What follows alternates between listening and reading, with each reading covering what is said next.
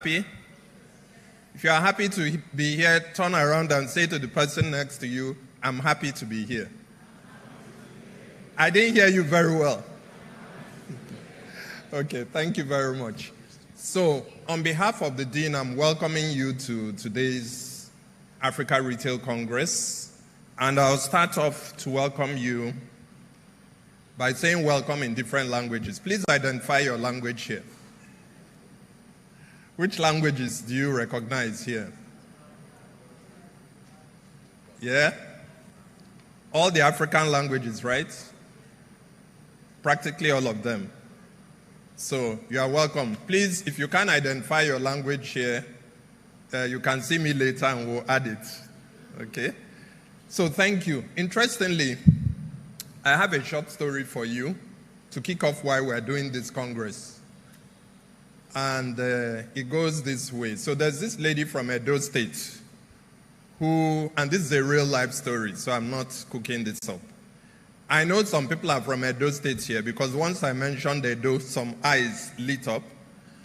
But the story is that this lady started a restaurant. She didn't go to school and she didn't train anywhere, but she was very keen on starting a restaurant in Edo State. Now, the signboard she had said, we sell meat pipe instead of meat pie. We sell sandwich instead of sandwich. And we sell Scottish egg instead of what? Scotch egg. Interesting. Sounds funny, right? Now, this was a very streetwise woman. Didn't go to school, didn't come to the Africa Retail Congress for anything. And then, she was able to send her daughter to Harvard to do her MBA through her street wisdom. When her daughter came back from Harvard, her daughter, you know, some of you, I know you are Harvard. Are you any Harvard graduates in the room? Please raise your hand. Anyone? Nobody? Okay. One thing I know of, or I've heard of Harvard graduates is that they like to make you know they are from Harvard, you know. So they like to drop terminologies like working capital management and some other big terms. So Adesua came back from Harvard and she went into her mom's restaurant and said, Mom, with her accent, you know, you have to, even if you don't have it, you have to pretend you have an accent, right? So Mom, there's no working capital, this, that. So her mother just looked at her and said, there's nothing you can tell me. If what I'm doing helped me raise enough money to send you to Harvard, there must be something about it. Then the mother took her into an inner room she had not seen before and showed her two boxes, one green box and one red box. In the green box, she said, you see this green box? This is where I take record of those that are owing me money, my creditors. And you see this red box? That is where I take note of those I'm owing. And the way I run my business is that I know the green box at any time should have more than the red box. It's very interesting, right? That somebody at that level, without necessarily having the formal education, is able to run the retail business. And that takes me to something I would like to use to begin this conversation. Retail is not just buying and selling. Retail is not just about transactions. Retail is also a mindset, a way of looking at the consumer, a way of being with the consumer, a way of connecting and engaging the consumer. And I think that is one thing we should take away as we start the conversations for today. Retail is not just about buying and selling. And if you try to see retail more as a mindset, it opens up possibilities for you. You begin to see barriers, challenges as opportunities for growth. And that is what we are presenting today in today's Congress, to open up for you things which ordinarily you may say are problems, are hindrance to succeeding in retail, and show you how you can transform those same challenges into big-time opportunities. Jackpot is real. How many people have seen, have had a friend or relative leave Nigeria in the last 1 year? I'm only seeing like 6 out of, oh, okay, many more. Yeah, good. Now, we may sit back, those of us that are here, sit back and say, oh, Nigeria is a terrible place, and I can't wait to leave. Or we may say, hey, let's step back and ask ourselves, what opportunity is coming out of this? One LinkedIn post I made just a few days ago shows, from the research we've been checking, that diaspora remittances have overtaken foreign direct investments in Nigeria. That's interesting. If that is happening, where should we be channeling those investments to ensure that the growth we want to see happens? So these and some other things we'll be sharing today in the Congress is going to be very exciting. You can see it's an action-packed list of speakers, very world-class speakers. There will be insights. There will be a research book called African Stories launched today, very exciting, on case studies of what is happening in the retail space, especially hospitality. And there will also be the, should we say, unfolding of a national retail policy framework for Nigeria, the first draft of it, powered by the Africa Retail Academy. And I would dare say this is one of the first of Africa, because our idea is to kick this off so that other African countries can follow. Should you clap to that? Thank you. And so, closing this, of course, again, these are those who participated in putting that framework together, the first draft, so we recognize them for their great work. And to close this, I would like you to keep 3 things in mind. If you want to get the very best from today's conference, 3 things are important. 1, open your mind to new knowledge, new ideas, to question your previous assumptions about retail and even about Nigeria and Africa. Open your mind. So competence in opening your mind is important. The second one, be ready to collaborate. Be ready to meet with people. There are a lot of interesting people in the room. So even if you can meet 2 or 3 today before you leave, I think that would be a great target to achieve. And don't just meet them. Try to build a community of practice around you.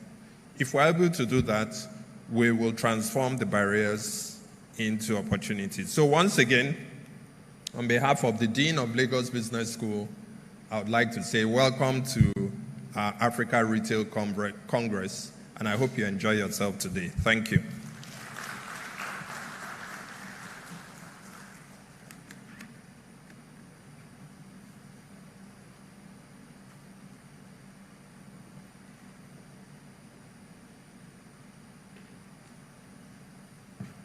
Another round of applause for Professor Uchenna Uzo.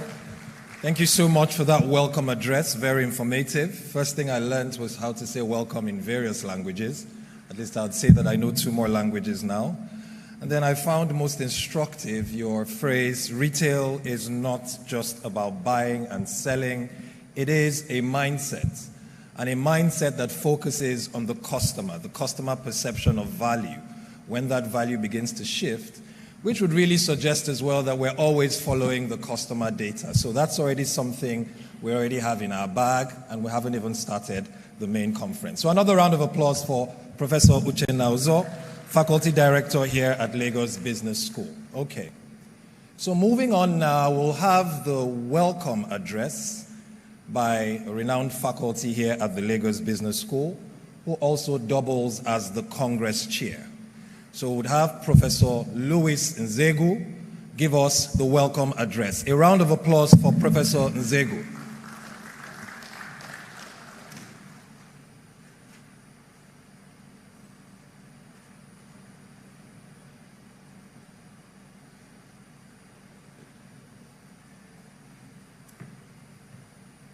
Once again, thank you, Professor Ozo, on your opening address.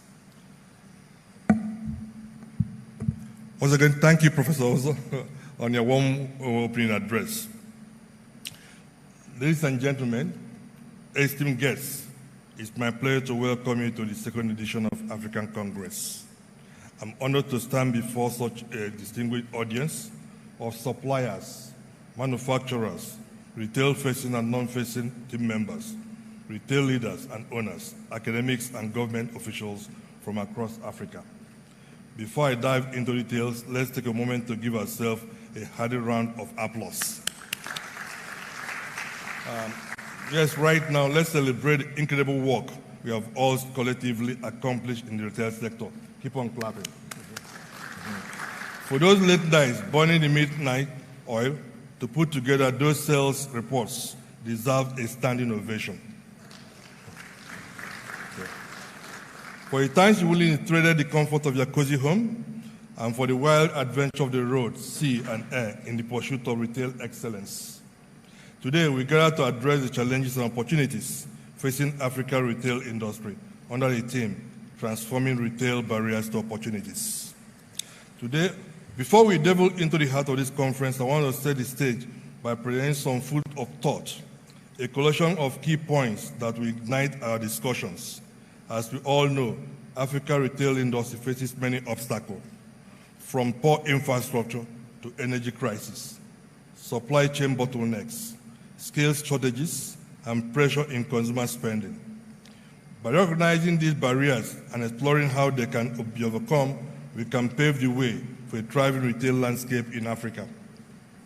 One key fact about retail in Africa is the dominance of the informal sector. In Nigeria, for example, over 600 small retailers account for 97% of national sales. Traditional retailers still account for 82% of sales in Morocco. In Egypt, more than 120 small grocers and kiosks account for 75% of retail sales. Informal retail, which includes open-air markets and street vendors, such as lacks of infrastructure, formal regulation, and standardized business practices, while informal retail is an important source of income for many Africans. It faces limitations in terms of scalability, supply chain efficiency, and consumer experience. Similarly, infrastructure deficiency poses significant challenges for the retail sector in Africa. Poor transmission networks, unreliable power supply, and limited warehousing facility hamper supply chain efficiency, increased costs, and impaired market access. On the other hand, supply chain infrastructure and tracking capabilities might be limited in some regions in Africa. The lack of visibility can make it difficult for retailers to monitor the movement of goods through the supply chain and anticipate potential issues. For instance, Africa rail transport is below 20% for total freight transport volume, and there are inadequate road networks in the 16 landlocked nations in Africa. Bottlenecks can lead to delays in delivery of goods to retailers, resulting in product shortages and stock out on shelves. This is in turn can lead to lost sales, opportunity, and dissatisfied customers. Small retailers in Africa who may lack the resources and bargaining power of large chains can be particularly vulnerable to supply chain disruptions. They might find it harder to secure alternative sources of supply or negotiate better shipping terms, potentially affecting their ability to compete with large retailers. In addition, inflation and low consumer spending in Africa negatively impact retailers by causing a decline in sale and profit margins, thus leading to inventory management challenges and cash cow issues. For instance, food prices, which account for about 70% of consumer spending in the region, are rising rapidly. To address these challenges, retailers may need to focus on cost optimizations, operational efficiency, diversification, product offerings. Transforming infrastructure efficiency into opportunity will require targeted investment in transportation, energy, and warehouse structures. E-commerce and digital technology have the potential to revolutionize the retail landscape in Africa. But without widespread connectivity, internet penetration in Africa is estimated to be 36% of 470 million people online. And digital skills mean retailers are unable to harness this tool effectively. These are indeed formidable barriers of the retail industry, but where others see barriers, we see opportunities, and this incredible opportunity will be uncovered during this conference. We are confident that today's discussion will provide valuable insights, solutions to promised retail development in Africa, We have an outstanding lineup of speakers, including CEOs, public sector and retail professionals, and seasoned academics representing the continent who will discuss growth enablers such as retail policy, technology, data, effective people management, and partnership. As retail professionals, I'm sure you can all relate to this. Why did the consumer bring a ladder to the store? Because they had the price have gone through the roof. Now, that's before that particular smile. Let's get down to business of the day. Let us get started and working together to transform Africa retail barriers. Ladies and gentlemen, this conference or this congress is brought to you by a dedicated team of workers under the LBS and under the umbrella of Africa Academy. I regret to inform you that one of the team members passed away, last week, Thursday, in terms of name of Deborah Tuwaladi.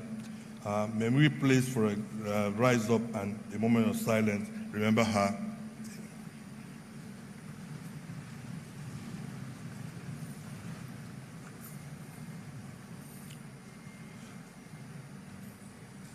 May the soul of Deborah rest in perfect peace.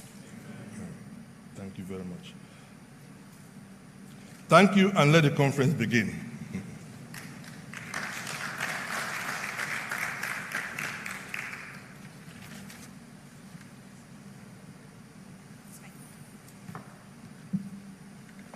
Thank you very much, Prof. I think he deserves another round of applause, so please put your hands together for him once again. Thank you very much, Prof, for setting the tone for the day. Now that we have received the formal welcome from the Lagos Business School, it is time to acknowledge a special group of people within the auditorium today. Now that we have received that formal welcome, there is such a special batch of people within the hall today, and these are people who are captain of industries and trailblazers across several sectors who have made out time to be here today. So if you look to your left or to your right, there's a VIP seated right beside you. So please turn to someone by your left or your right and just welcome them with a smile. You could compliment their hair, you could compliment their looks. Just say hello, welcome somebody to the Africa Retail Congress today. You can go further by asking for their names, organizations they work with, what they do. You can also extend it to someone that's in front of you or someone behind you. The major essence we are here is also to network. So please, just say hello to someone seated beside you. Yeah, somebody's already exchanging complimentary cards. You never know.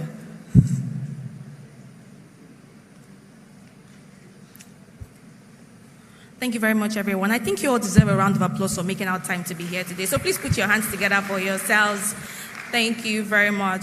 Now, if you look around today, the entire Retail Congress has been put together by a specific team here at the Lagos Business School. And of course, we couldn't have done all of this without our able partners who have also supported this. So we would like to acknowledge our official partners, Nairametrics. Please put your hands together for them.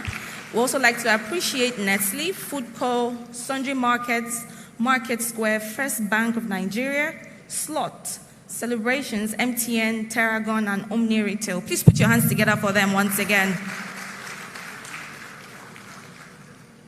So right now we'll be taking a look at the screen while we have a look at all our sponsors for today.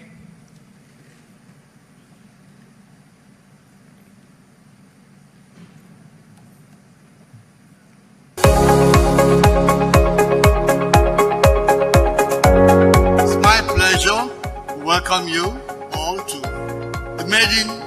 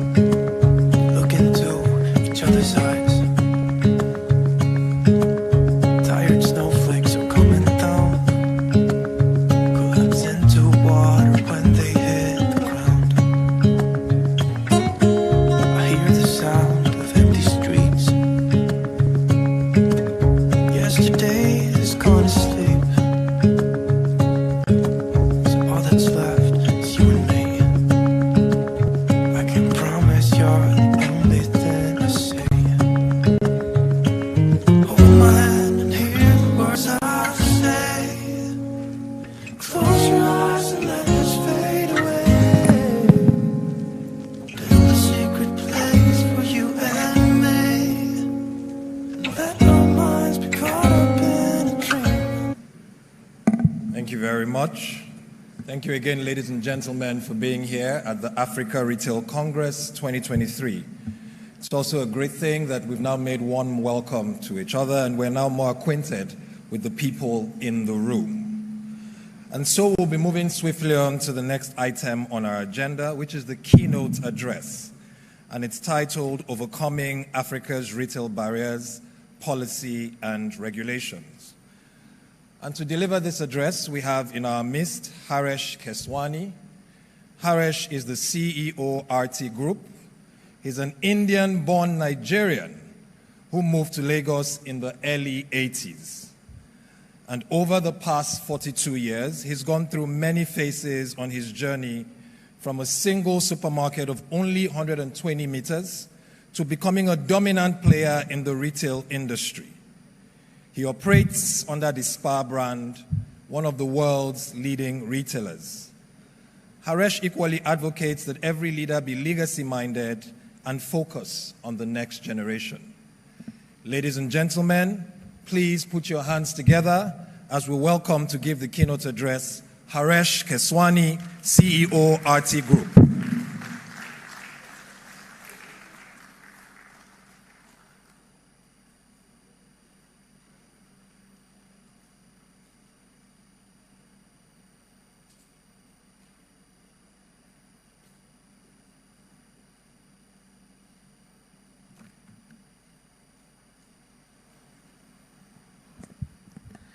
Good morning very much to all of you. And sorry I'm a little late due to, I believe, a marathon which was just announced yesterday. So one couldn't plan that. So the information came in very late. So I want to thank Louis for inviting me to come and say a few words. And I hope I can see a lot of people still walking in. So where does one begin the story of retail?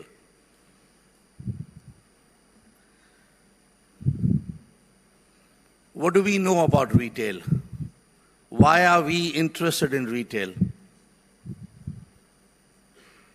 We need to get these answers first, because without these answers, we would not be able to understand what are the gaps we are trying to fill. I was requested by Louis to address two very important points. Number one was what legislative changes will promote retail development and growth in Africa.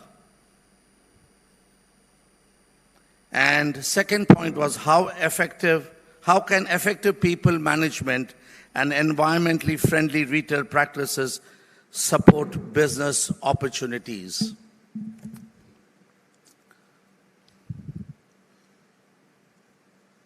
So I understand, could somebody join me in identifying who the retailers are here amongst all of us? Could you please raise your hands?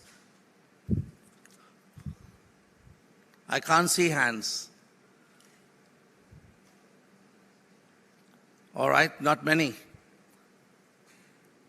Then the next question would be, all those who did not raise their hands, how many of you want to be retailers?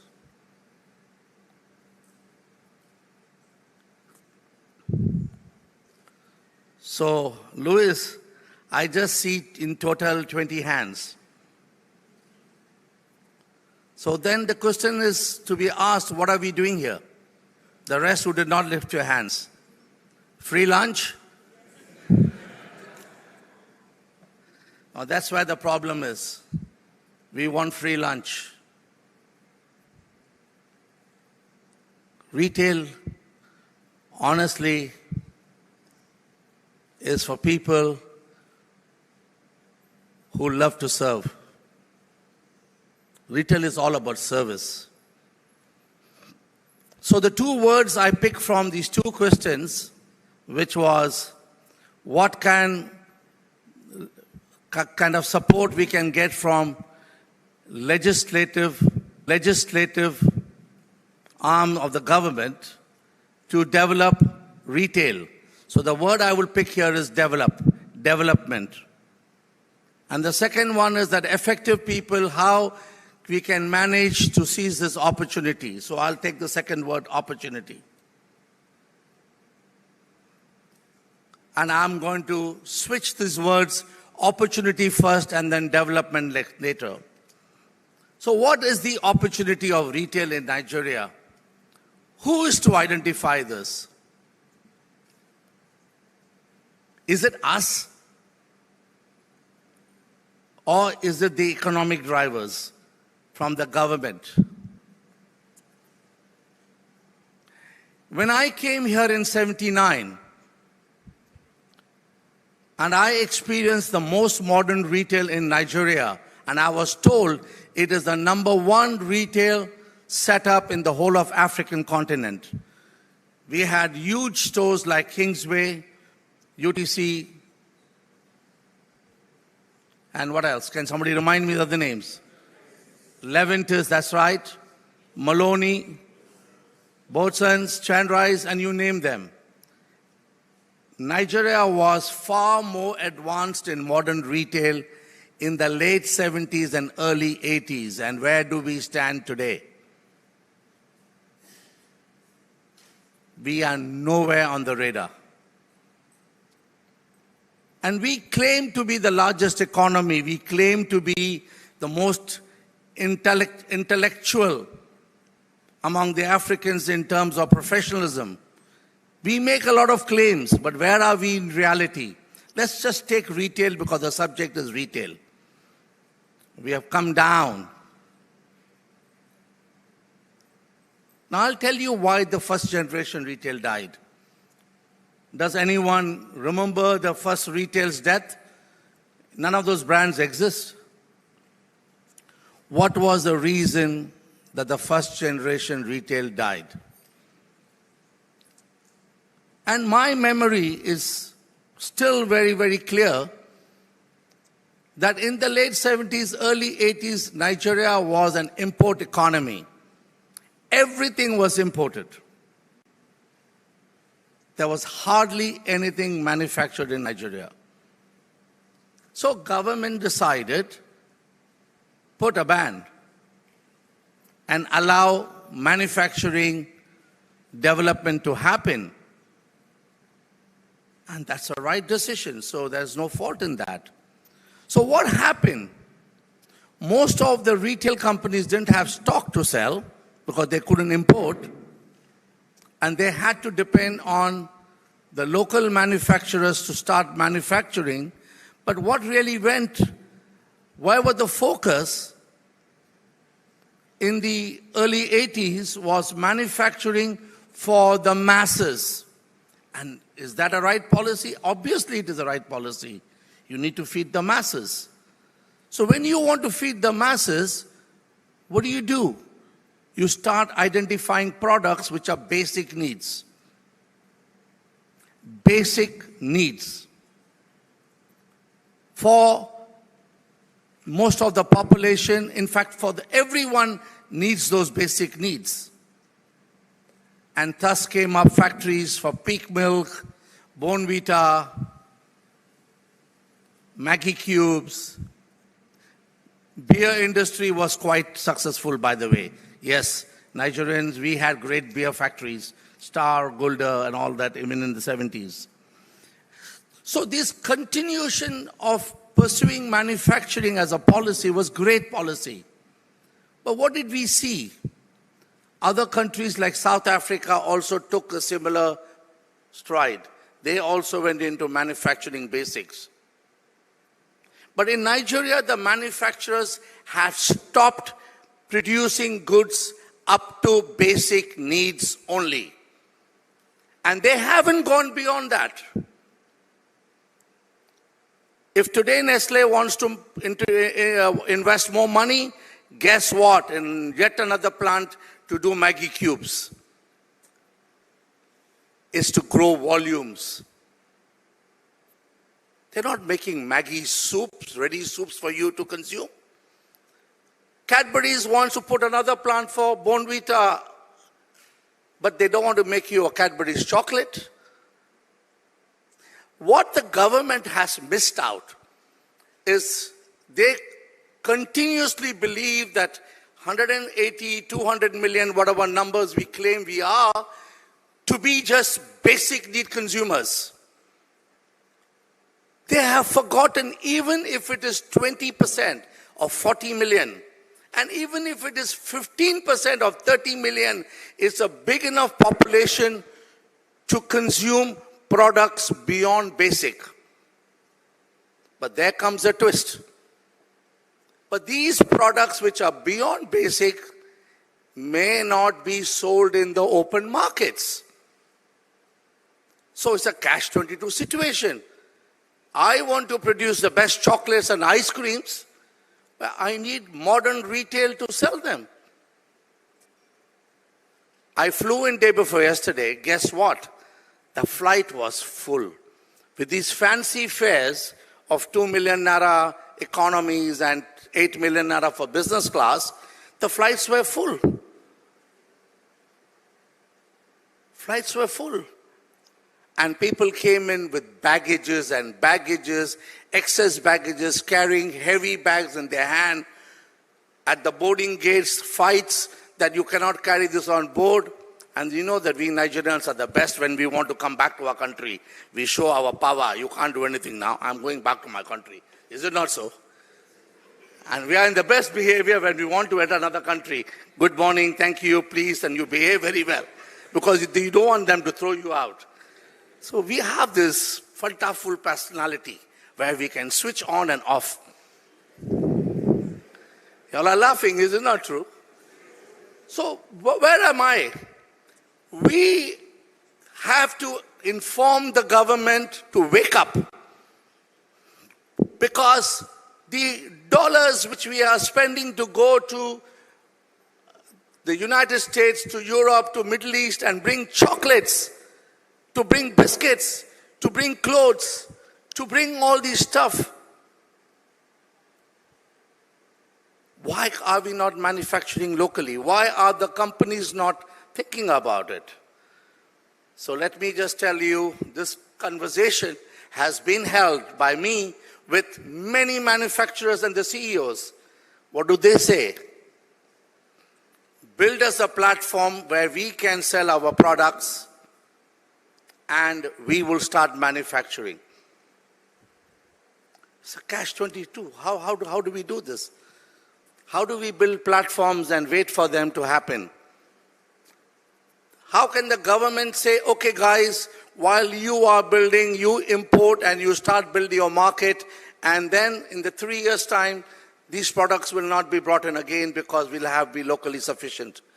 Why this conversation is not happening? Why is the manufacturer, the government and retail not sitting together and figure out how we can feed the 30 million people who we claim have the buying power? In the whole United Arab Emirates, the population is about 6-7 million, including expatriates. Do you know how many retail shops are there? The world's biggest malls. That's why we Nigerians love to go till these guys decided not to give us visas.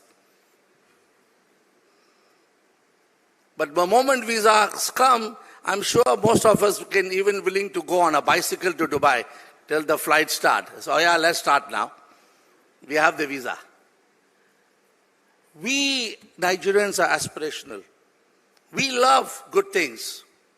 We enjoy spending our money. We are not a saving culture. But what is hurting this economy is that we spend our hard-earned money not in this country. We spend abroad. And I promise you, I came in day before yesterday with a 17-kilo bag. I refuse to shop. I believe we have everything here. Except for medication sometimes, which are prescribed and not available here. Everything else I buy here. I cannot believe to see my brothers and sisters at airports spending their last dollar at the duty free. Oh yeah, let me finish this money. I need to carry. The guy is struggling, the lady is struggling. She's not able to manage with all the bags, and a couple of them even have kids on their back. And I wonder, I said, wow, Nigerians love shopping. And retail is that opportunity. But we're not able to put the pieces together. I've been promoting this language, this philosophy for the last 15 years, and it's fallen on deaf ears, and I am done. I am done. 2024, I am done. Because it doesn't make sense. Nobody wants to sit down and listen. And who doesn't listen? The one who knows he knows everything. Really? Simple 3 criteria. We have 30 million affluent aspirational shoppers. Do we agree this number? How many are aspirational shoppers in South Africa? 30 million. How many retail outlets are there? 10,000. Huge outlets. How many shopping malls are there? Where do we stand here? Not even a fraction. How many products does Cadbury's manufacture in South Africa? How many products does Nestle manufacture? Forget about Europe. Let's leave Europe alone. When we keep saying that we are a bigger economy and we consistently have this ego that we are better than South Africa, let's put the numbers down and actually compare. We are not. Why is our ego playing this role of believing what we are not? Because we want to be in denial. You want to grow retail, you need to get manufacturing in place. You need to get a manufacturers in place. You need government support to say, we will support you. Produce chocolates here. Produce better products here. Better this, better that. Just compare with South Africa. If we have South African range in Nigeria, we will flourish. Monica, my sister, is here. She knows this language. She's been hearing this as a regulator. NAFDAC is also deaf. They are deaf because they have been hearing this, but it doesn't enter. Listening and understanding are 2 different things. Listen, understand, act. Even if you listen, you understand is a great thing. Thank you very much. Because the next thing is act. Are we ready to act? These congresses are great. We love it. We continue to invest in our retail stores. We expand in shopping malls. We do everything. But is the retail thriving in Nigeria? The question is, are we thriving? We are not. We are struggling. Because every regulator wants the modern retailer to comply. And modern retailer is to comply because he is aspirational to serve you. And the informal retail has nothing to worry about, from taxes to compliance. How do we actually remove this roadblock? How do we break the shackles of wanting to punish the one who wants to transform? How do we do this? It requires a lot of collective understanding, whether it is government, it's a regulator, it's a manufacturer, it's the bank, it is central bank, it is whoever they are. It requires all of us to come together so that each one of you can deliver your passion to serve.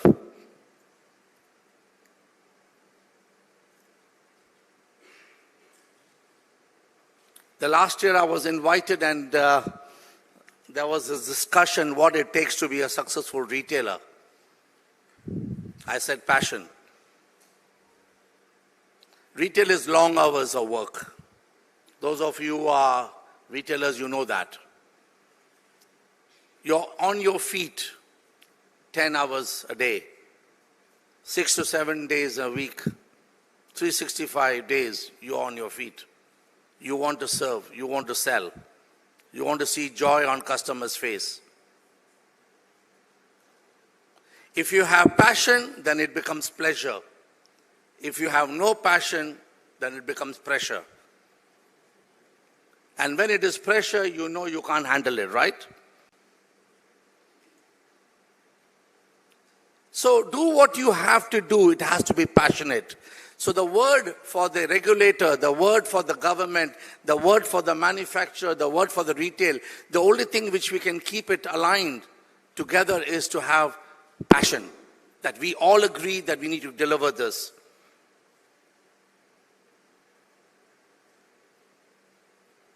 Even our policies are outdated. And it's very enjoyable to work with these outdated policies because it brings more challenges to your operation. And as our lives are getting more difficult, everyone is enjoying it. No, make business fun. Let's really imbibe the ease of doing business. Is it really fun? Or are we the flies stuck in the spider's web and there is no way out? I'm sorry, I'm coming today very strongly on this subject because we are being on denial. We don't want to talk. We are being hypocritical. We are flies stuck in a spider's web. This web needs to be completely removed and work as a team. I'm a passionate retailer. I've been a retailer all my life since 1977. I love serving people. Our company's vision statement is very clear that we need to serve for the delight and joy of our customer. That is the outcome we all work towards. And it's not easy to deliver that, considering that each one of you have your own whims and fancies. We know that. Somebody likes blue, somebody likes purple, someone comes today in white, someone's come in green and yellow. So there are different whims and fancies. So the key question is, how do we please everyone? Because that's what we have set in our oath, that we work towards that as retailers. How do we make our job fun? How do we make our life fun? How can the regulator help us? How can the regulator turn around and say that you all retailers are heroes? Are we considered heroes?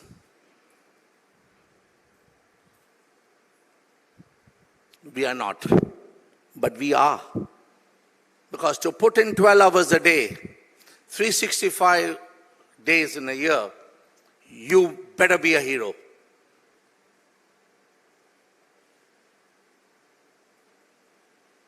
During COVID, apart from hospitals, which other business, pharmacies, which other business was allowed to be open? Does anyone remember? Supermarkets, food. Which factories were allowed to move their goods? Essential food products, am I right? Surely not plastic buckets, not clothing. They know it. The government knows it. But it's when the need is there, you are recognized. After their need is fulfilled, oh yeah, come out for road.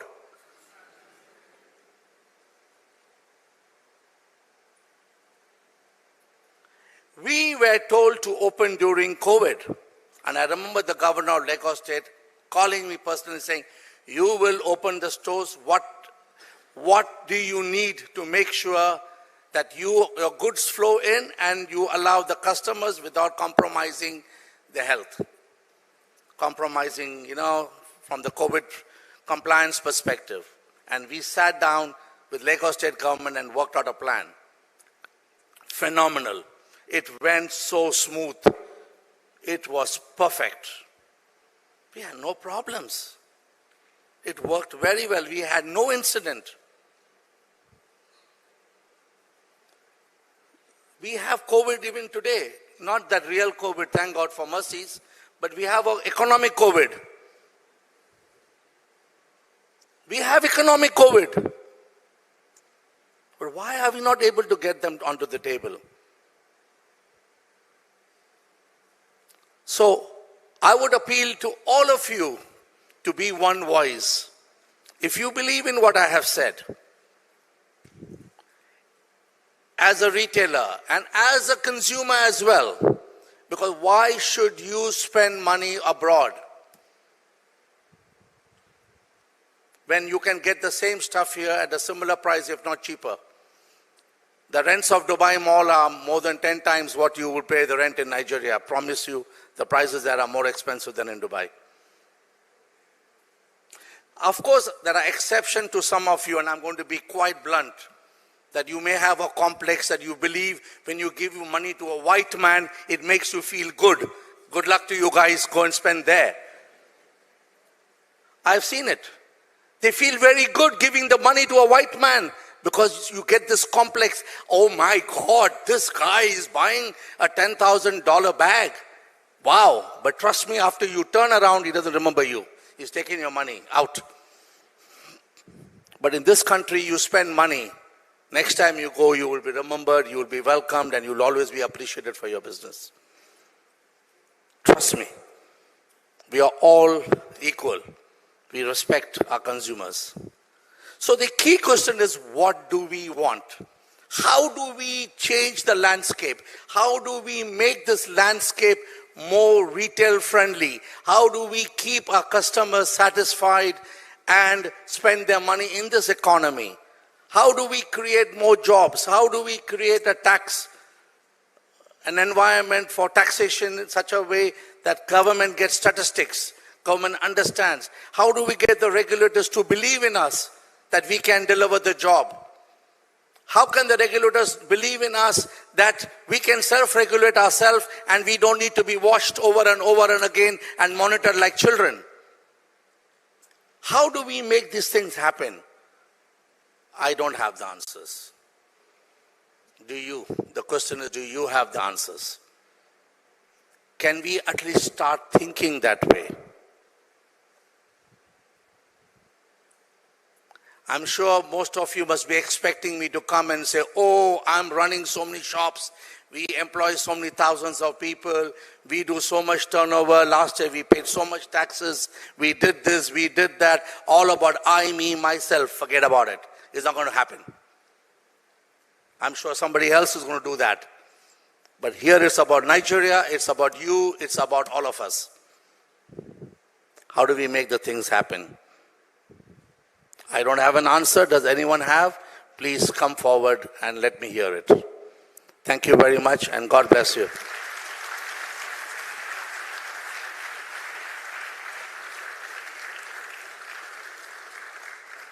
Thank you very much, Harish Kishwani, CEO at T Group. I think he deserves another round of applause.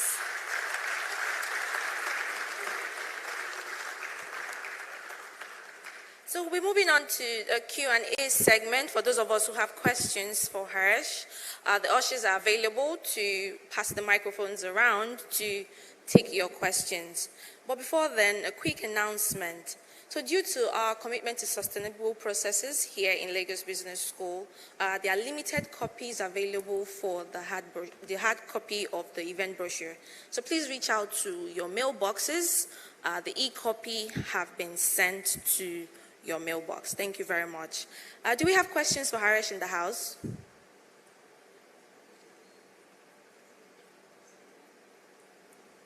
All right, so we have one hand over there too. Any other questions? Ushers, please help us with the microphone. Harish, can we please have you back on stage? Please put your hands together for him as he takes the stage again.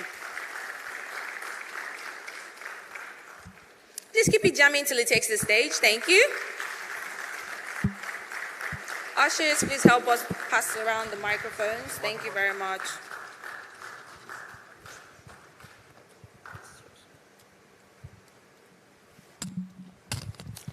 Thank you very much, Harish. He hasn't taken his seat yet. Now, keep it jamming, Thank you. All right, so I would like to kick off this segment with a quick poll, right? So based on all the information Harry shared with us today, he mentioned that retail requires a lot of collaborative effort for us to thrive in this part of the world. So if you believe that retail is the future, can I hear you say aye? It's not loud enough. If you believe retail is the future, can I hear you say aye? If you're on the opposite side, let me hear you say nay. Okay, so the ayes clearly have it. So please put your hands together for yourselves once again. All right, Harish, just one thing I would just like to mention. You had mentioned I was about to ask you if you are open to changing your mind about being done in 2024. I was asking, you said you had mentioned that I was asking, are you open to changing your mind about being done in 2024? You know, minds can be changed with motivation. You know, motivation is such a powerful thing. But what is this motivation? Motivation is nothing but comes from hope. So, hope can be hopeless or it can be hopeful. Currently, I feel hopeless. So if tens of you want to join, it becomes hopeful. And things can always change. Nobody gives up their passion and what they believe in. They don't give up their deep convictions. So being hopeless today and becoming hopeful is the two different words, but it has just one thing in between. See people ready to take this on and deliver that legacy which I believe I want to leave behind. To see retailers, young people like you, growing to become a brand,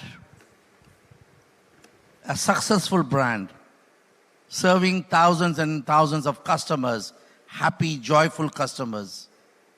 Yes, I'm open to change my mind, but it will require a lot of conviction or other convincing. And Chidi knows that. Where is Chidi? Where's my friend Chidi? Chidi has disappeared.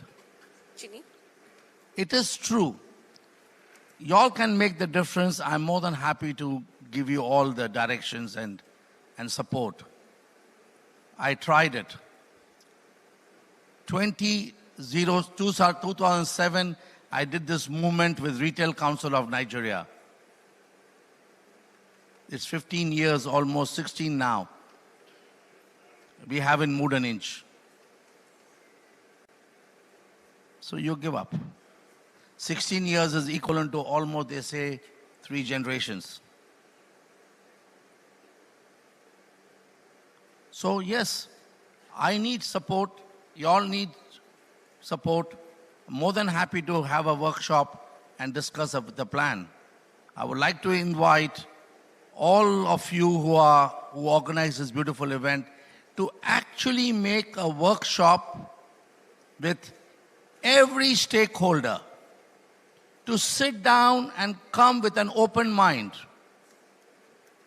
and listen, understand, and then come up with a plan to act. Either way, act to move forward or act to go backward, doesn't matter. But at least we know where we stand. Hypocrisy is which has killed us. Promises are made, never delivered. And that's the worst thing you can do. Thank you very much, Harish. Thank you. Please put your hands together for him once again. So we'll be taking the first question from the audience. You have the floor.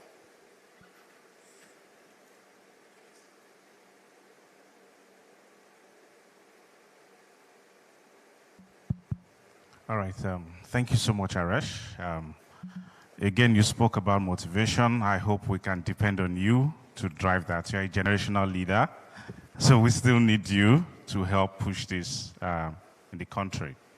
So my question is coming from the baseline, and that's the front line. The guys that hit the shelves, the guys that push the trucks, get stock off the trucks and get it right there where consumers can have. The struggle to sustain and retain these guys is increasingly difficult. I know it's the same all over the world, right? That level of people, but what are the opportunities we can explore as we continue to wriggle our way through the challenge of the frontline guys at the baseline? The turnover is so high, and you spend a lot of time training, retraining, bringing in people, retraining again, and then sometimes it gets to frustrating limits. What are the opportunities? And to the supply chain processes, you spoke about manufacturing. There are a lot of issues with manufacturing in Nigeria. You're producing bread, a lot of agencies are all over the place, struggling with you to get things to move. You're fighting with this regulator, you're struggling with the other regulator. So as we look at opportunities even in manufacturing, there's still a wide range of challenges. What truly is the way that we can explore around this? Thank you. All right, so I suppose you're a retailer because you use the word supply chain. Yes, please. Are you a retailer? Yes, please. What brand? Foodco. Foodco? Yes, please. Okay, great. I will take the last one first and then I'll talk about the manpower later. The regulators have been given a mandate and they're doing their job. It is not the mandate or the job they are doing which is the problem, is the method. Nobody is asking them to throw their mandate out of the window and get compromised, because their mandate has only one outcome: the safety of the consumer. There is no alternative to that. We understand that and we appreciate that.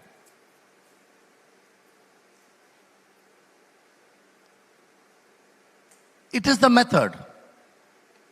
Now, why I said method? Because their methods hurt us, we get upset, discourage us. Now, the same applies to our manpower. How do we treat our manpower? How do we approach our manpower? How much respect and safe zone we have given to our manpower during the team building exercise? How do we communicate with our manpower on the passion retail offers through the service and the joy? When your manpower looks only as your salary, as their salary, as motivation to work for retail, you cannot retain your manpower. Trust me. There is no amount of salary you can give someone who's willing to work for 12 hours a day. I'm not even counting the hours the person would spend in transportation in our wonderful traffic of Lagos. Forget about that. Put it aside. It's your job as a manager, as a founder, as the shareholder, as an operator of retail, to identify the people to develop that passion and to see that the smile on a customer's face when he or she is being served and says thank you. That reward, they have not able to understand and recognize. The moment your employee recognizes that however small the job he or she does is connected finally to the joy of the customer and they are acknowledged for it, your staff will not leave you. At least I am proud to say that we started on 8th of August 1988. I still have several employees who joined me on day one. Because we make sure they develop an ownership mentality. That they understand the whole value chain. Does your porter know the value chain, how important it is for him to handle your goods in such a delicate manner that when the consumer, when this lady buys something, that it gets in good condition into her basket? What is the language you are using? Remember one thing, retail is all about behavior. And behavior comes from a reality. And the reality is from an interpretation. An interpretation is formed from a language which he or she has been spoken to. You want to change someone's behavior, change your language, they change their reality and they behave differently. That's the best way to retain manpower. And we follow this very carefully, how we speak, what language would we get people aligned. If I had the liberty to pick 11 of you and say, let's form a football team, and the only language I want to understand that we are going to win. And to win, this is all we need to do together. Trust me, our energies are multiplied. Right, Otherwise, one man against many. It doesn't work. Thank you very much, Harish. We'll be taking just one more question from the audience before we wrap up this segment. So please go ahead. Should I stand up? Should I stand up? Yeah, please go ahead. Okay. Good afternoon. My name is Olamikbo Oladunjoye. I run 24-hour supermarkets and pharmacies. So I'm in a very different environment when it comes to retail. My line is quite aggressive because I deal with all sorts of customers. I deal with the gentle ones and I deal with the crazy ones, unfortunately, because if you're running 24 hours, late night economy is also an economy on its own here in Nigeria. So one of the challenges that we face is the suppliers themselves. A lot of suppliers don't really pay attention to the people they hire to move their supplies, right? They just think they can pick anyone that has a van, right? But then the character of that person also reflects on the company. I can tell you I deal with Coca-Cola, Unilever, all of them. I deal with them directly in my stores. But the people that they bring to the stores, I don't want to deal with them, right? I've had situations where suppliers think they're doing me a favor by bringing me some bread, or they're doing us a favor by bringing Coca-Cola to us. Maybe Monster is scarce, and then they start finding ways to use nepotism of some sorts. There's this weird level of, to be fair, let me call it corruption, right? In the fabric of the retail industry, where they give to their friends and their brothers and their village people and their ancestors, just because they came from the same town, and all those things. And how do we mitigate all these risks? When my customers are coming to me and say they want Fanta, and I can't give them Fanta. By the way, I'm your neighbor. My store is in Ikate, and the economy is so big that it accommodates you and me to be able to generate such large revenue. So I'm very grateful for that. But I can tell you that there are certain times where maybe Ebano has all the Fanta, and then I can't have any Fanta. And then that automatically moves those customers to the stores. And then I have to go to like a third party, which cuts the margin from that 27.3% that they would have given off the overhead to about 10%. And then you still want me to be able to turn that over while still paying for the principal of 2.9% per month that the commercial banks are going to give us to be able to run the businesses effectively as a working capital. How does that become a sustainable way of retailing, and how does that encourage us to be able to do more and expand more and further dominate in the industry where those levels of corruption and nepotism are based? Thank you very much. Over to you, Harish. Thank God you run a pharmacy, so you have antidepressant tablets. You can consume them. I need to come and buy from you. Yeah. You know what? You just poked at the bear. You should join Retail Council and actually be the one who should voice these problems out to everyone. You know what? That's a very sensitive subject, even for us. Let's start with corruption, which is with the supplies of coming through unorganized. The biggest problem, how many multinationals are here? Could you put up your hands here? Any multinationals? Any manufacturers here? Do you know what the biggest problem we have? Is your staff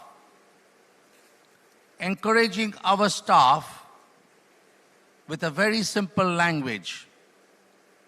I'll bring you 1,000 cases of Fanta on paper. I will deliver you 500. You sign me for 1,000. And the remaining 500, I know where I'm going to sell it. And we will share the money. And this is rampant. It's crazy. Most of the shrinkage happens at the receiving. And while all our energy is focused at the exit of our customers, customers do pilfer. Shoplifting does happen, but it is so minor. It is so fractional. The majority is happening between the supplier and your receiving side. Whether they are big brands, other competitions, whether it is Spa, whether it is this young man here, it's happening across the board. To solve this, the suppliers must take responsibility of their conduct of their employees.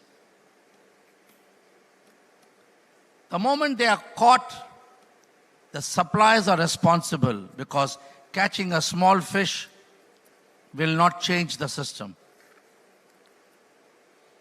When a staff in a retail store makes a mistake and a customer is unhappy, is the staff responsible or the company responsible? Who? Company. So in a similar token, in a similar fashion, when a staff of a supplier does this, why is the company not responsible? Because they distance themselves. Because they like to be at the back end, and whereas we are the frontline soldiers.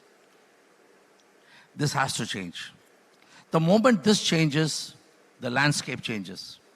You will be more happy. Why is Fanta not supplied to you? If it is scarce, the same driver is selling Fanta to someone else with a little premium price. This is the problem. Yes, we do have a problem. So I'm sorry. In another way, you are welcome to the real world of retail. So this is what we all face. And the regulators don't have any clue what we are doing. Go to the police.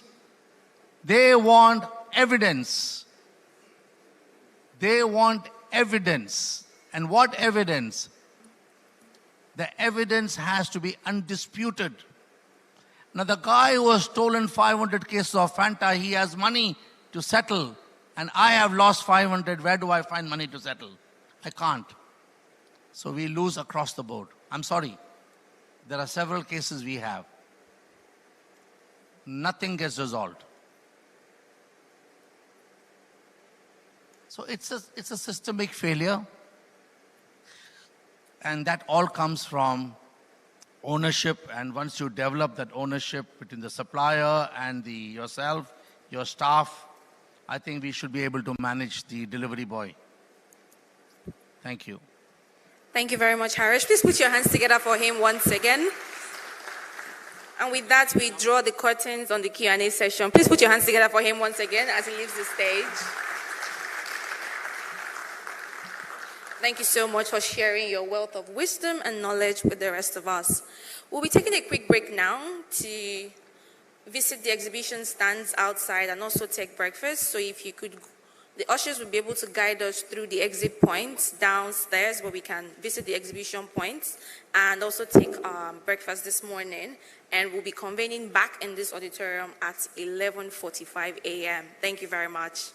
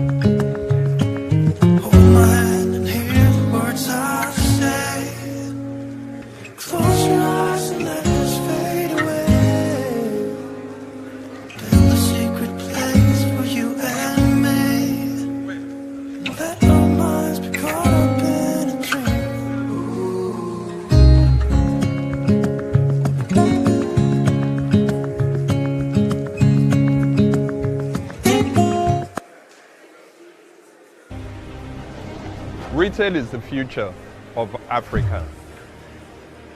Retail players find it difficult to play in Africa because there are several challenges that they face. Infrastructure, people management, taxation issues, the lack of having an enabling environment to operate as a business. But I have good news for you. All these barriers are actually opportunities for growth in Africa.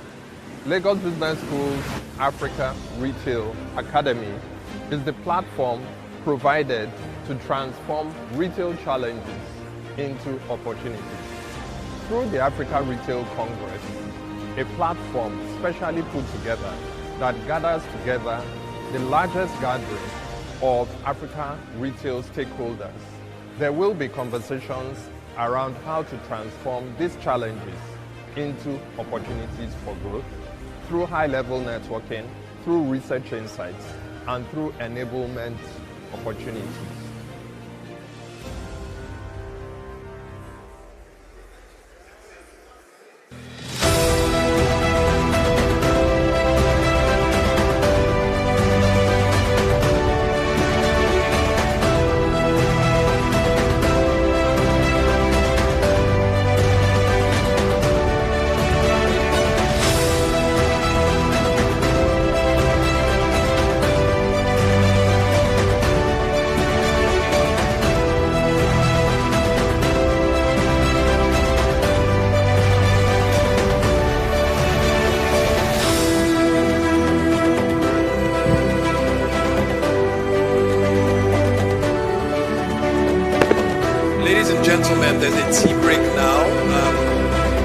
Back at 11:45, so feel free to exit the hall, network, have some tea, and let's converge at 11:45. Thank you.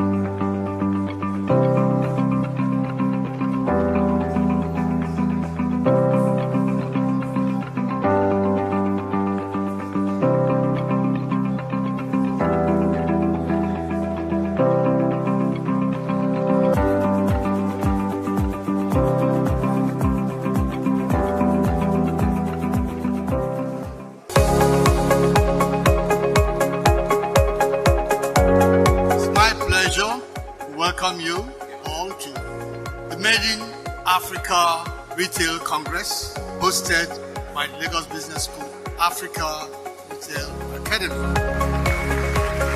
I look forward to hearing from the industry experts. Let's see the new innovations in the retail business. Increase my knowledge base in retail business. Have an excellent work skill. This is the future. We are the future. The retail is the future. A lot of you who are merchants on e-commerce platforms earn the confidence of next generation of investors. Believe the young shall grow. Can you repeat with me? Young shall grow. I can see people from across the FMCG industries to get to interact with them and also be able to share some of the things my own business also does in the industry.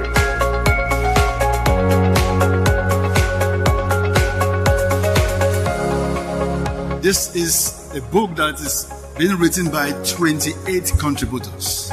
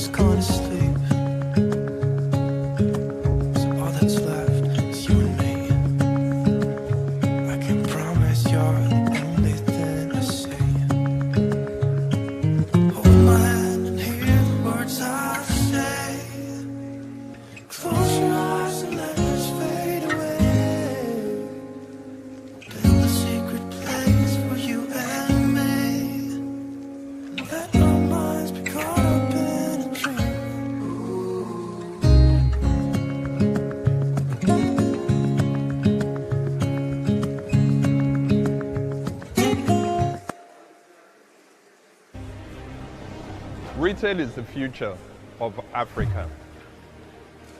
Retail players find it difficult to play in Africa because there are several challenges that they face. Infrastructure, people management, taxation issues, the lack of having an enabling environment to operate as a business. But I have good news for you. All these barriers are actually opportunities for growth in Africa.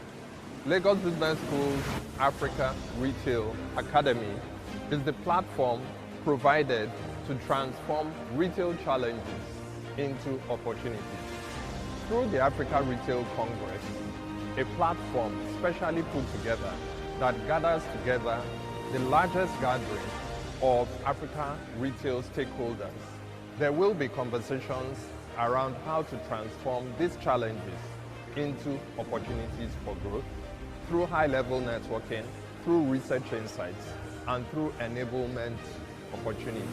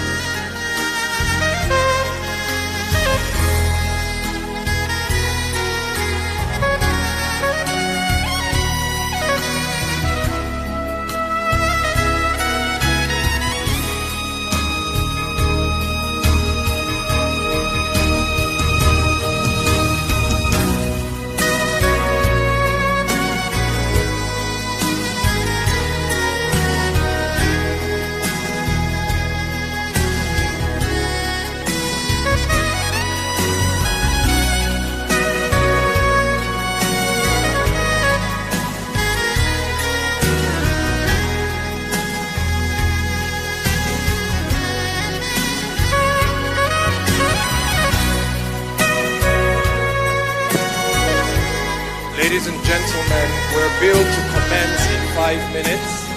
I do appreciate that the queues for the tea break have been longer than they should have been, but we also have to be very time conscious. So I crave your indulgence to be back in 5 minutes so we can start at 11:45 a.m. And that's the first panel discussion. Thank you.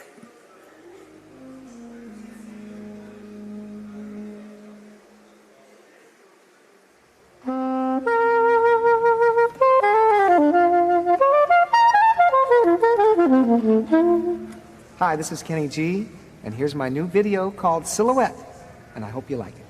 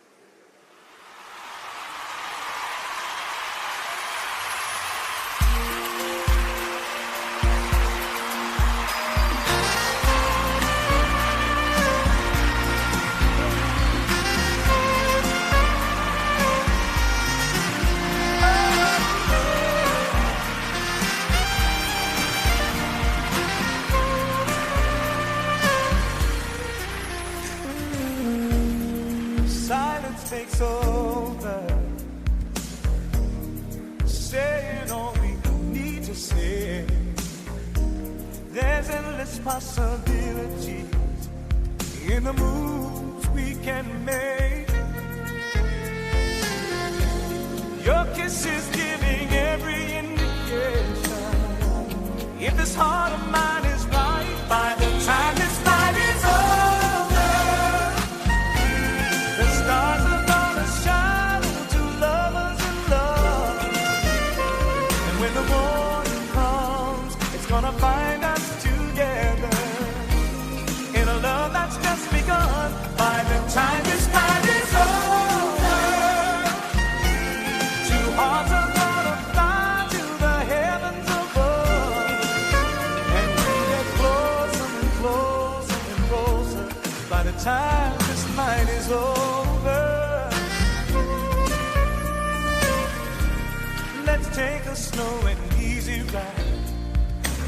Just lay back and let love take us over. There's magic here with you and I, and it's gonna take us all the way. Let's find some kind of deeper conversation. Darling, if it's right, by the time this night is over, the stars are gonna shine to lovers in love. And when the morning comes, it's gonna find us together in a love that's just begun. By the time this night is over, two hearts are gonna fly to the heavens above. We'll get closer and closer and closer by the time this night is over. A night like this may never come again. Ladies and gentlemen, can we begin to take our seats? The first panel discussion is about to commence. Can we begin to settle into our seats, please? Thank you very much. By the time this night is over,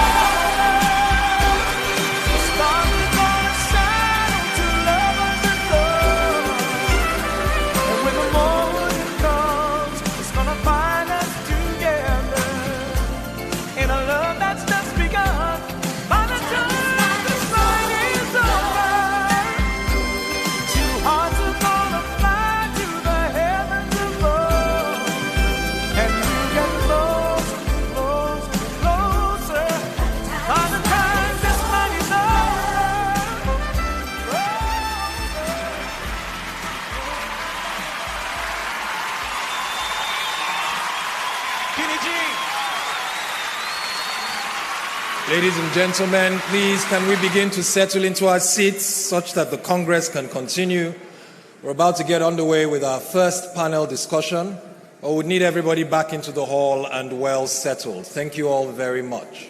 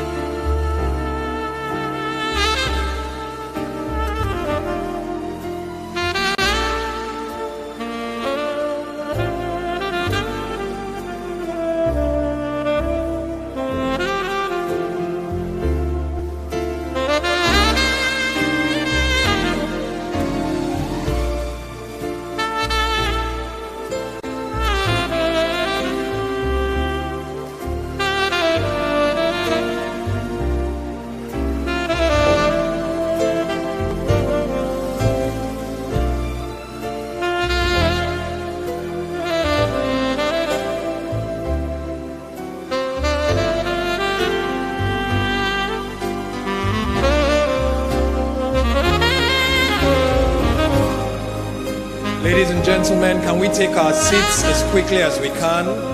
Already a bit behind schedule, and would like to get on with the first panel discussion.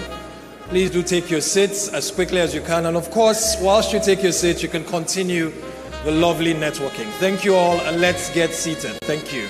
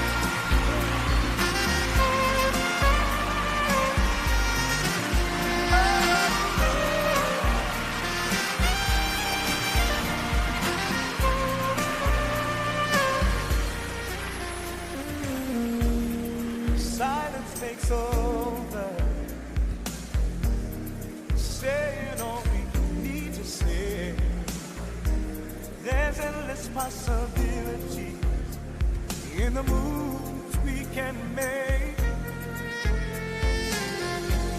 Your kiss is giving every indication. If this heart of mine is right, by the time this night is over, the stars are gonna shine to lovers in love. And when the morning comes, it's gonna find us together in a love that's just begun. By the time this night is over, two hearts are gonna fly to the heavens above, and we get closer and closer and closer by the time this night is over. Ladies and gentlemen, I'm happy to say good afternoon at the dot of 12 noon. Good afternoon, ladies and gentlemen. Good afternoon, ladies and gentlemen. I hope we're enjoying the conference and congress thus far. If we are, let's say LBS. Not loud enough. If you are, let's say LBS. Great, great, great. The best business school in Africa and indeed the world, if I may say so myself. Okay. So whilst Haresh was speaking, he did mention about regulation. He said the regulators always want compliance, and retailers are also forced to comply. And obviously we know that, what it takes to comply sometimes might be pretty extensive. And then the same onus doesn't really rest on informal retail. So it's really timely that our first panel discussion will be talking about regulation and policy development. And I do hope we'll address these very salient issues. To be moderating this first panel discussion, I have here Monica Emujeze. She's the Chief Executive Officer of Dido BioPlus Pharmacare Limited. And she'll be moderating this very first session. Monica, are you ready? If you are, please make your way to the stage. Can we have a round of applause for Monica Emujeze, moderator of the first panel discussion? Keep it going till she gets here. Thank you.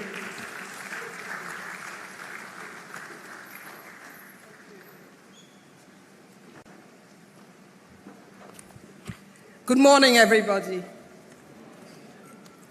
It is a distinct pleasure to be moderating this session. And we're going to be speaking about regulation and policy development. I guess that's a nice way to start after a very insightful keynote from Haresh Kaswani. So we're going right into the business of regulation and policy development. We have a very distinguished panel this morning to handle that topic.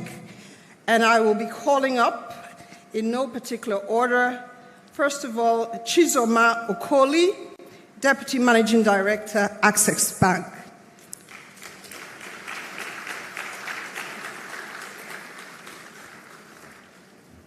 Is she here?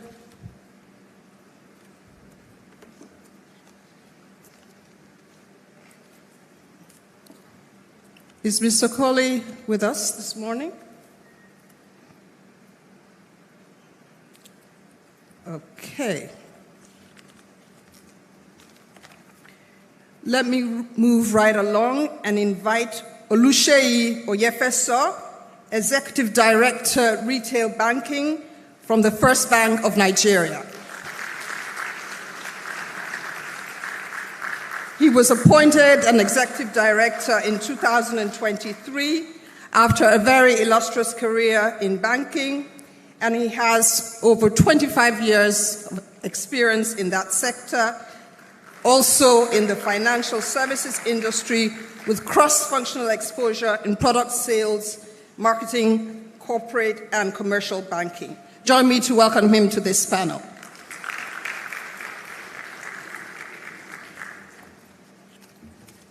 Let me also very respectfully call up somebody who really needs no introduction in this space, an authority in his own right, the founder and CEO of Slot, Mr. Nnamdi Ezigbo. A round of applause as he takes the stage, please.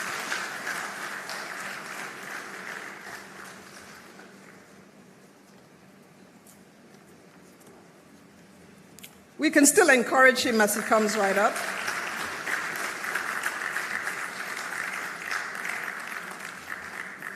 From the Lagos Business School, join me to welcome a chartered accountant and professional banker, as well as a fintech expert, Patrick Akinwuntan. He is an alumnus of the Harvard Business School and an honorary fellow of the Chartered Institute of Bankers of Nigeria and as associate of the Chartered Institute of Taxation of Nigeria. Sir, you're very welcome.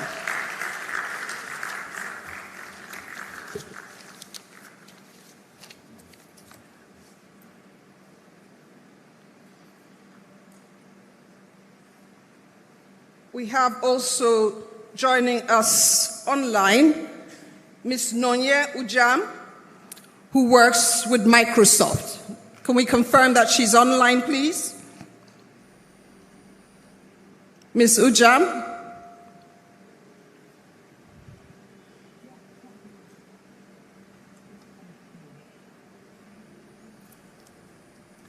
Okay. I think we will start and then we'll take it as we go along. As I said, the panel is talking about regulation and policy development with a specific emphasis, as we all are here today at the Africa Retail Congress, looking at retail and the impact that regulation and policy development has, with a view to looking at what the challenges are and what the opportunities portend for all of us in the future. With that in mind, I'd like to throw out some questions and we will take certain perspectives from our panelists. I've been advised to take a seat. Okay, I'll do that.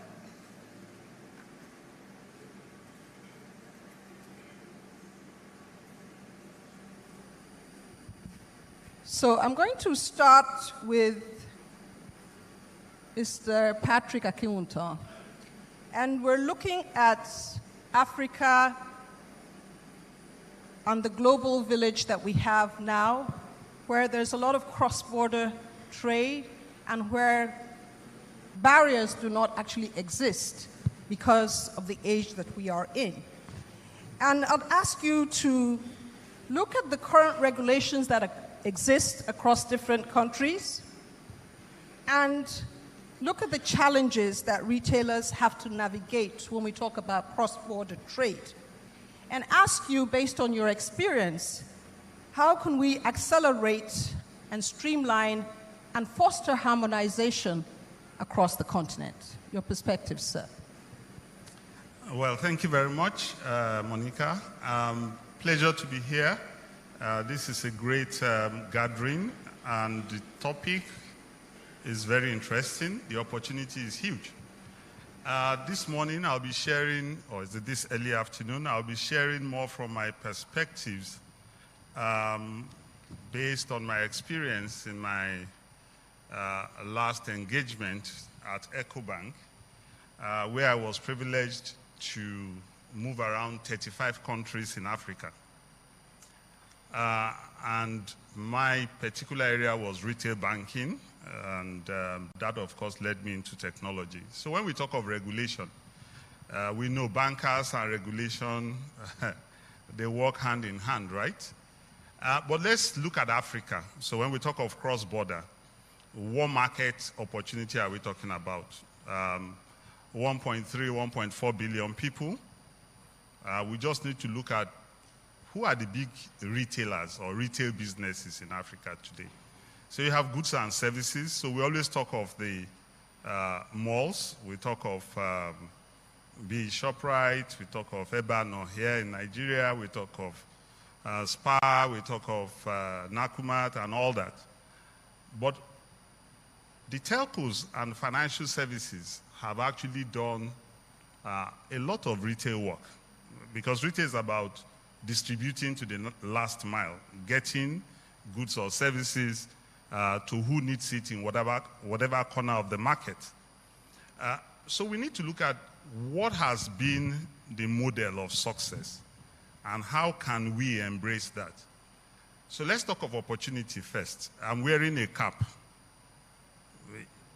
Amongst the continents of the world, Africa has more propensity for headgears, whether for ladies or for men. Yes or no? Yes. So if my cap costs 5,000 naira, imagine how many caps I will need in a year. Maybe 2 minimum, 1 or 2, right? Let's talk of how many people across the continent. So if we say adults, maybe we take 500 million out of the 1.3 billion. And I'm using my cap as a prefix or for the female headgear, which is even more expensive and more inviting, right? Okay, so we take that, 500 million people, 2 caps. If you work it out easily, you're talking of 5 trillion naira economy just in caps or headgear. In dollars, that's $5 billion. And you can bring it down to Nigeria. But when Haresh was speaking, I could not but immediately spot that if he is going to look for the shirt he's wearing, he'll be looking for size 16, size 17. I mean, the men know that. You pick your shirt sizes by the next size, right? Size 16 and a half. So can you go into a shop and pick your cap size by 32 and a half, 30? So what has happened? We therefore have a lot of silos and a disaggregation, everybody trying their own little bit in one corner in a 5 trillion naira economy, of which Nigeria could actually be the leading, because Nigerians love headgear than quite a lot of, and I've been around enough countries in Africa. Nigerians love headgear, that's the fact of the matter. You just need to go to a wedding ceremony or a family or a community event. Everybody is adorned. In fact, it's considered disrespectful if you don't wear something, right? So, compare that to the banking or the mobile money industry. So what has the mobile money industry done? They looked at a disaggregated business and they found a way to have an aggregation, and given that aggregation, they have a base to engage regulators. Because when we talk of regulations, we have to first talk of the business, the nature of the business, and then what type of regulation do we need in the business. So when we talk of trust for the customer, so it's about, if you receive your cap, will it fit? Will it be your size? Without standardization to some point, the trust element is not guaranteed. You need to standardize in order to be able to maintain minimum standard and therefore maintain minimum quality, and then have the scale to produce and kick in the economies of scale. And if Nigerians know how to do a lot of caps and headgear, then you can talk of trying to have smooth cross-border transactions so that everybody is not trying to produce caps. Those who know how to produce caps will produce at scale, and then you can move it to the last mile using the retail distribution network. But if we look today, we will not find the ability to walk into a mall and just say, that's my cap size. So standardization, which is what the mobile business has done, which is what financial services has done, and therefore they're able to move. At that point, you then go into what are the things? You need customer trust, customer service. You want everybody to play to certain minimum standards. There must be recourse. There has to be the value for compliance. So when Haresh was saying the big retailers comply and the informal do not comply, there is no cost of compliance. And cost of compliance need not be from the regulator. Cost of compliance is most powerful from the customer.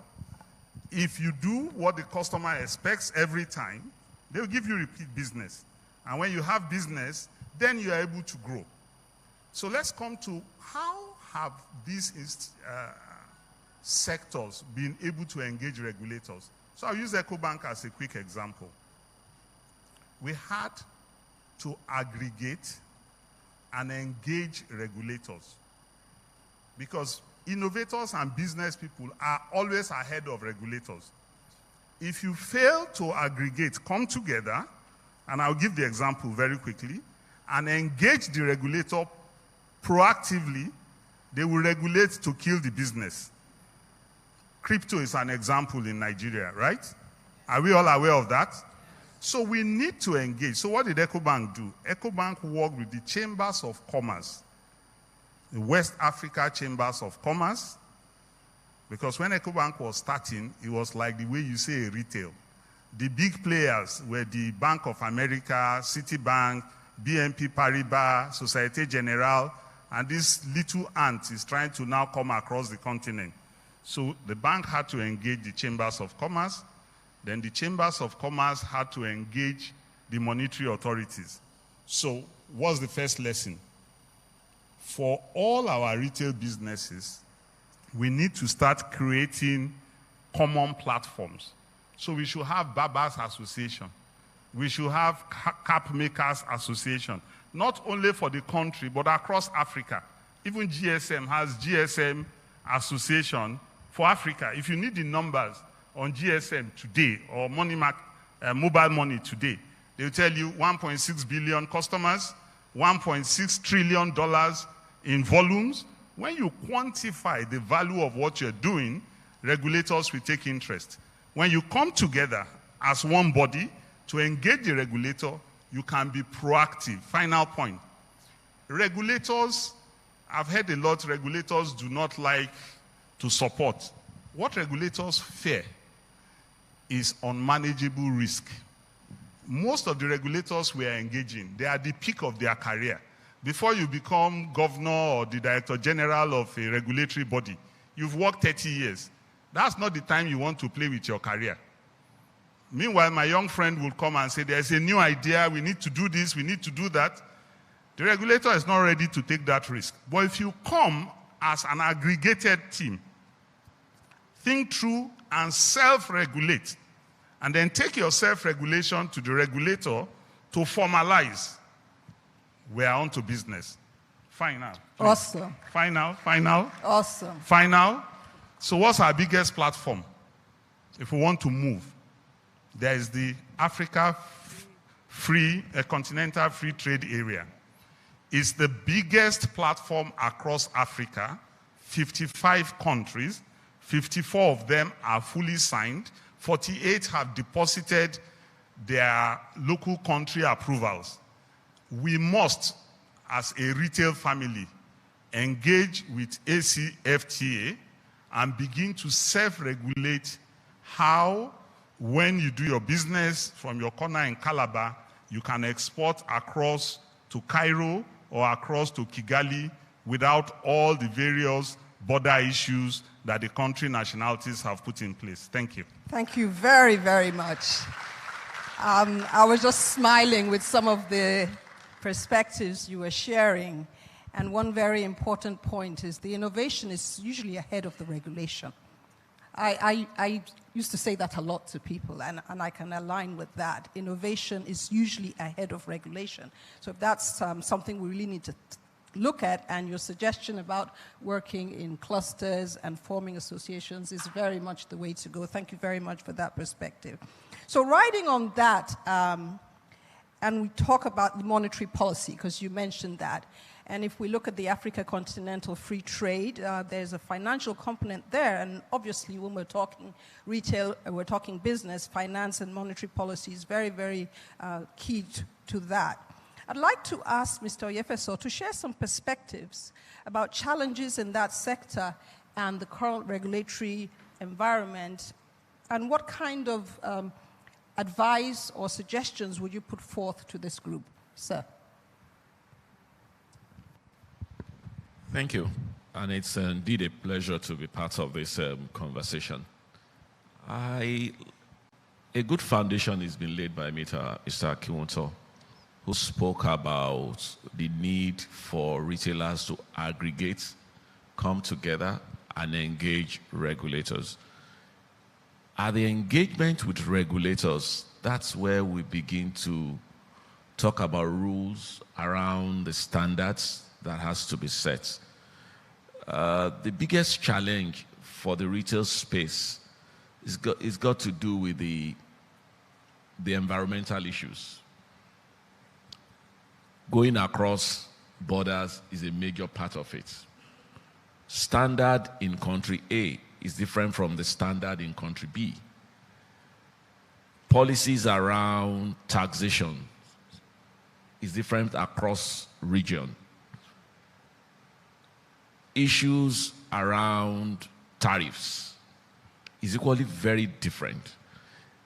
And because the governments are more focused on revenue generation, and they're a little bit more rigid as to what those policies they put in their different countries are, then they don't see it from the perspective of the retail players. And that's where engagement comes in, to make them appreciate what the issues are.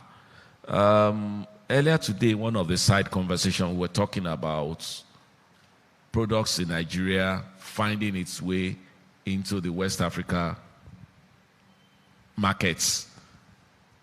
And I am not sure if government has got a universe of what goes out of those manufacturing plants that reside here. Because if they do, then the policies that govern the operation of those firms will be a little bit more market friendly.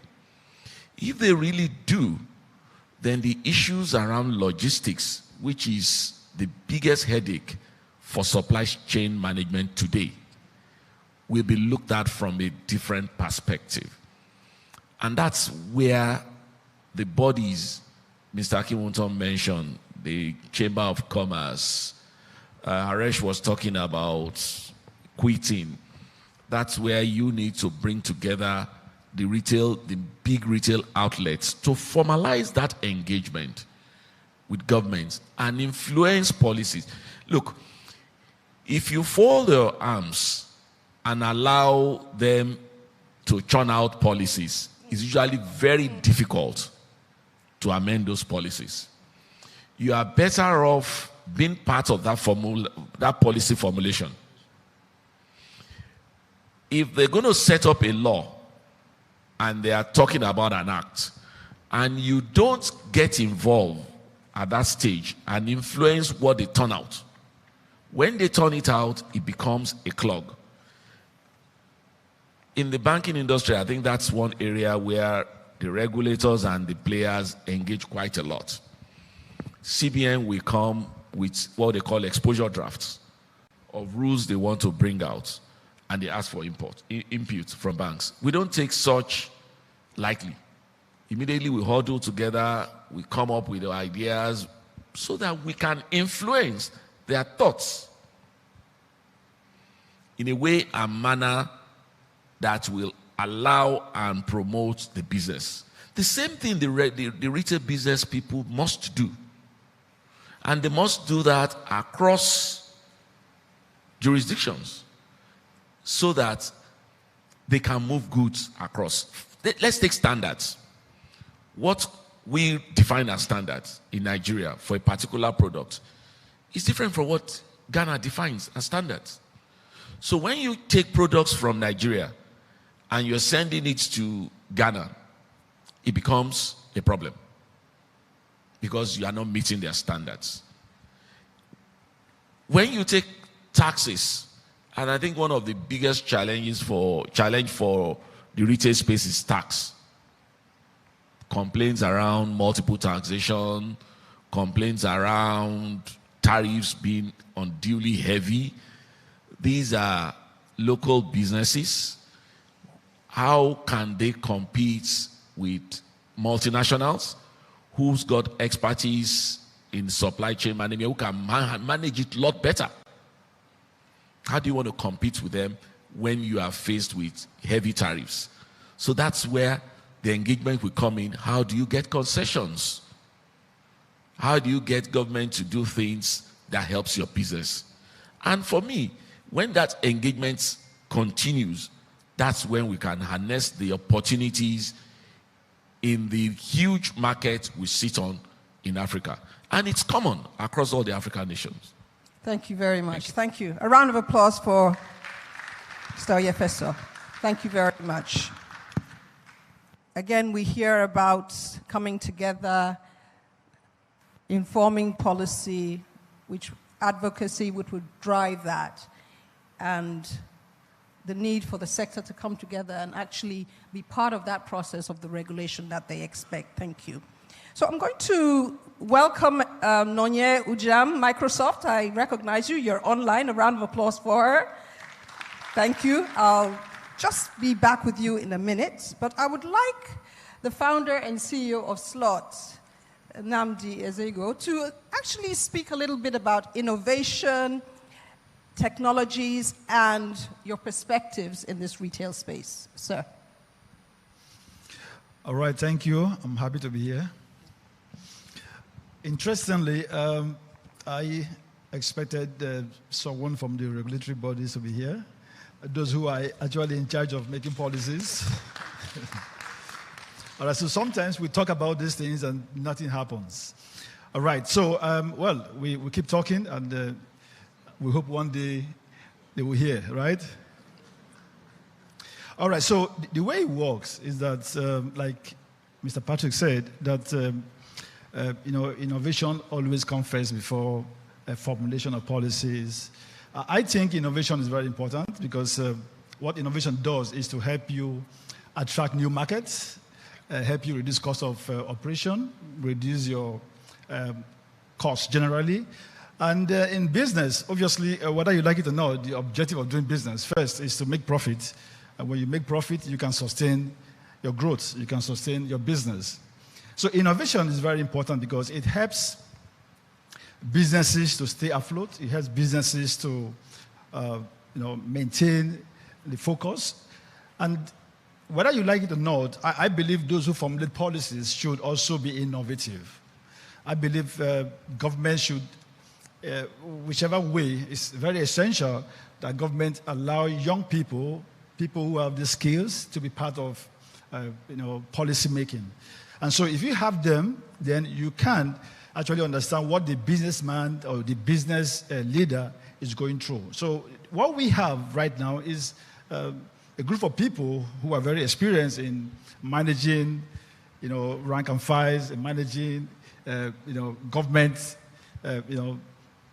structured, and not really business-minded people. All right, I'm just trying to be modest here. These guys are very, very good at formulating policies, but they are not experienced in terms of what business owners go through. So it's difficult to actually formulate policies when you are not involved in the operation, when you're not involved with what happens, in the marketplace. So innovation is very important. We need to encourage policymakers to become innovative. We need to get people who are innovative to be part of policy making, because with this, consumers can actually, have new products in the market. They have new services, and the whole idea, like I said, is for business owners to be able to attract new markets, provide new business, and be able to make profit. Now, the impact of profit or the benefit of making profit for business owners is the fact that government gets tax. All right, so you're talking about IGRO. Of course, it comes from tax.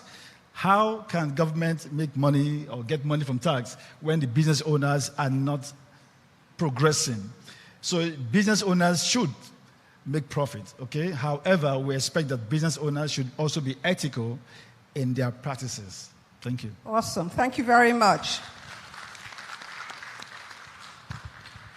The place of innovation, we know, is very, very critical, and we cannot underestimate the impact even within all sectors, most especially within the retail space. So I'd like to take it online to our Nonye from Microsoft. We're in a digital age where we have certain enablers of business, we have e-commerce platforms, we have online shopping, and we have quite a lot happening within that space. Microsoft has been a major and continues to be a major player, and would like to share some of your perspectives as relates to the retail sector and how we can sustain the gains that have been made and your advice moving forward. Nonya, you have the floor. Thank you very much, and thank you for the opportunity to sit amongst this very distinguished gentlemen. A bit louder, please. Hello, can you hear me? Not really. You can try again. Hello? Yeah, go ahead. Yes. So thank you very much, and again for the opportunity to sit amongst this very distinguished gentlemen. In terms of the role Microsoft, people like Microsoft, players like Microsoft play in the retail industry, I think we need to start thinking about how we can really harness the power of technology to drive greater impact in the retail sector. The first panelist, Mr. Patrick, mentioned the AFCFTA, and if I could just speak a bit more about that, delving a bit deeper into what the agreement refers to as the digital protocols. The second aspect there that I think would be beneficial to expanding opportunities that we're already seeing in the retail industry and how we can really harness that for the African continent. Before I go into that, may I just say that I think that the AFCFTA is an excellent instrument and one that the giant like Nigeria needs to begin to push through lateral agencies in the international community, because the gains that we see, thinking about value of this area that is about 3.4 trillion, if I'm correct, targeting about 1.3 or 1.4 billion people across the continent. So the digital protocols list certain articles that retailers, need to start thinking about, and perhaps all players in the retail sector. And one of them is the cross-border data transfers. I know that Mr. Patrick already mentioned something around that, but from a Microsoft perspective and what cross-border data flows looks like, I think there's a need for us to start thinking about harmonization of policies, because this is where we would see the real benefit. One of the challenges that you face is when you have policies in one jurisdiction that are completely different and not as modernized as a certain region. How do you then expect there to be interoperability? How do you expect the two countries to participate, right? So if we focus on harmonization of our policies and into the benefits of cross-border data transfers, where we have someone in Nigeria being able to transact with someone in South Africa very seamlessly. Right now, Nigeria has policies around technology, has policies, around leveraging technology broadly, with regard to transactions and the like, right? But I think that we need to do a lot more in terms of how do we modernize our policies, how do we ensure that the retail players, both the smaller players and the larger players can really harness the power of the cloud, right? When we think about infrastructure costs and a total cost of ownership of assets, to be able to expand business, we need to think about the smaller players and the bigger players and how this cost can really impede their ability to compete. And this is where we can leverage the technology, because they don't need to take on that total ownership by themselves. They can really leverage the cloud in that regard. And one more thing is that, again, the AFCFTA digital protocols already address issues like this. So if we wanted to think about, okay, questions around, so if we're encouraging greater use of technology, what does that then mean in terms of privacy issues and things like that? Again, the AFCFTA digital protocols, one of the articles is directly to cybersecurity matters, right? And this is where you have, where countries, can get, first of all, get the guidance from those protocols, from those policies, and localize them to ensure that they can take advantage of the AFCFTA in general. So just to conclude, I think that there are real opportunities here, and I think that we need to start, as a country, start leveraging opportunities and really be at the forefront of advocating for implementation of those policies across the African continent. Because first of all, we're the largest people. We have about 220 million of us, as statistics show. So how do we ensure that we're not only providing business for our Nigeria, but exporting some of that business across? Because this is how we can then, expand the opportunities that the retail business on the African continent can, bring for us as a country and as a continent. Thank you very much, Nonye, for that, talking about harmonization and leveraging the cloud to facilitate the retail sector. I'd like to just give each of our panelists 1 minute, if that's okay. I think we're good on time, because our theme for today is transforming retail barriers to opportunities. And we're talking within the regulatory space and the policy sector. And the comment about regulators not being in the room, I was looking around to see if there are any regulators, but I think that speaks to, and I might not recognize everybody, I'm an ex-regulator, so I don't think I count. I'm an ex-regulator, so I don't count. But I think it speaks to what Haresh spoke about, coming together, a workshop to actually speak to those who need to be spoken to, have everybody in the room, and then we get the different perspectives. I am aware that business can drive regulation in some spaces. For example, you could send in a draft policy document to government, which would be looked at and discussed. So that puts you in the driving seat to drive where you want the direction of the policy to go. But I'd like us to leverage this experience we have sitting up here. It's not often you have this kind of experience where we can actually share and learn, and give everybody 1 minute to see what would be the 2 major things you would want us to look at in this space to make sure we harness the opportunities that exist in the retail sector. Thank you. I'll start from my immediate right. Thank you. Thank you. I think generally, businesses, sectors, industries come through the curve that the retail sector is talking about now.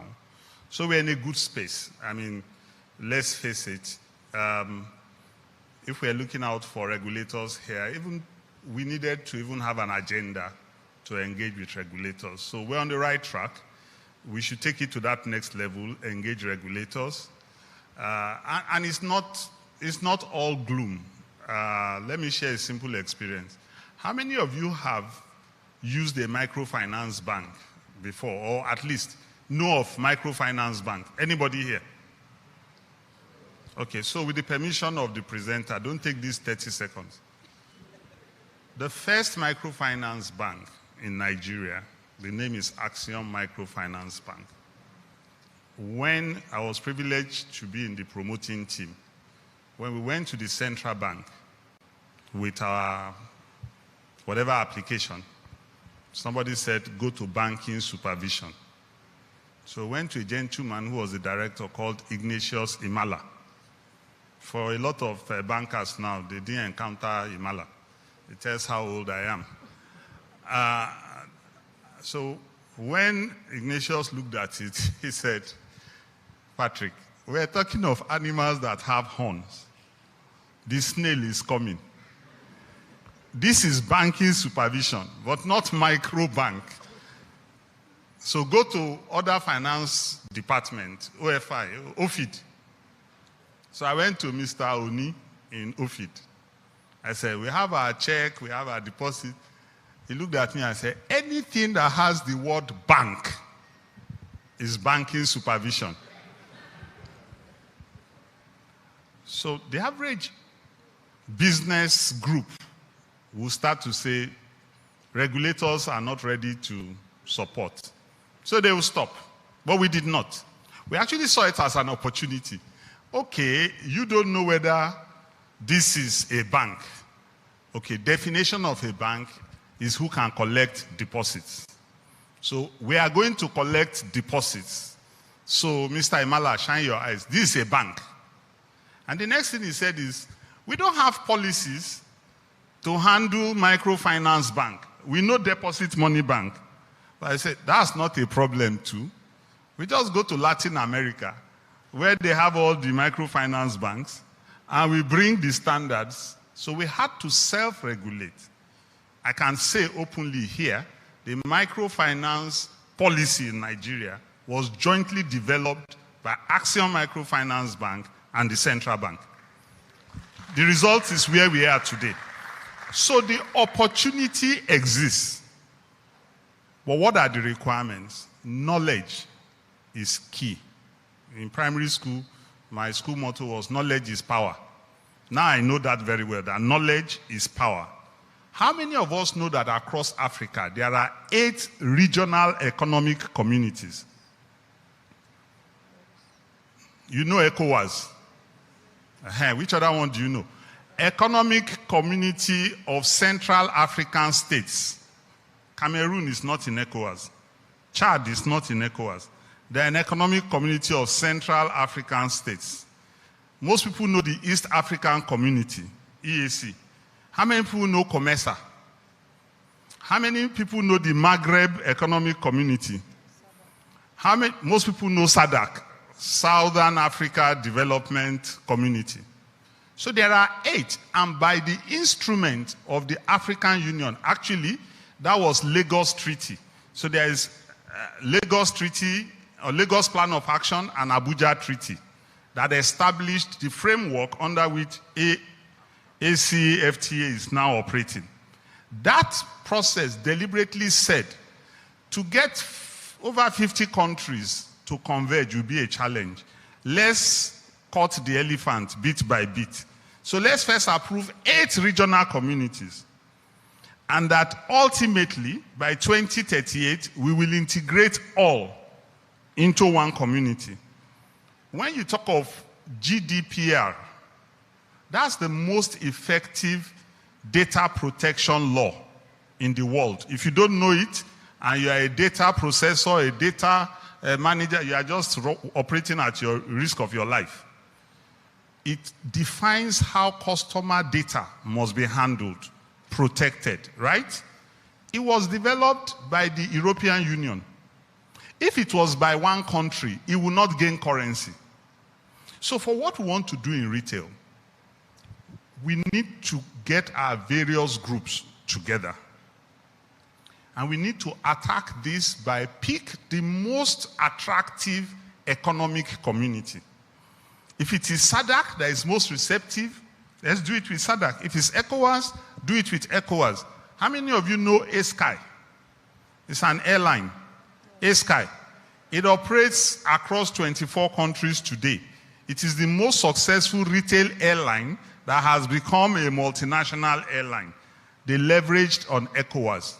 They just went to ECOWAS in Abuja and said, flights go longitudinally in Africa. You can go from Nigeria to London.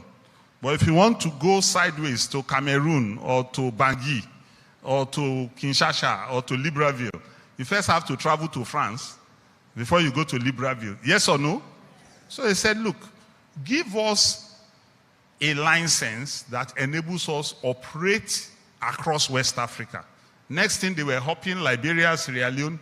The moment Central Africa saw that, oh, you can get across countries in less than 1 hour, 2 hours, in West Africa, they said, come, we give you license here. Before they finished, East Africa said, come, we give you license here. So we have to deploy that same tactics. So coming together, picking the most receptive union or community and make real examples of success. And therefore, we will scale. Thank you. Thank you. Stay with us. Well, I think the real thing behind engagement and expansion is to make money for the retail business. That engagement, I think, it's something that can be taken further into what do you want from the government and how do you get the government to give this to you. And I see a lot of opportunities in that for the retail business. But the first thing you must do as retail people is to stop the cutthroat competition. This mentality of compete to die. I see that in several sectors of the retail space where you think you must kill the competitor. And from where I sit, with the population that we sit on in Africa, there is enough room for everybody. When you put that down and don't compete to die, then you can collaborate.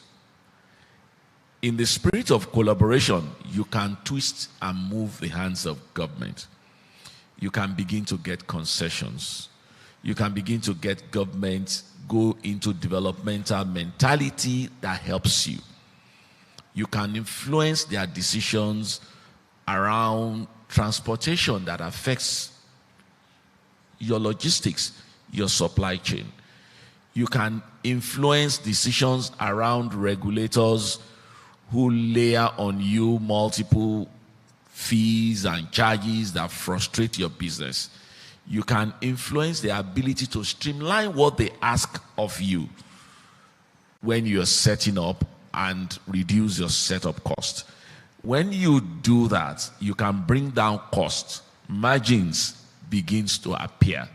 Then you can do that across jurisdiction so that your goods can move seamlessly. Again, you can leverage on any of the developmental bodies, the sectors that are available, and you can choose, like he said, which of them you want to work with. So I see a lot of opportunities if we can come around and come together and keep engaging like this, but be specific as to what do you want to influence. Don't leave things to government.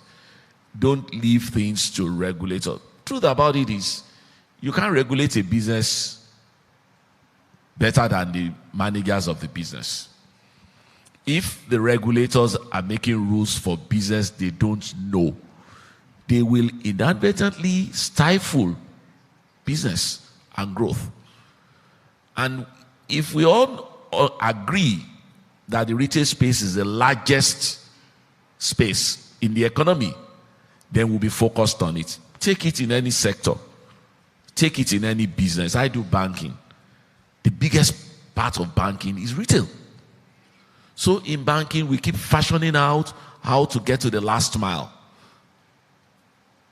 how to sell product to the last person in the easiest way, cost-effective way, and that is the kind of mentality I will ask that everybody in every segment, in every sector where you play retail, you need to look at. Once you look at that and you keep your eyes on getting it done, bringing along your regulators, asking for specifics, what areas you want them to do things for, then I think we'll be making progress. Thank you very much, sir. Thank you. All right, thank you. In my 1 minute conclusion, I would like to talk about two things. I would like to point out the importance of partnership and collaboration, and then the importance of education. I'm happy today we have African Retail Academy. How many of you have registered your sales associates at African Retail Academy? Let me see your hands up. Nobody in the room? Professor Uchenna, nobody in the room? All right, so I think in Nigeria, we are so particular about our businesses to the point that we struggle to even partner with bigger organizations. All right, so in terms of partnership and collaboration, I want to encourage that retail business owners should think of partnering with other retail business owners. I mean, two companies can come together to form a bigger organization. Does that make sense? All right, so this happens in advanced countries and other parts of African countries as well. So if you remain small, it would, to a very great extent, affect your growth, and then also affect your voice. So you have to be big enough to be able to speak and for people to be able to listen to you. So I think in terms of collaboration and partnership, retail business owners should look at this. All right. For example, in the UK, we have what do you call this popular GSM company, Carphone Warehouse. Today, they are partnered with Corey. They are partnered with PC World, and they're bigger than they used to be. All right. So it's not out of place to have 2-3 organizations come together to form something big, something large. And so if you do this, you'll be able to reduce your cost of operation. You'll be able to make more profit. And you'll become more impactful. And then the one that has to do with education. I see people who see retail as just coming to sell products, all right, buy and sell, all right. So retail is a science, all right. Retail is science. Thank you. So you need a lot of education. You need a lot of scientific knowledge about retail business, okay? And so this is one of the most important reasons why I believe that if you don't have the right people in your system, you can't have the right structure. Retailing, I see bankers sometimes when they resign from the banking industry, they will just beat their chest and say, well, you know what, I'm going to start a retail business, all right? So the retail business is a total way of learning business. Is complete structure, all right? You have everything to learn. And so I advise retail business owners to embrace the culture of learning. I attend one of these schools, and thankfully we have African Retail Academy, which is something that I am very, very proud to be a member of the advisory board. And I want to say a lot is going on at African Retail Academy. So if you have the right people in your system, they will have the right structure. If you have the right structure, you can attract the right people and you can attract the right partners. So if you don't have the right partners, you are just going to be struggling. So one of the things I think we should take from this whole Congress is to understand the benefit of working together.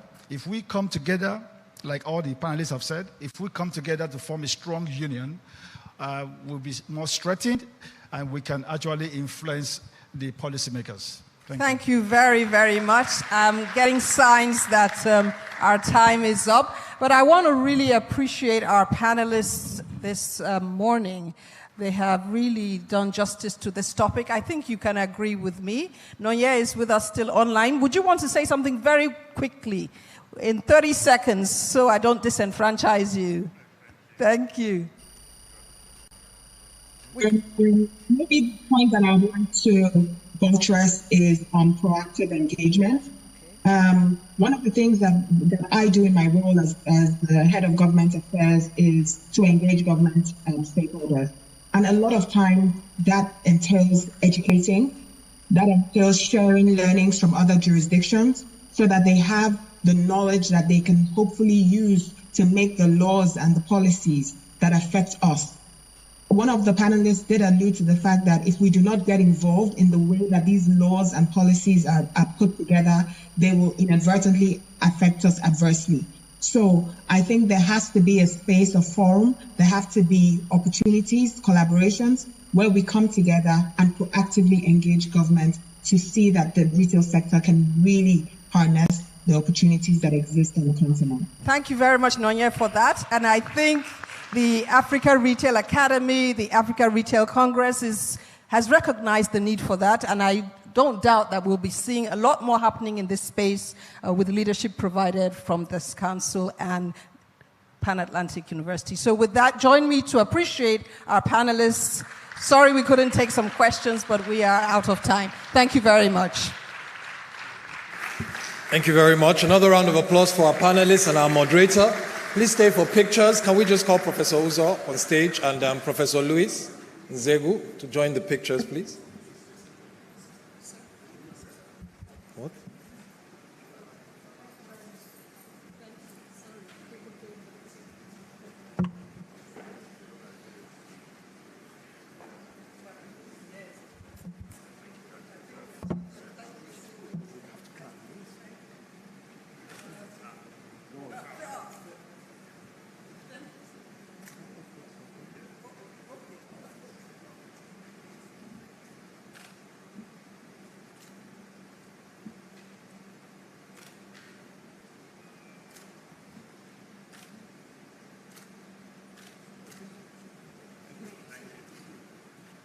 Thank you very much. Another round of applause as they make their way down from the podium.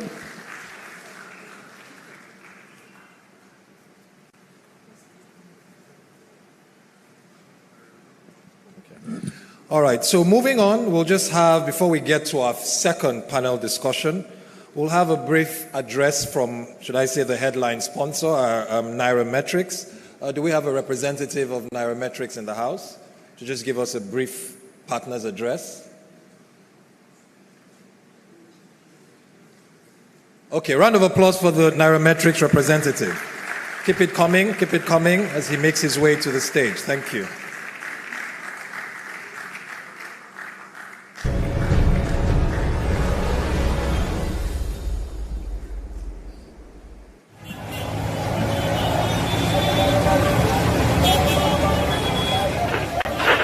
Why is inflation so high? Which stock should I buy? Interest rates so high. All right. It's time to cut the chase. It's time to stop the confusion, the chaos out there. Everybody just wants to be an economist or an analyst. But guess what? I'm going to break it down. Complex macroeconomic issues, inflation, GDP, subsidy, all those things that you just want someone to break down for you easy.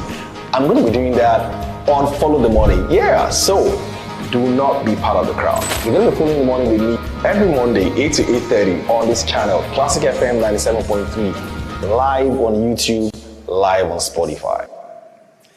Yeah, so that will be starting on Monday. Good morning, everyone. My name is Ugo. I'm the CEO of Nairametrics. I'm sure for some of us here, you're probably familiar with some of our breaking news, content and articles. Part of what we try to do is inform the general public, whether you're a retail business or an SME or a manufacturer. Somebody said here, I think it was Mr. Patrick, that knowledge is power. Yeah, but information is more powerful, by the way. All right, so in this fast-paced world of retail, information is more than just power. It's the backbone of every successful strategy. Understanding customer needs, market trends, and competitive dynamics is very critical for any business. Data-driven insights, particularly for retail businesses, it's very key because it helps with informed decisions from product selection to pricing strategies, especially in a country like Nigeria where consumer preferences are rapidly evolving. Staying ahead means constantly analyzing and adapting to these changes. Retailers who leverage data effectively can predict and respond to market shifts, ensuring they remain relevant and competitive. And so at Nairametrics, we understand the pulse of the Nigerian economy. Our platform offers wealth of data, from consumer trends to in-depth analysis to news to market-driven information about forex, about stocks, about cryptocurrency, about businesses, about mergers and acquisitions, critical insights that inform you about the sort of strategies that you need to move your business forward. Some of the things that we've done, just give you a little bit of case study. We've seen companies that have come across to us and said, look, there was this content that you provided, this information you provided on exchange rates, prediction or projection later in the year, and that we took position early because you told us, or we read in your website, that the Naira was going to depreciate further in the year. And so what we did was that we immediately purchased a bit more inventory so that we could lock in costs early. So these are the sort of information that you find on Nairametrics that can give your business a competitive edge. I know a lot of people, typically on social media, on Instagram, and looking at the politics of the day. But if you're a retail business and you're here, you got to pay a lot more attention to the work that a lot of us in business media provide, whether it's Nairametrics or Business Day or ProShare. We provide a lot of useful information, especially in this time and age. We all know the kind of economy that we're in. The government just released this supplementary budget a few weeks ago. How many people have read it? How many people understand what is in there? How do you think that affects the kind of business that you do? What about the projection for the next 3 years? The government just released its MTEF. That essentially determines what everybody here will do in the next 3 years. The government plans to borrow 30 trillion. What does it mean for you? Inflation is likely going to hit 27%. What does it mean? I had the CEO of SPAR complain heavily about, a lot of the corruption that is ongoing and, or collusion between employees of suppliers and employees of businesses. What's the root cause of that? It's all inflation. Nobody wants to carry the bag. Everybody is trying to survive. So because they are all trying to survive, people try to cut corners. So when you see all these macroeconomic indicators and macroeconomic information, what does it mean to you as a business? And of course, finally, for retail businesses, data is very important to you. Do you understand your customers better? How many of you actually have a list of all the customers that patronize your business? How many? Do you know their names? Do you know their digital identity? Is it more male, more female? How seasonal are they when they come to you? Is it in the evenings? Is it in the afternoon? When is your peak period? Do you have their email addresses? Do you have their phone numbers? How can you better structure your businesses such that you can harness the immense data that you churn out every day? There's hardly any retail business here that doesn't churn out data on a daily basis, and a lot of this data is simply what keeps you ahead of the curve. And so I would advise that you pay a lot more attention to the data that you generate and juxtapose it with the data, the macroeconomic data around you, and try to make informed decisions. Make sure that the decisions that you make with your partners, with your managers, are decisions that are data-driven. And of course, Nairametrics is here to help you. Please patronize, read a lot of our articles, read a lot of our insights. A lot of them are free, by the way, so you don't have to pay for it. If you don't have Nairametrics app, download it, and trust me, when you see me next time, you thank me better. Thank you so much.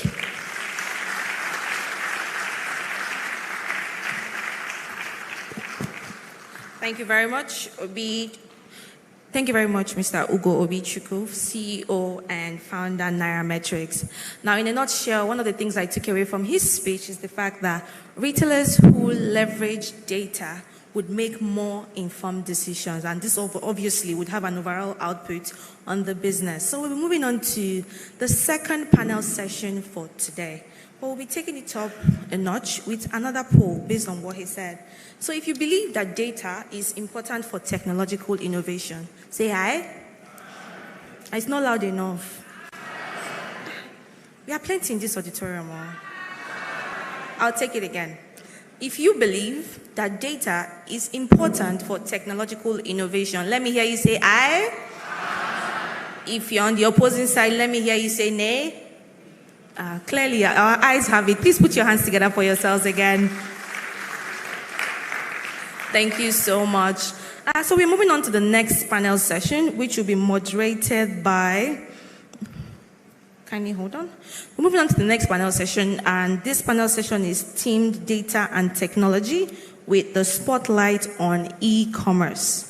Now, moderating this session is a business leader and a marketing professional with a diverse experience in building brands across the FMCG industry to deliver outstanding results.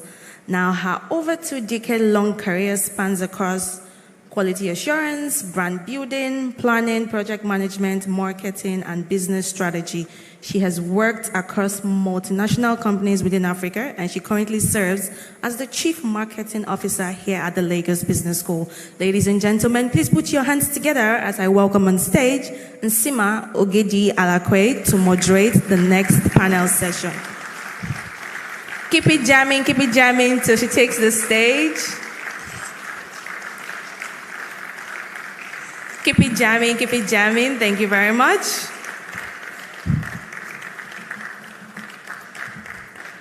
She obviously got the memo. We are twinning. Hello, everyone. Thank you for keeping it jamming, because I was just going to say, if you didn't clap for me, I'll keep my session for 2 hours. That's a joke. Good afternoon, and thank you for honoring the invitation to be here. It's my pleasure to introduce the next set of panelists. But before I do that, I don't think it's a coincidence that our partner Nairametrics just talked about information, how important information is, how you must nurture the data that you're collecting. And then the next session is about data and technology. And the theme really is about embracing the digital revolution to revolutionize retail. And we've got a loaded panel. In the interest of time, I will not go into their profile because it's quite rich. If you have a copy of this brochure, either it's physical or digital, we have all of their profiles in here. So I'll just briefly introduce them. Some of them are joining us virtually. So the first person I'll call to the stage would be Olu Akonmu. He's the president and ex-CEO of OPay Nigeria. Keep it jamming, please. As it's coming up, I'll just ask how many of us know about OPay? Just raise your hand so that he knows that you're here. Okay, did you see that? Thank you very much. I'll invite our second panelist up. And it's someone that you also would know about him or about his business. And I'm inviting to the stage Prince Nnamdi Eke. He is the co-CEO Konga Online Shopping. If you know about Konga, you've heard, you've shopped, please clap. Clap, clap, clap. Thank you very much. Thank you. We have 3 of our panelists joining us virtually. I'd like to confirm that they are online. I've got Bayo Adekombi, founder, CEO, Data Science Nigeria. Is Bayo online? He should be. Please, let's clap for him. I'm sure he's online or joining. And then we also have John Tuka, who is director at Business Chain. Please let me know if John is online. Yes, I'm online. Hello. Please, let's clap for him. He's there. Thank you very much. And then the last panelist joining us virtually as well is Dipankar Rustagi, CEO. He's here. Oh, I'm so sorry. Oh, why did I think you were online? Please come up. Thank you. Please clap, clap, clap. Dipankar Rustagi is joining us. He's the CEO, Omni Retail. Thank you.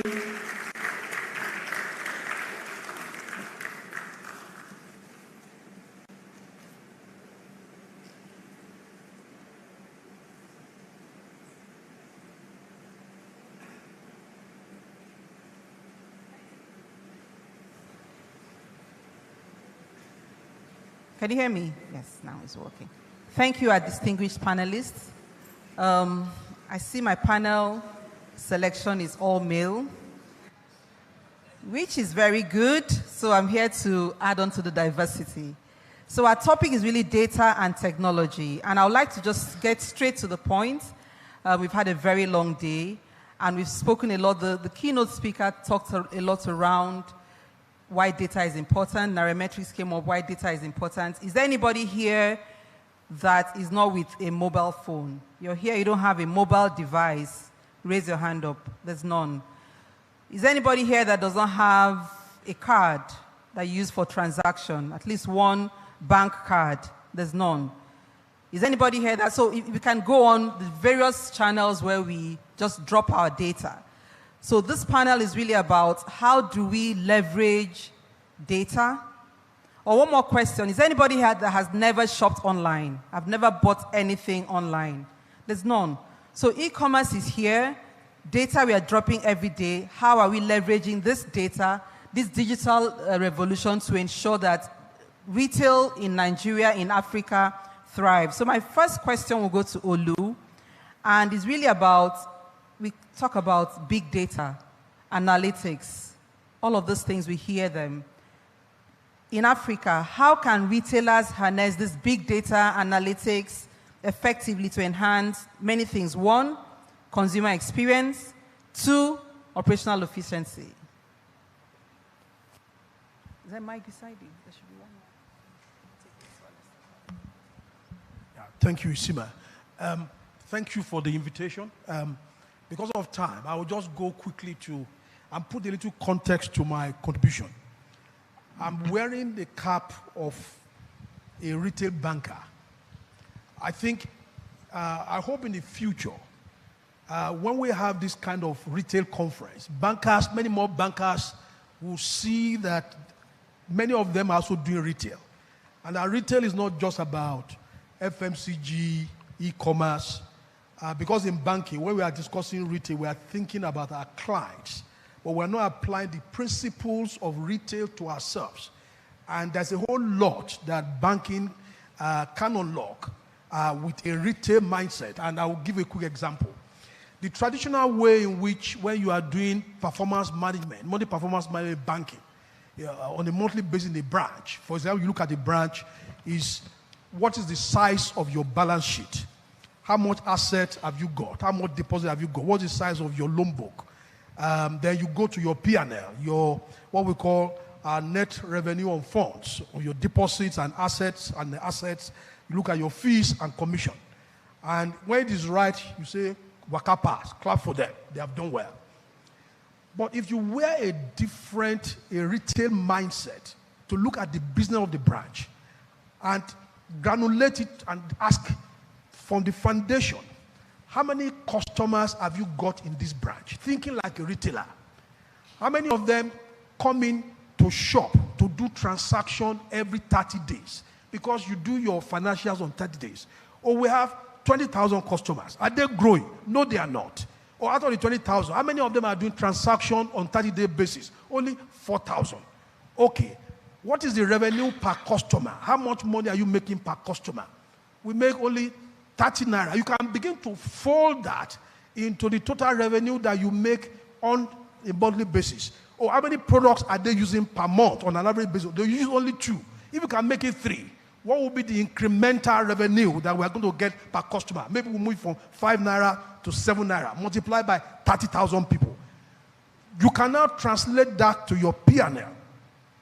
And you can, rather than working from P&L balance sheet, you are working backwards from granularity.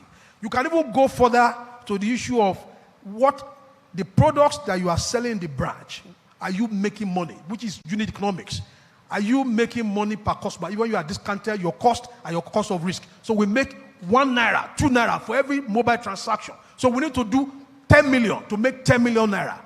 People who look at their retail business in a branch like this and imagine it's being done online are likely to do a far better retail banking than the traditional way in which we do branch banking. So that is the context in which I will look at the question. And this is what fintechs do every day. Fintechs think retail in this simple model. Customer base, daily active users, monthly active users, revenue per customer, cross-sell, upsell, unit economics, folded back to revenue. And you can look at retail, what we do in fintech as retail services, retail products, e-commerce. That's essentially what we do. So in terms of how you manage big data analytics and so on, the simple thing is that have a retail business model mindset, the way I've described it. Then ensure that your data architecture is aligned to that business model. Because if your data architecture is not aligned, you will not be collecting the right kind of data. Your technology infrastructure too has to be aligned to that retail model. The other thing which is very common is that If you have not intentionally designed metrics and performance management into your technology, you will not get it. So designing performance management at every level of what I've described, daily active users, active base, acquisition growth, revenue per customer, margin per customer. If you have not designed it intentionally into your business, you are not likely to run a good retail business. So your big data can be big for nothing. It is only when you have intentionally designed your data model according to your business model that you get value for it. And that's what fintechs tended to have done better, maybe being more digital native business than traditional financial services. Thank you. Thank you so much. So I hear you need to be intentional. So these things don't happen by chance. You need to be intentional on how you're going to design data management, big data analytics into your business model. And you also need to think retail. So he's used the banking example, but I think for everybody else, think retail, bring it down to the customer level. Don't just leave it hanging at the top. Bayo, I know you have a perspective to add to this. Can you very briefly, in 1 minute, just add something to this question? Thank you. I think you're muted.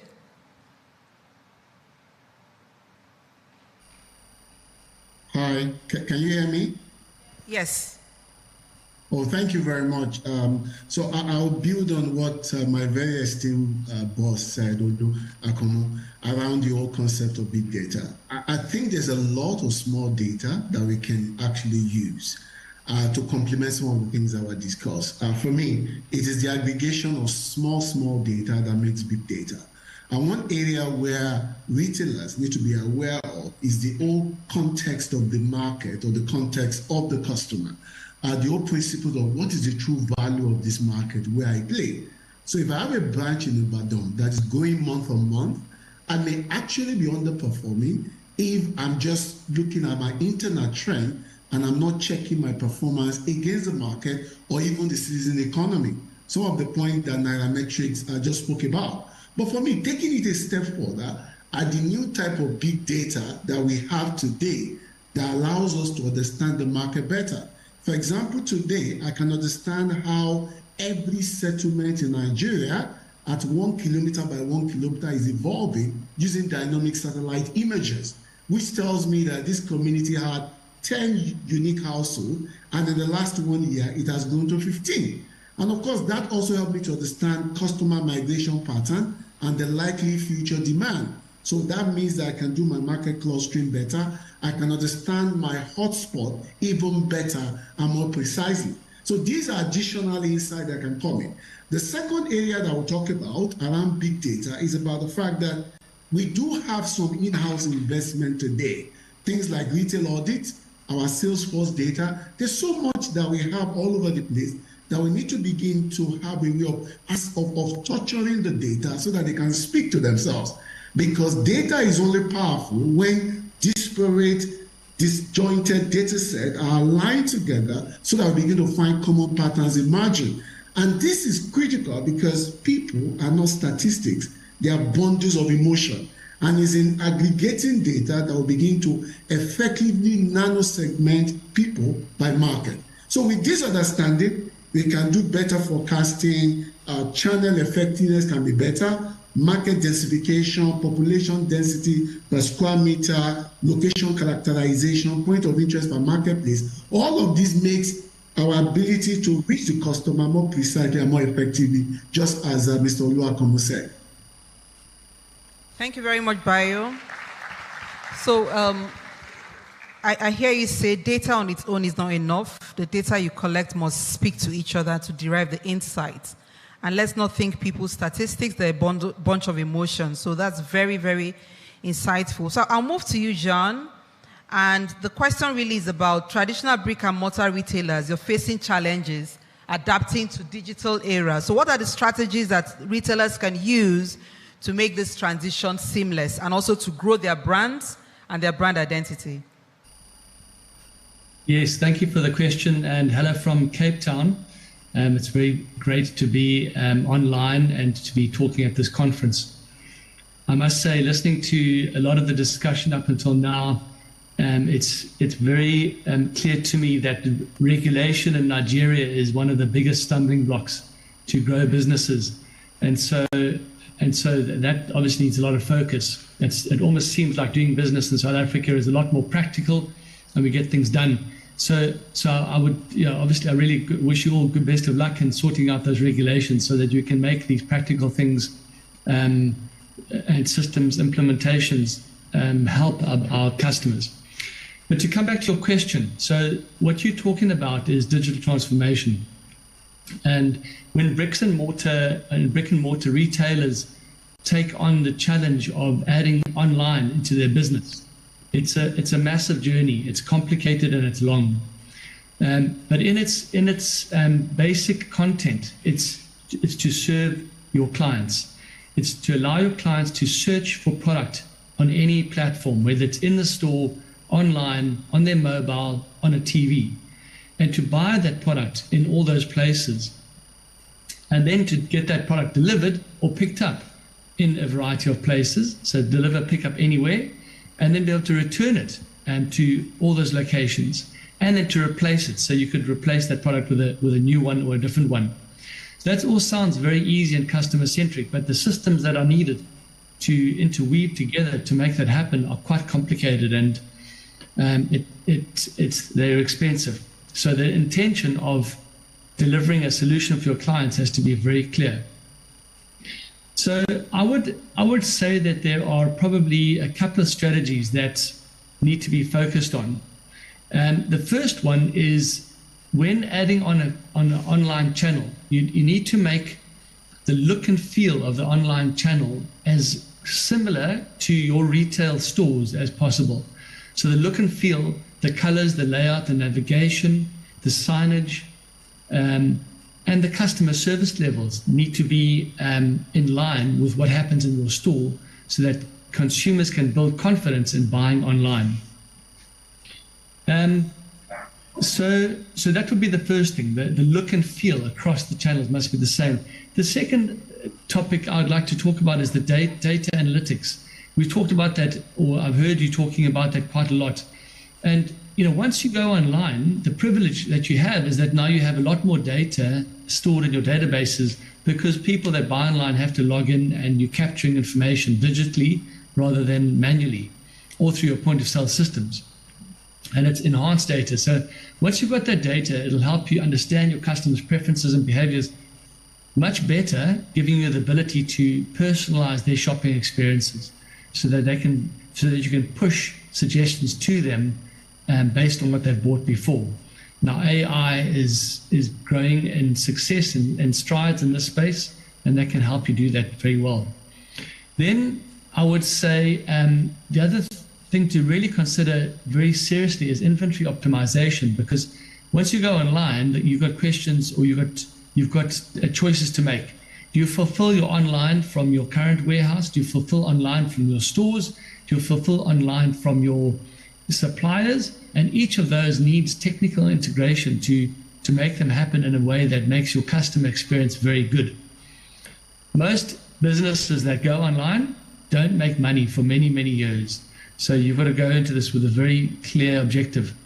I would say that in the last comment to add around this is reward customers, because you have all their data, you know where they're shopping, you know how much they're shopping. Encourage them to shop on the different platforms through vouchers and incentives, which will grow their convenience and also grow the company's turnover. Thank you. Thank you. Please, can we give him a round of applause? So back to data analytics. How do you get your data to speak to each other? And he touched on something very important. You have an online store. How is the look and feel of that store? What's the customer experience when they shop on that store? Is it the same as a brick and mortar store? So, Olu, you wanted to add one line to this conversation, please. Just to add that sometimes just learning from banking could apply to retail. The path in terms of transformation may be context specific. If you have had very heavy investment in legacy infrastructure, it may make sense to attach, to do your transformation in bits, maybe from your front end, the way banking would do from, say, mobile, for example, so that you don't try to do everything at once. Someone said that digital transformation is like trying to change the engine of a plane in motion. It is very tough. And therefore, so you need to know what's your context. If you are small, then your challenge is easier because you're actually building a green technology. It is easier to do digital first than to transform a legacy technology to digital. So if you're a small business, amplify what Microsoft said. There's a lot of software as a service available today in retail that you do not need to spend a lot of money. By few naira, 4,000, 3,000 naira subscription, you can get SaaS for customer relationship management, inventory management, which you can integrate into your P&L, and you can begin to build your journey gradually as long as you are intentional about what you want to do. Thank you. Thank you so much. So there's a lot out there. Be curious, find what works for you, and don't try to bite more than you can chew. Thank you so much. So I'll come to you, Dipankar. We've talked a lot about this. Data everywhere. Consumers, we're just dropping our data. Data privacy, security, trust. How am I sure that when I drop my data, that you're using it for what it is intended for, and I'm not getting all the unwanted requests? How do we address that to give confidence to the consumer? Absolutely. I'll go one step back and then come to this point. The idea of data being important for retail is clear to everyone. I mean, 2 times we have raised our hands and everyone has said data is key and it's very, very important. But how exactly does it impact the businesses? In what extent can it impact the business is also super important for us to understand. Data is not just important for companies that are in e-commerce. Or rather, at some points in time, I disagree with the definition of e-commerce. E-commerce is not just a business which has a website where you can go and order. Electronic commerce is everything where digitization of data takes place. So in continuation to what Mr. Olu just mentioned, it's not just about you getting the orders online, but I think you would agree it's way more important to digitally process so you can offer the great experience your customers deserve. And that management cannot be done if your data processing is not digitized. And that's how critical data is. To service thousands of orders, you need to know which order is being processed in which way. Now comes to this debate of if I give the rights to the customer of my data, how protected is my data? Data is normally broken into 2 parts. The data for identity, which is normally only important for the customer who runs it, so he can understand how many times he has purchased on my platform. When he comes in next, what should be seen on the screen. When he comes in next, which are the products he buys and others, which is more relevant for the company who is offering that purchase experience, and not much harm can be done with it.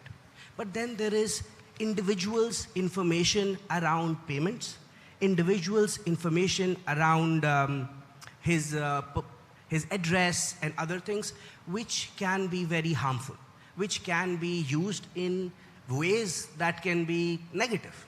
And that is why every company that is scaling, every company that is working in this space keeps these data points in 2 separate segments and tries to ensure that the data that is individuals' personal data is encrypted and can be stored in a safe way. There will be people who will ask, even if it is encrypted, there can be hacks, or there can be ways this data can be lost. But I would assure that with this data, the amount of positive contribution that comes in is way higher than the minor risk of losing this data. And that is why almost all banks, fintech service providers have found different ways of authentication and encryption to ensure your transaction data is kept safe. Every company is working to ensure security of your customers' data to have seamless transactions in this world. Thank you. Thank you. So I hear you say to us, do not be afraid. Encryption And then I know there are lots of data privacy policies. So it should give us some confidence that we're taking the right step in the right direction. So thank you very much. And I'll come to you, Prince Eke. Conga is a household name.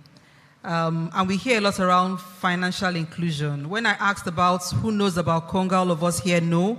But if I take this question outside of Lagos Business School auditorium, outside of Lagos into the other parts of Nigeria and Africa, would it be the same thing? So my question really is, what steps are you taking to promote financial inclusion, and how can we leverage this, make it faster to grow our economy? I think there's a misconception that financial inclusion is necessary for retail, because unfortunately there's something we call payment on delivery. Now, payment on delivery is the worst nightmare for any e-commerce player or any retailer. So I'll give you an example with Conga. So we have, on a daily basis, we're delivering thousands of orders. Now, unfortunately, because of payment on delivery, it means we ship the order to you, whether you're in Borno, in Maiduguri, or in Kano, we ship it to you. Now, as a customer, you haven't made any payment. So it's your prerogative to say, I don't want the item again, or I'm tired, or maybe I bought it somewhere else, or something happened. So guess what happens? We have to ship that item back to Lagos and return it to the merchant, or return it to our warehouse. So it's just a complete nightmare. But to your point, financial inclusion helps us in that regard, because the reason we do payment on delivery is because not everybody has the right payment tools. Not everybody has a bank account. Not everybody has a card. And not everybody can do a bank transfer. So unfortunately, payment on delivery is a necessary evil in the region that we work in. In fact, in 2018, when the Zynos Group acquired Conga, we turned off payment on delivery. And when we turned it off, the number of orders dropped by 80%. So it shows that it's something that Nigerians want, and as a business, you have to align yourself with the market need. So it's something that we had to do. But there's also the other end. As a business, what we do is we connect buyers and sellers. So for buyers, financial inclusion is not so important, but for the sellers, it's extremely important, because you have to list your product on a platform, and when your product is sold, we have to make payment to you. Now, we have over 165,000 people selling on our platform. We can't pay everybody with cash. So we have to deposit the money in your account. So it's extremely important. But what we do as an e-commerce player is, you have to find creative ways to solve your problem.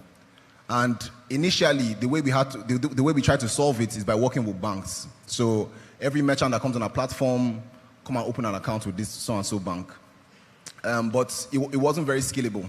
And banks we have a lot of bankers in the room, but banks have their ways, Us tech guys, we don't operate the same way a bank would operate. I'll put it that way. So we had to find creative ways to solve that problem. So what do? We became a bank, basically. We acquired a mobile money company in 2016, and we had an MMO license, which allows us to open accounts, do send payments, receive payments, do bill payments, the same way, almost anything a bank can do, I'll put it that way. So this allowed us to help our customers and our merchants open accounts. So you're a customer, you don't have an account, within a few clicks of a button, you can open an account. You're a merchant, you're a seller, you don't have an account, within a few clicks of a button, you can open an account and start trading on our platform. But financial inclusion really goes beyond Nigeria. There's something one of my professors used to call financial colonialism, where in Nigeria, unfortunately, we have retailers. Almost 90% of the consumer goods that we consume is imported.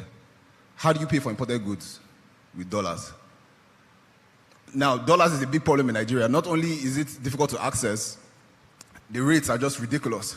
And the bigger problem is banks that are willing to do transactions to China, to India. It just becomes a whole complicated process. Number one, getting the dollars. Number two, making the payments to the suppliers in China. Now, for someone like Conga or Slots, it might not be so difficult because we're a big name, we have a big brand, we have a reputation. But even big companies like ours, we still face challenges. Conga is a company with over 4 million customers, but our banks will still be sending us very funny questions because we have Nigeria or because we're registered as a Nigerian company. So it's a very big problem. So now imagine the smaller retailers in Computer Village and Alaba markets who actually import their products but can't make this kind of payments. So that's where another level of creativity comes on board. So like I said, Conga has 165,000 merchants. So what we're doing is we're trying to work on a product to help them solve this problem. So you can't make the payments. We can help you make the payments on your behalf. Whether you're paying to China, whether you're paying to the UK, whether you're paying to India, and so on and so forth. So I think it just requires a lot of creativity. Unfortunately, we're in the environment we're in. We can't fold our arms and say we're not doing business. So you just have to find creative ways to solve some of these problems.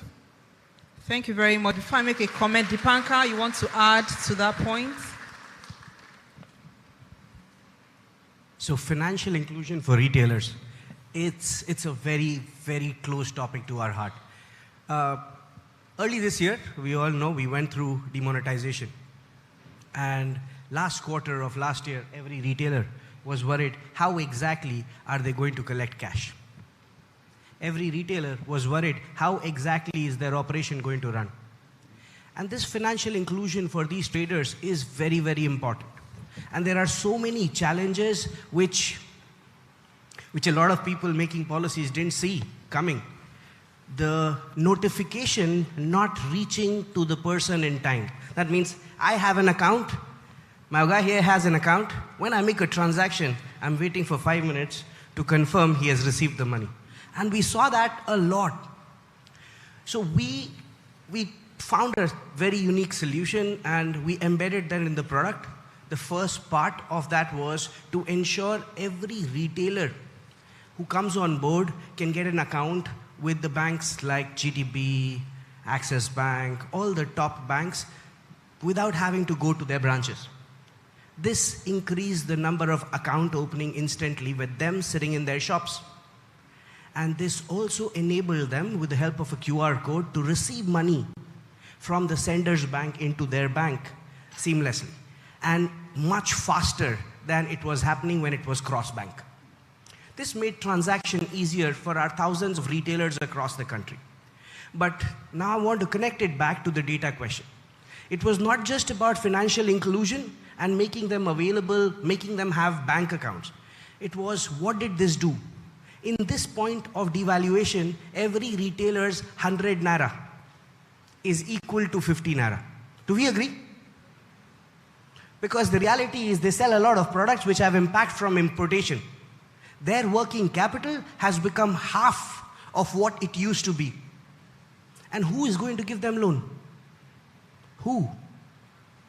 When they go to a bank, the bank says, give us your history. This man just got financially included 6 months back. You're asking for 2 years, bank statement. Where does he bring it from? Now, because they have been working with us, we can have visibility into their transactions. We know where their addresses are. We tied up with institutions to ensure the gap in working capital can be filled through the application. So number one, they got the bank accounts without having to step out. But number two, this data of transactions going through their platform enabled them to have bridged working capital to ensure they can have enough goods in their shops. And I think that's the power of data, ensuring every one of us can educate 2 people to digitize their business would be so amazing in taking the retail to the next step. Thank you. Thank you. So relatable. So thank you. If you've had, I don't know how many of us have accounts with the fintech, the ease with which you open those accounts, it's just unbelievable. And when I was introduced to OPay, it was my sister that said, do you have an OPay account? I said, no. And she said, do this. Very simple. So I can relate. So for everybody that has a mobile phone, it's so easy to get an account going. I'll come to you, Bayo. And I think this is our last question before we take maybe comments from the audience and a wrap-up. And we talk a lot around technologies like AI, blockchain, and how it can transform the retail landscape. So how can e-commerce companies and really companies in the retail space adapt to this innovation without a negative impact to their businesses and actually just help us to grow retail in Africa? Thank you very much. I think first, I'll say that we need to remove all the hype on artificial intelligence and blockchain. We must always remember that retail is all about profitable and guaranteed offtake generation in a very thin margin, high manufacturing cost business. So what we're looking for is more precision to maximize the opportunity without any wastage. Like we say, retail is about detail. So in order to ensure that my retail is detailed, I need some enablement tools that can support demand generation, reach, customer purchase process optimization, customer experience management. So these enablements, whether we call them AI or blockchain, are not necessarily different from how Mama Put seller, that's traditional woman who sells food by the roadside, uses a traditional memory to know who to sell credit to. She knows that you only give credit during the last week before salary is paid. She knows that she will not cook her bag of rice when the building project taking place close to her shop is rounding up. She has those intelligence. So that is the simplistic way that any retailer or e-commerce business should see AI or blockchain as a distributed ledger platform to enable the operation to get to understand customer better. Because if we do not see it that way, we just get carried away with the hype and the euphoria of AI and all of that. It's in those basic fundamentals. But beyond the great case studies that we have seen that people talk about, or Amazon's 35% of its revenue is coming from recommender engine and all that, what is important for me is the context. What are the local versions of knowledge that we can look at and explore so that we're able to operate within our low resource and capacity constrained context? We know that retail in Africa is about traffic, is about neighborhood, is about mom and pop shops, is about open market. So how do I use AI within this context? So I'm going to talk briefly before I round up some practical local case study of AI use examples which I've been part of or I've led. Now today, we can use simple computer vision, that is taking a phone to take images in a very non-disruptive manner to understand brand visual dominance, to identify new brands that are emerging in open market, do what we call share of table at a party based on data that you collect on public platforms like Facebook. People go to party, they post pictures, you collect all those pictures, you are looking at the tables, how much of my brand, alcoholic, non-alcoholic brand is on the table. Visual merchandising, planogram optimization modeling. All of these are being done now in Nigeria to serve peculiar nuance of our market. The second one is what we call product association using receipt. When you buy, they give you a receipt in the mom and pop shop. Most, you know what I mean, supermarket close to us. And what do? We all take those receipts and drop it on the floor. An organization has been using independent people to take pictures of those receipts and upload.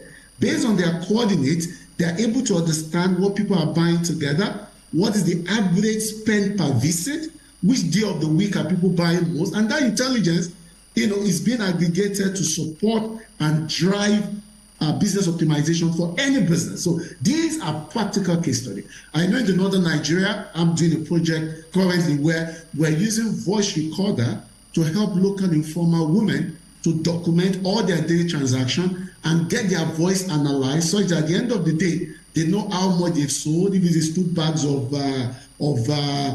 Indomie or 3 bags of this. All of this are analyzed based on their audio analytics, or the fact that you use individuals to check prices, shelf prices on daily basis, and all of that. So the point I'm making is the fact that we're seeing amazing case studies, and AI is as good as you having a clear strategy. It's not about AI or blockchain. It's first and foremost, I know what I want to do, then I bring AI and blockchain as enablement to help me achieve what I want to achieve.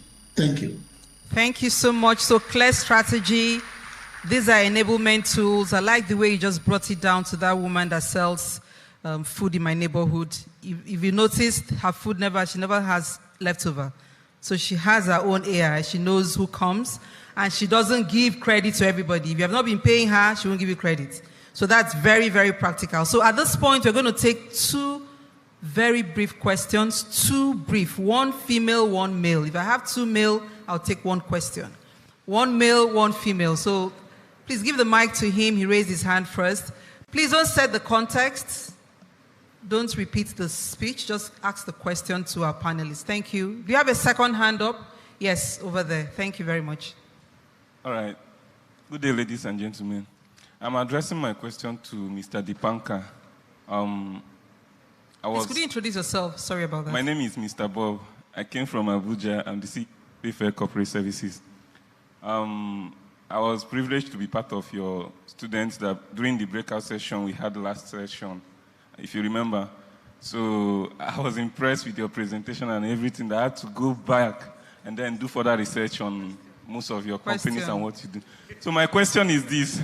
Sir, I run a supermarket, and then since the devaluation of currency and the unification of exchange rate, it brought about the cost of operation in our business increased.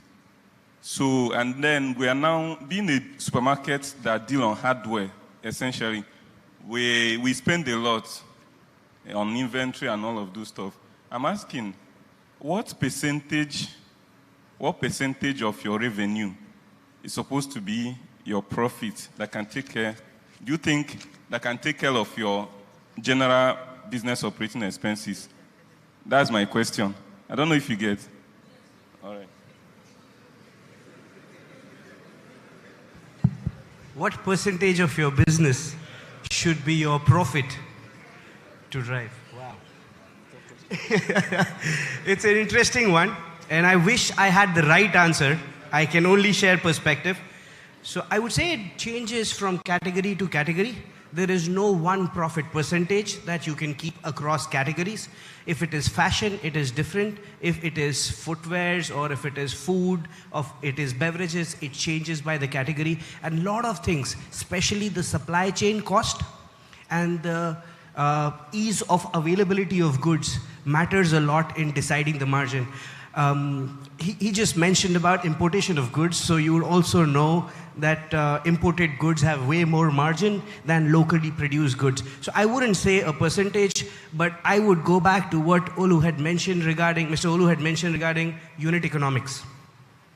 So if you are in a retail business, what you need to know perfectly well is how efficient is your unit economics. How much I buy, what is my gross margin, what is my cost of logistics, cost of warehousing, and cost of sale. Once you get that contribution margin, you are good. If you get your unit economics right, whichever category you work in, there won't be one profit margin, but you will be profitable. I hope that helps. Thank you. Just to add to that, someone said retail is science. So I'll just encourage you, if you have not yet enrolled with the Retail Academy, please do that. And you get the guidance, and I'm not joking. Thank you. Second question. Hello, good afternoon. So my question is... Please introduce yourself. Thank you. My name is Faith S.A. My question is, before the question, so to me, data is a two-edged sword, depending on how you interpret it, right? How do you advise that we contextualize the data that we have? So take, for instance, I'm in the fashion industry, and fashion works year -1, right? Because you're buying based on seasons and things like that. Now, there are different elements that come into it. One, seasonalities, what the customers liked. And just like a small example, say school season. You make really pretty dresses for children to use for their graduation, right? So your data tells you, fantastic, you sold a lot of maybe purple dresses in this year of the month. However, it doesn't tell you that the schools specified that they must use purple. So next year, if you are trying to utilize that data and you produce a lot of purple, right, you might just go wrong if the schools ask for red. So whoever was not in the business at the time and has left cannot advise to say, oh, guys, maybe let's reach out to the schools and find out what the colors are for this year. So how do you, there's that slight gap. How do you advise that, we can close that? And the other question was, how do you capture data on like missed opportunities? Yes, you capture those that, maybe came to the store and bought, but how many of those, especially when you have like an inventory, there's always the sweet inventory and revenue balance where you're dancing, but using what you have to buy, what you need the most. How do you capture those that worked out because you didn't have it in a way that makes sense and is not subjective? Thank you. So what we're going to do, we'll combine the answer to your question with a wrap-up. So we're having 1 minute wrap-up from each of our panelists. 1 minute. If it's more than 1 minute, I'm going to say thank you on your behalf. So let's start with you, Olu. So in your wrap-up, give us one tip. What do we need to do differently? And please address our question in the process. So data, quantitative data is good. But a famous scientist said, not everything that counts can be counted. It means that even with quantitative data, there are insights from qualitative observations, empirical observation, like you said. What was the school policy last year that you must bring into your quantitative data to have a better context in terms of insight? So I think people who know how to use data also understand those kind of things. So data is good, but there's also context to data, and there are things that cannot be measured, at least at the moment, which you also need to bring in, because not everything that counts can be counted, and not everything that counts. Thank you. Thank you. Thank you. Okay, so I agree 100% with Mr. Olu. You know, data is all about context. So to your example, you said you did blue dresses and you sold 500, and the only reason you sold the 500 is because the school requested. Well, as a business owner, you should know that the school requested for that 500. Because if you order 500 next time, you're stuck with the inventory and then you lose money. You know? So it's really all about context and understanding that. That's why it's really a science. So you pull the data, and then you need people that are able to analyze and provide information to the business in terms of how to use the data. So that's extremely critical. But to your question in terms of what's important in retail today, I mean, I've said this before to Lagos Business School, but I'm also privileged to be part of the advisory committee to the Africa Retail Academy. But I think education is extremely key. Conga started in 2012.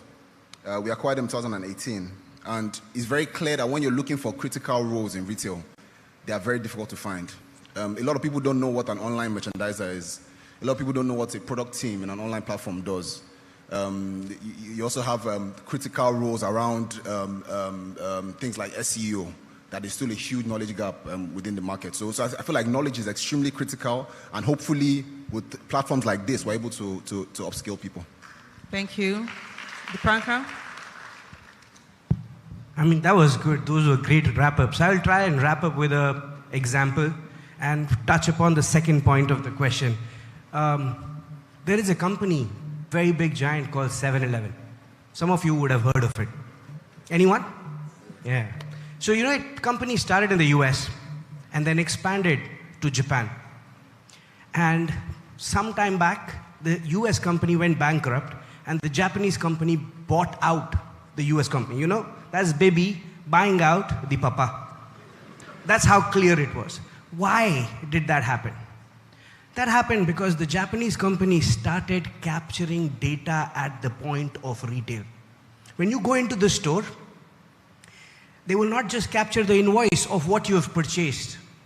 Even if you have not purchased anything, they will capture, Oga, come, what is it that you're looking for? And they have another section where they'll just punch in what exactly you didn't get. This data was consolidated, and the next shipments, this data from all their stores in Japan was consolidated, and the next shipment, they would try and have a supplier for those products and send those products. So it's a customer delight. Your retention of the customer, happiness of the customer, repeatability of the customer, everything improves. And that's a beautiful way where one son did way better than the papa, and I think that's what we should learn in terms of data. Thank you, guys. Thank you. When you leverage science, you see how far you can go. Jean, can we take your wrap-up? Yes, thank you very much. I think that question that was asked, the last question, was a really, really good one, and it raises a lot of important points. So the first thing I'd like to say is that analyzing data and data analysis and data science as a science is not only scientific. It requires a business and people within the business to do environmental sensing all the time. That's what makes good businesses good, because they're not just leveraging just the black and white of numbers on a spreadsheet. They're understanding what's happening out in the field. And that's also what makes a good data scientist a good one, because they're not just looking at the screen.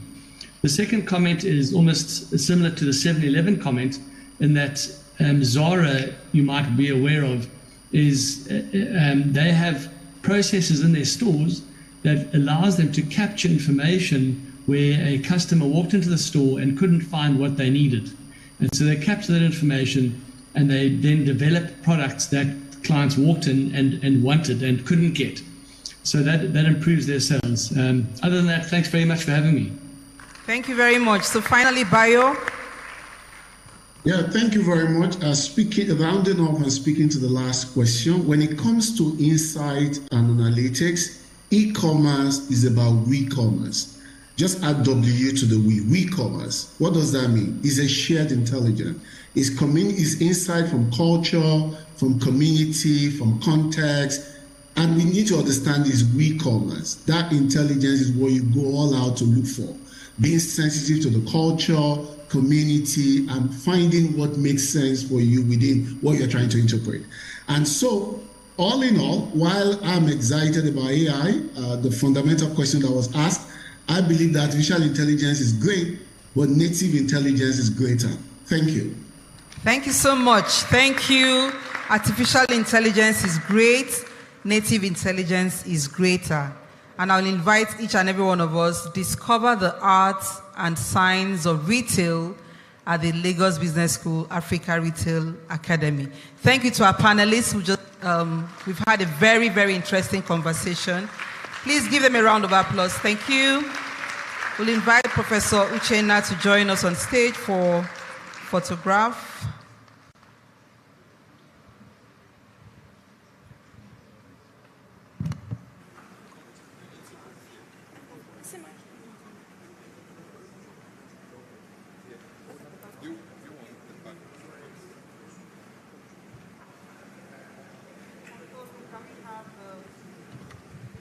Please have the backdrop on stage. Control room, please. Thank you.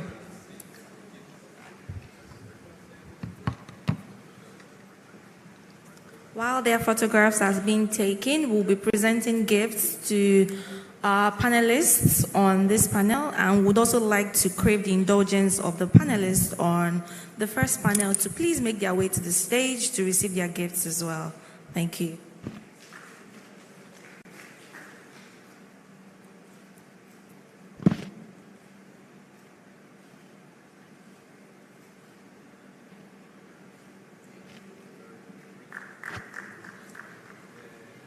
Please put your hands together for our panelists once again.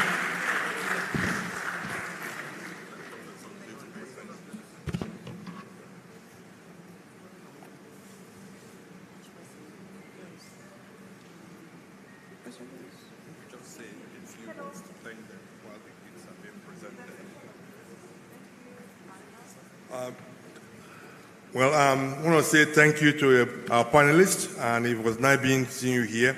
That was a very wonderful section. Thank you very, very much.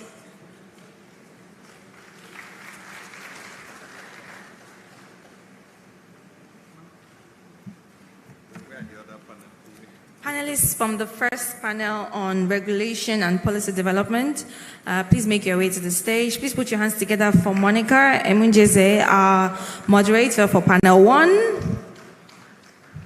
Keep it jamming till they take the stage now. Keep it jamming. Encourage them. Thank you. Also, Patrick Akemuto, please make your way to the stage, as well as Oluseyi Oyefeso and Nnamdi Ezigbo from Slots. Please make your way to the stage to receive your gifts.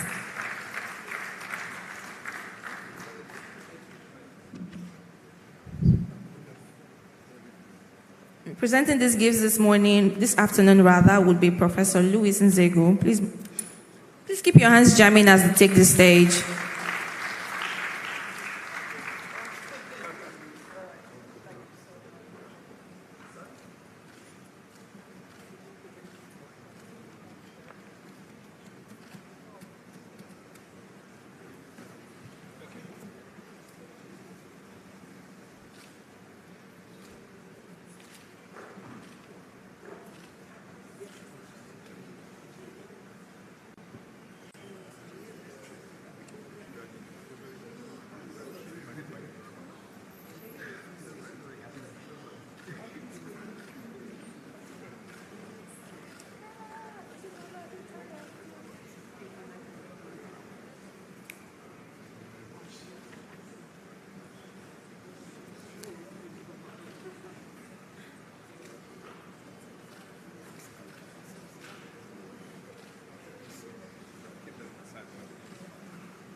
All right, thank you very much. Please put your hands together for our moderator and panelists one more time.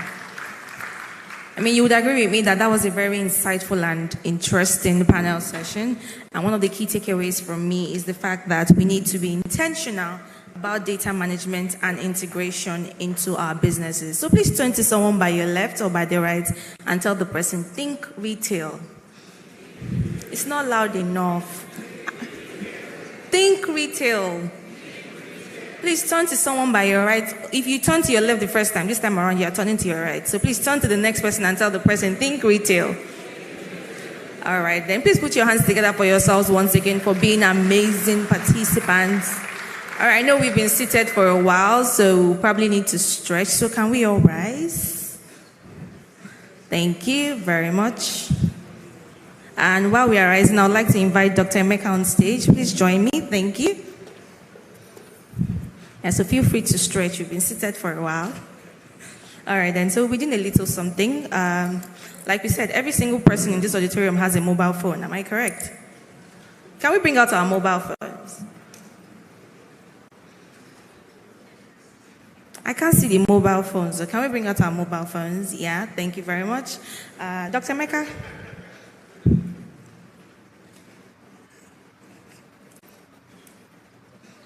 Okay, ladies and gentlemen, this is a selfie time, we call it. Okay?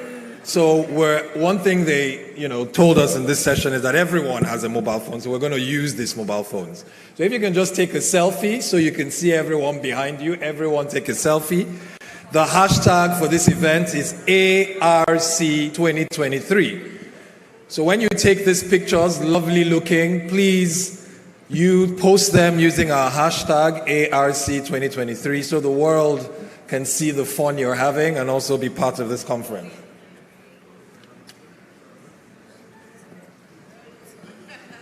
You can even go ahead and make a 30-second video. How about that? Let's step it up a notch.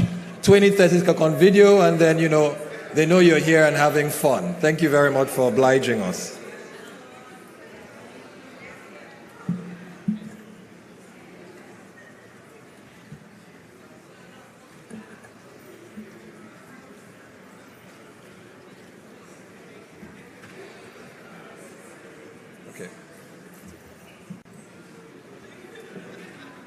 Okay, thank you very much. You may all now have your seats. Thank you.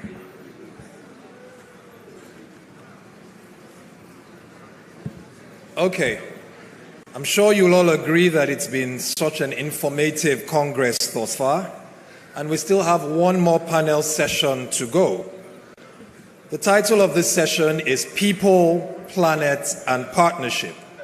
So here we're going to be trying to navigate that intersection between commerce and sustainability.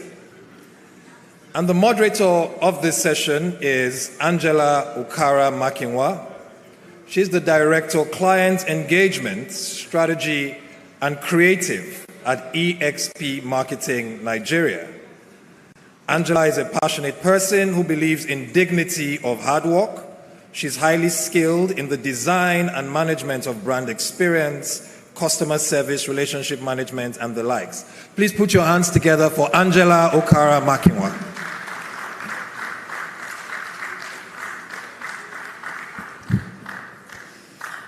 Good afternoon. Are we tired? I know, but don't worry, this will be very quick.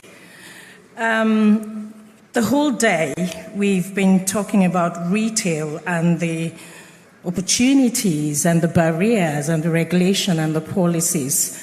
But at the end of the day, it's about putting all of these things together and making it make sense. Like the MC announced, we'll be talking about people, planet, partnerships. These are described as the triple bottom line, that sustainability framework that measures the success of a business.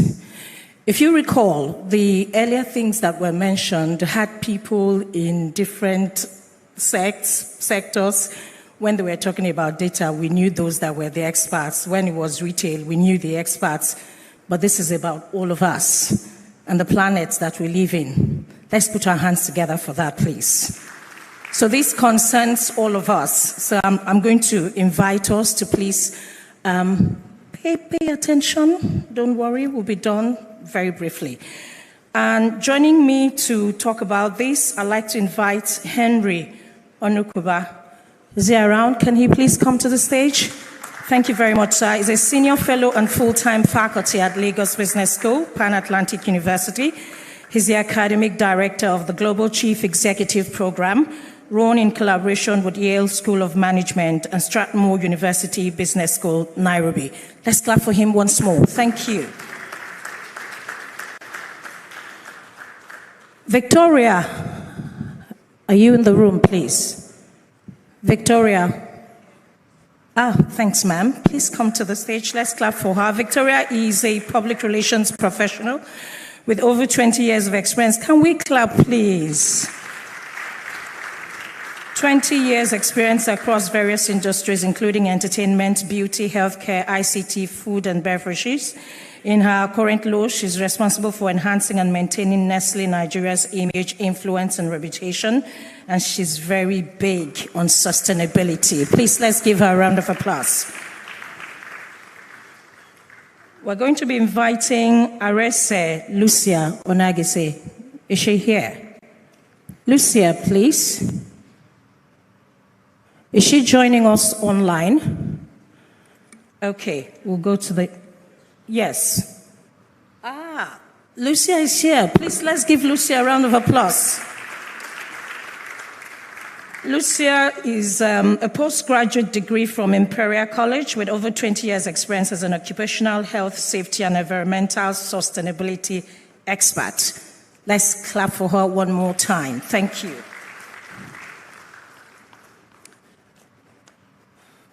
We will also be inviting Margaret Banjo. Thanks, ma'am. Margaret is the founder and group CEO of Altadeca Pearl, United Kingdom, and Altadeca Nigeria.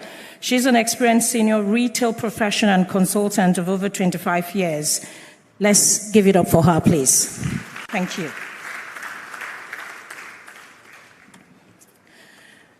And then, of course, we have one more person who will be joining us.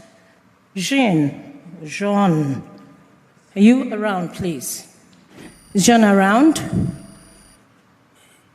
Is he around or is he joining us online? Okay, we will get onto it very quickly.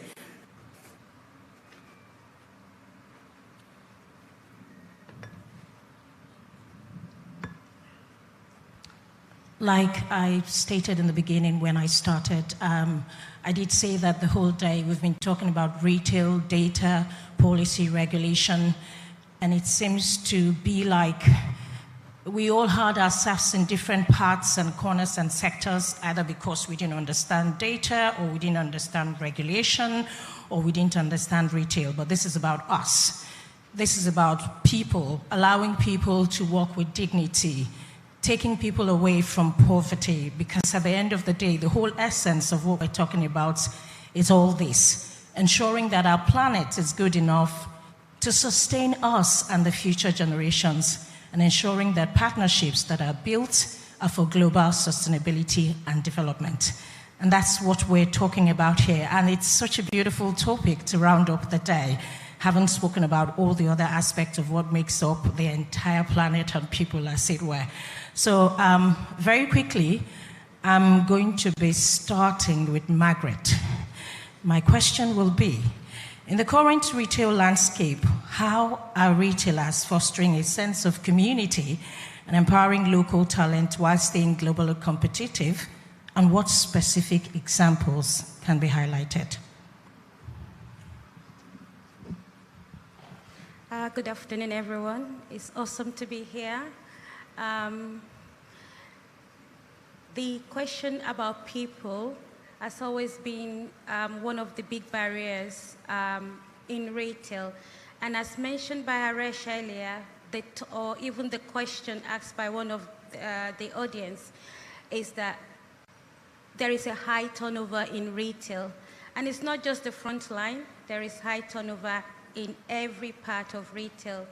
And then it's now down to the company culture to figure out how do we keep our people, how do we create a sense of community that gives people a purpose.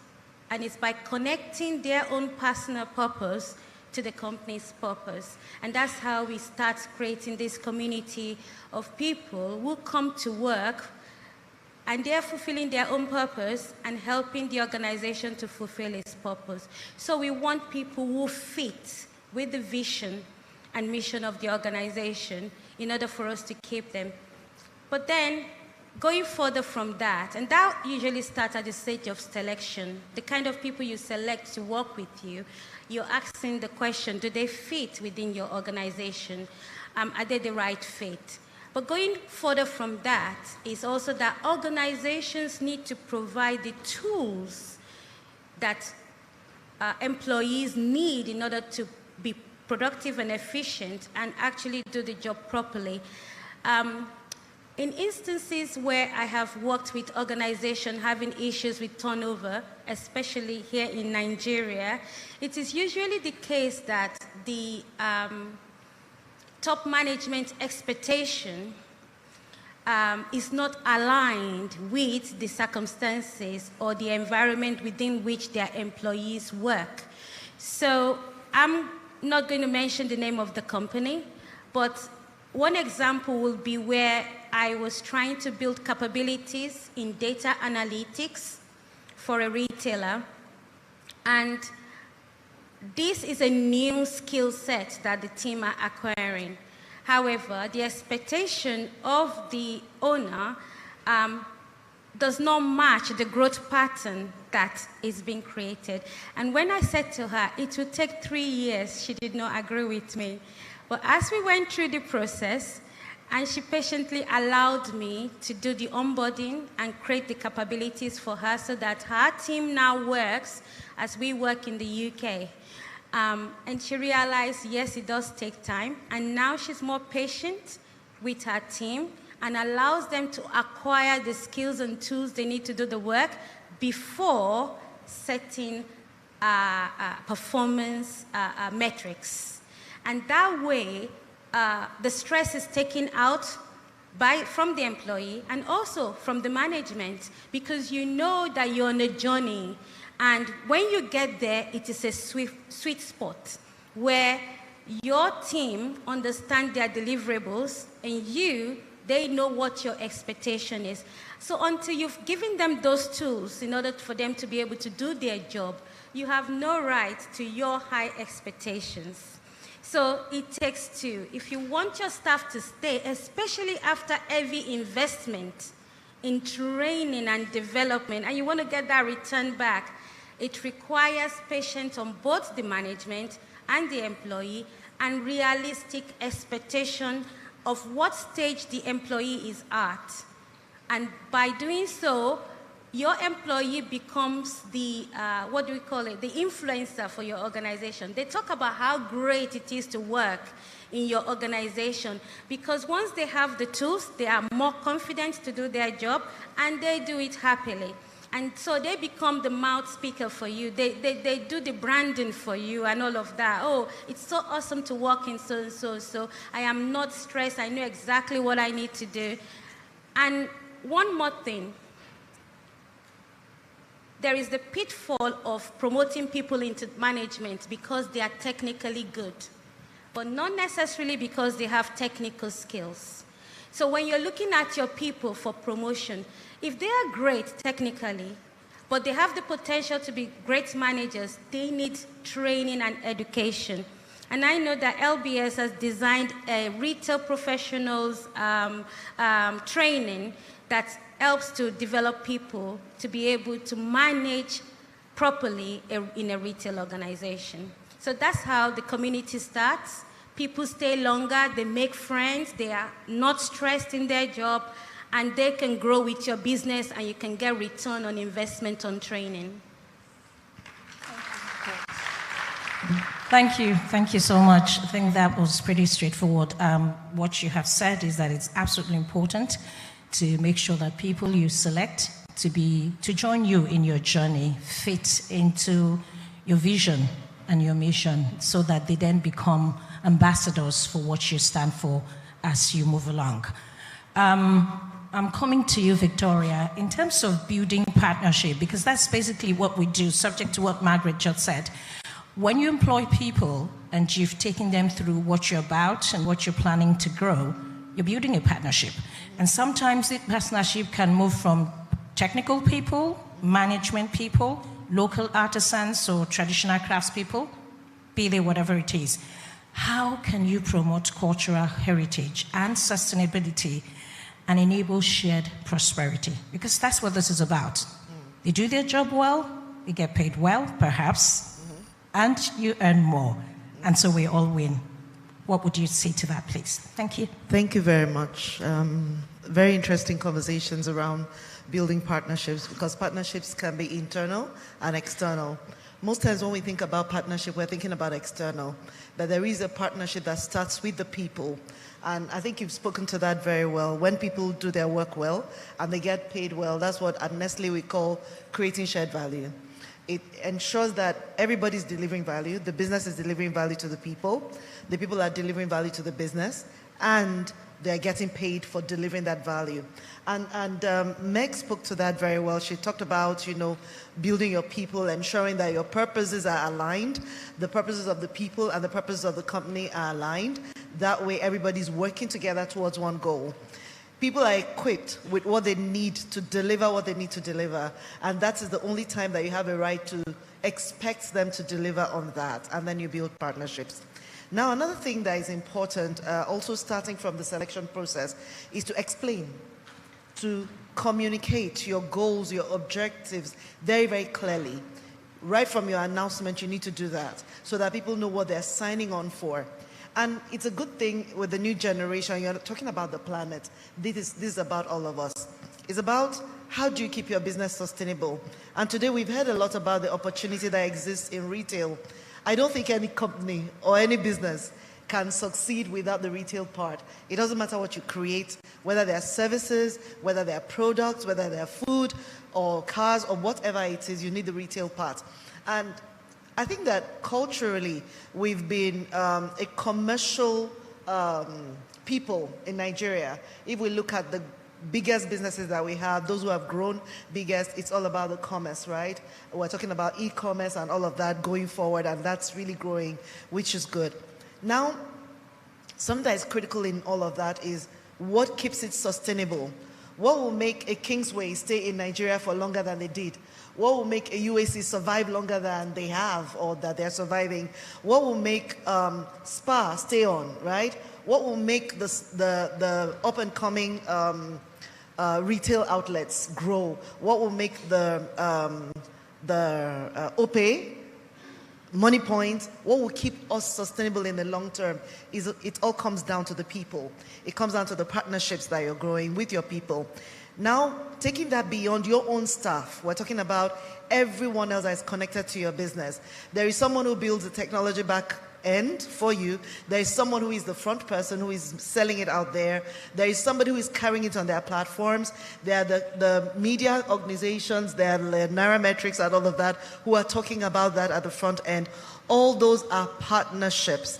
And as long as you understand that they are partnerships and you're building from the beginning for sustainability, for understanding, for mutual value creation, then you're building a partnership that will work in the long term, because collaboration, partnership is the secret for sustainability. Thank you. Thank you very much, Victoria. Arese, are you ready for me? Thank you. I am. Good. She just made it, over time, some of us who are not very versed in sustainability always used to think it's something up in the air. But from what you've just said now, it's about pulling all of these things together to make sure that we're all here longer and we're healthier and everybody's better off for it. So, Arisa, I'm going to be asking you, aligning corporate social responsibility with the UN Sustainability Development Goals is an important aim, What measures have retailers taken in current state to align their efforts with these global goals, whether be it in terms of the examples that Victoria or Margaret has given, or in terms of the way that you see it? Some of us need to know more. Is that clear? Yeah, that's clear. Thanks, ma'am. So, good afternoon, everyone, and thank you very much for the opportunity to be on this platform. I hope you can hear me clearly. Okay. Yes, we can. Okay. So if you look at the way of doing business today, the future of work is showing that your business has to be sustainable over time. And talking about the UN Sustainable Development Goals, we have 17 goals. I'll just try to highlight a few that retailers can hinge on to ensure that their businesses are sustainable over time.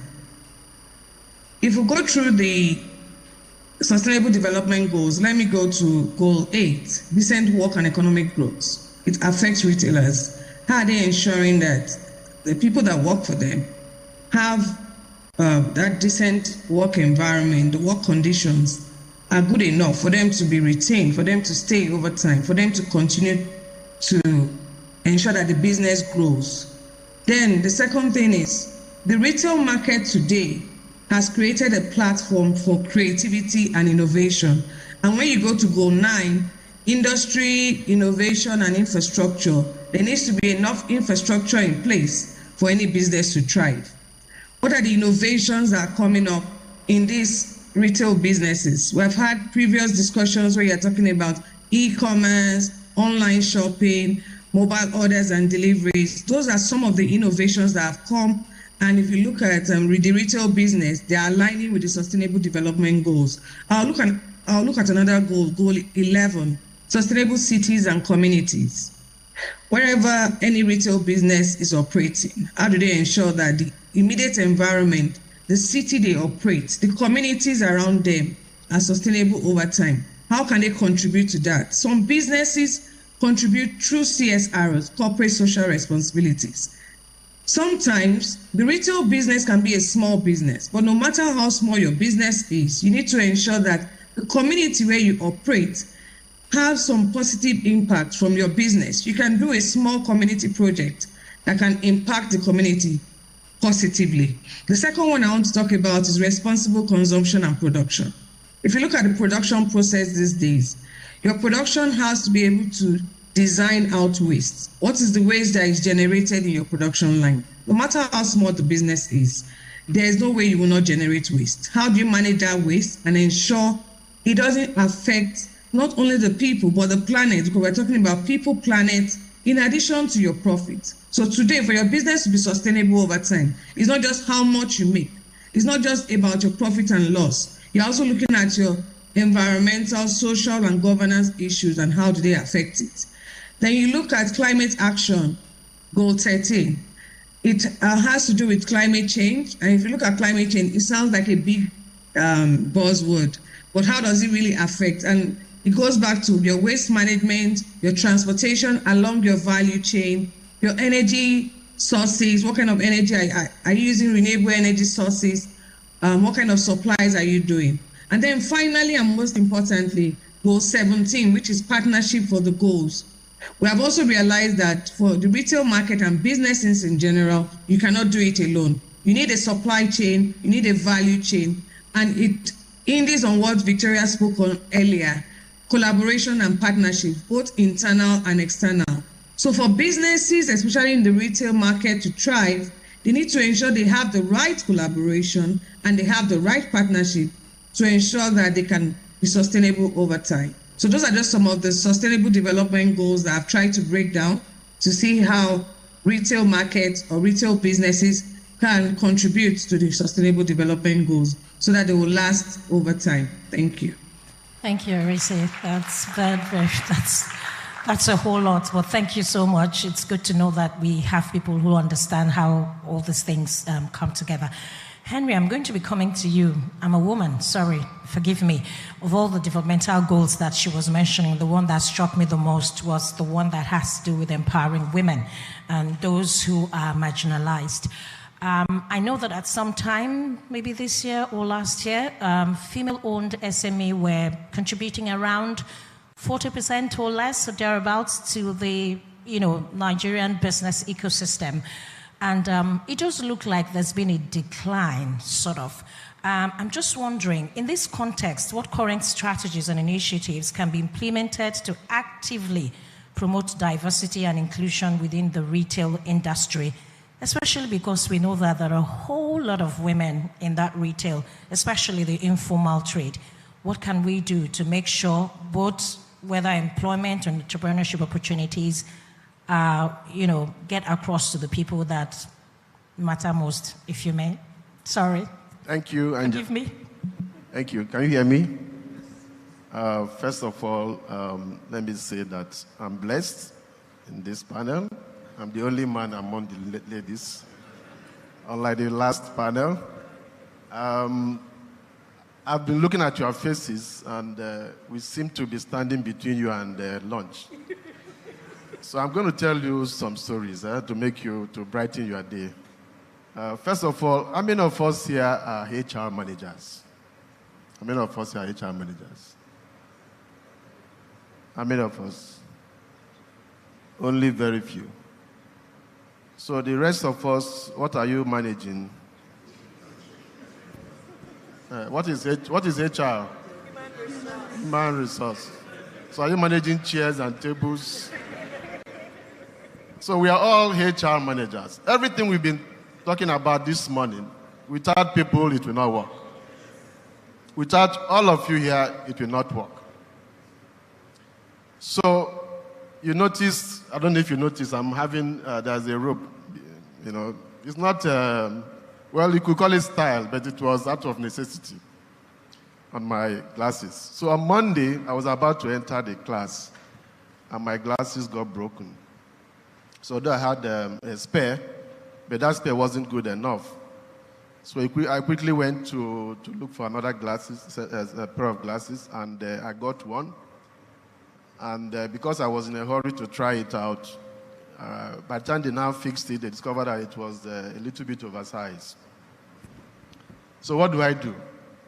Continue using the old one, which was giving me some pains, or get this? So we're just talking. I was talking with the MD of the eye clinic, and she said, "Sir, there's nothing we can do. You chose the glasses yourself, so you have to choose another one."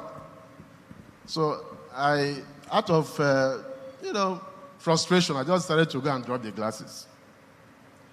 And then the lady there, a very young lady, said, "Sir, well, we can do something about it. Can we tie a rope around this glass, at least to hold it?" And it was such a brilliant idea. And I put it on, and it fitted very well. And I called the MD, I said, "Don't worry, I've sorted myself out." What are we talking about? It's about initiative. How many of you who are business owners give your people the space to think outside the box, to be initiative, to have some initiative? I went to a shop, I won't mention the shop. This is a shop that I used to patronize every now and then. We were amongst the first set of customers. In fact, I was such a good customer that they gave me a Christmas cake at Christmas. So each time I went to the shop, I would buy, those days, 50,000, 70,000 worth of provision. And so this day I went to that shop, and I bought all I wanted to buy, and I noticed I didn't have Seaway water. So I said, "Please, let me take 2 bottles of Seaway. When I come back the following day, I will give you the bottle." And the lady said, "Sorry, sir, it's against our policy." I said, "It is me, you are a customer." He said, "Yes, sir, we know that it's better against her." How much was Seaway bottle there? It was 1,200 naira. Bottle and water, not just the water. So if I took 2,400 and didn't come back with the bottle, the profit that supermarket made from that my purchase alone that day was more than that. But even the manager could not use our initiative to say, okay, take the bottle, come back tomorrow and bring it. We know you. So as I was leaving that shop, I told them, if I left that shop without these bottles, I won't come back. And they allowed me to go. That was about 8 years ago. I've not come back. And I left, my wife left with me. Okay, my wife stopped buying there. So what are we talking about? You know, when sales are down, we look for all the fantastic ideas, strategy session, technology, and all that, forgetting that people make it happen. The people are the reasons why we are in business. If our people don't have that line of sight, that have, Haresh was talking about ownership mentality. Let me do things. This is my company. This is my supermarket. This is my shop. You know, my friend there, Nnamdi, when I lost my phone abroad, I came down to Nigeria and I called him and he said, I would connect you to my friends, my guys in the office to get a phone. The kind of service I received, I was asking myself, was it because MD recommended me to them? They know that I'm MD's friend. That's why they were giving me that service. But I've been to slot other times. I didn't get such service. But those you guys, you are so good to me. So you see, so it's about people. Our people will make us succeed, make us sell, or make us not sell, no matter the kind of technology, the artificial intelligence we have or not. Sorry for digressing, Angela. Back to your question. You see, the inclusion and diversity, they are different things. Okay? You can have diversity without inclusion. So first, you start with diversity. You must have gender action plan. Gender action plan. Your gender action plan must include things like even the recruitment. How do you recruit your people? Where do you go to recruit the people? Then you have things about hiring and selection. You can say we should have a particular percentage of a gender. When you talk about gender equality, it's gender equality, not female equality. So gender equality could also be against the male. For instance, in this panel, there's no gender equality. So selection, training, there should also be mentoring. There should be consciousness about what we call unconscious bias. Unconscious bias is when you do things, you discriminate against a particular gender unconsciously. Let's say there's a problem that comes up, in your mind, a man would handle it. That's an unconscious bias. Okay, so things about training, things about empowerment, things about the whole policy is about the culture. Now, for the female the female gender now, because you mentioned that it's just 7%. Now, Nigeria has 49% women population. So for every 10 Nigerians, you have almost equal, but it is not represented in the businesses, even in politics. Policymakers is not represented. So what do? We need to come up with gender-specific action plans to help the female entrepreneurs, maybe soft loans, maybe things like training and development, so that, we have programs targeted at female entrepreneurship so that they get that kind of awareness and, education that will help them to set up and to run their own businesses. My wife runs her business, and I know the challenges she goes through running that business. But I think policies can help, education can help, mentoring can help, and creating awareness can help. Thank you very much. Thank you so much for that explanation, especially for my female folks. There's always this tendency to think that equality or inequality is just a female thing. It's nice to know that the expectation is that at every point in time, this must extend to both male and female. Victoria, I'm going to come back to you. I see that we have talked a whole lot about partnership, we've talked about people, but we haven't talked about the planet. So I'm going to ask you a question on planet, and immediately after that, we'll take some question, not more than 2 from our audience, and then we can answer and wrap up every single one. But let me quickly go to this. Supply chain management innovation, or whatever word we want to put there, can reduce waste and environmental impact. And that will ultimately affect what our planet looks like, whether it be today or in the future.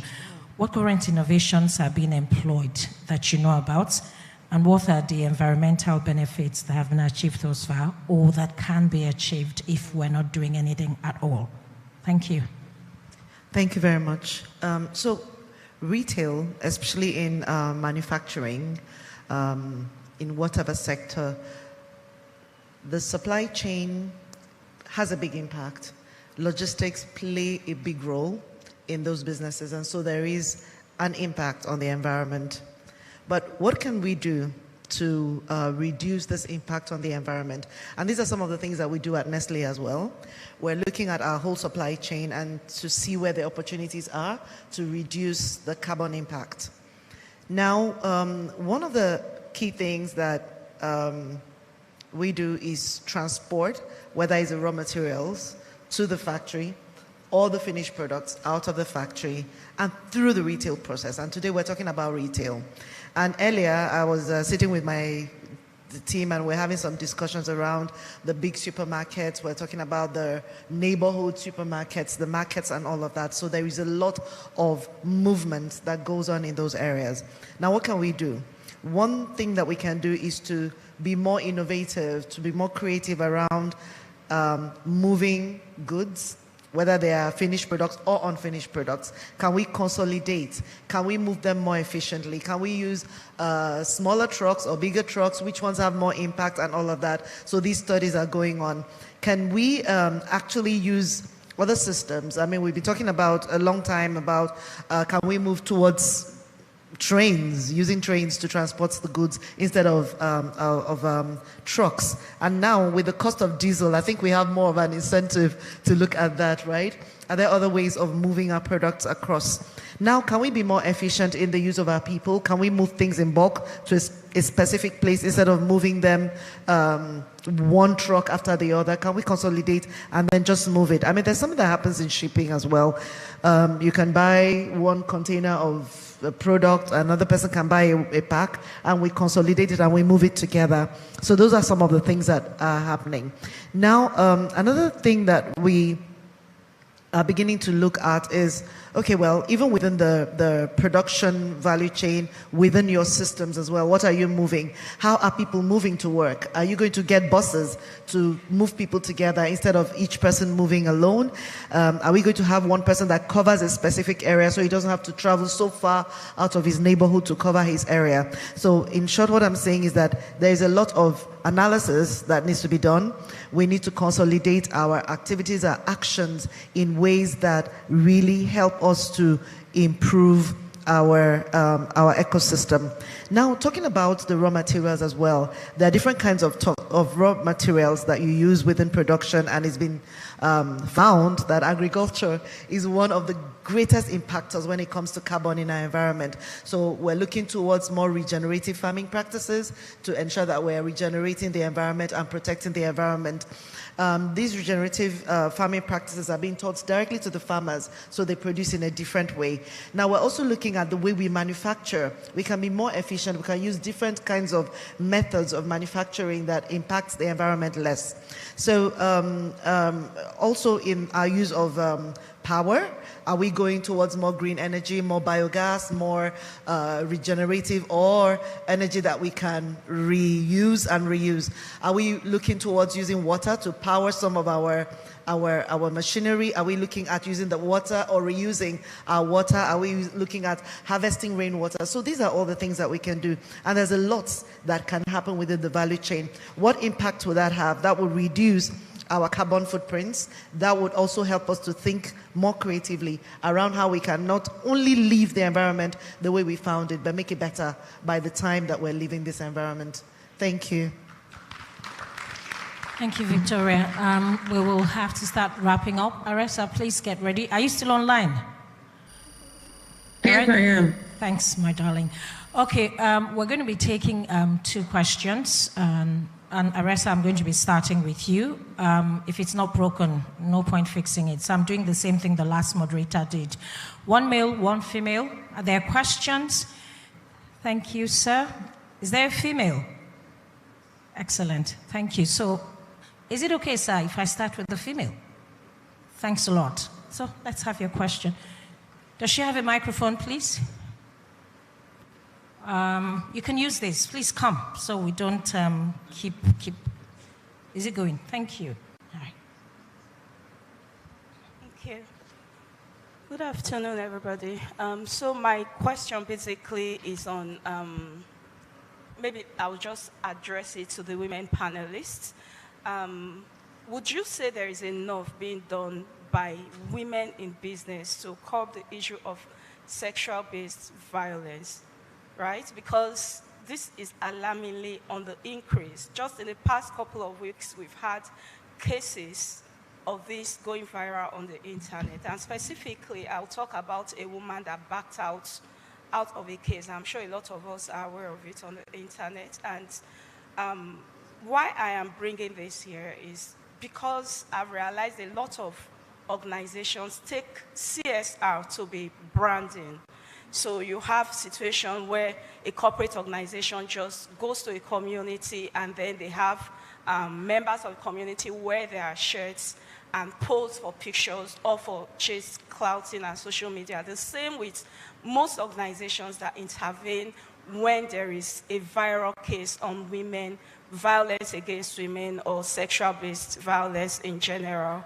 So would you really say that women-led businesses are doing enough to curb this? How impactful are the initiatives that they are carrying? Because when the world has already gone beyond this level, we are still talking about men beating their women, emotionally abusing their women. And I believe it's all as a result of women not economically informed. So what initiatives are women-led businesses taking to ensure this is a thing of the past? Thank you. Thanks, ma'am. What's your name, please? Oh, sorry. Anna Wiyat Yakubu. It's nice to meet you, ma'am. Aressa, would you like to take that, please? And then wrap up.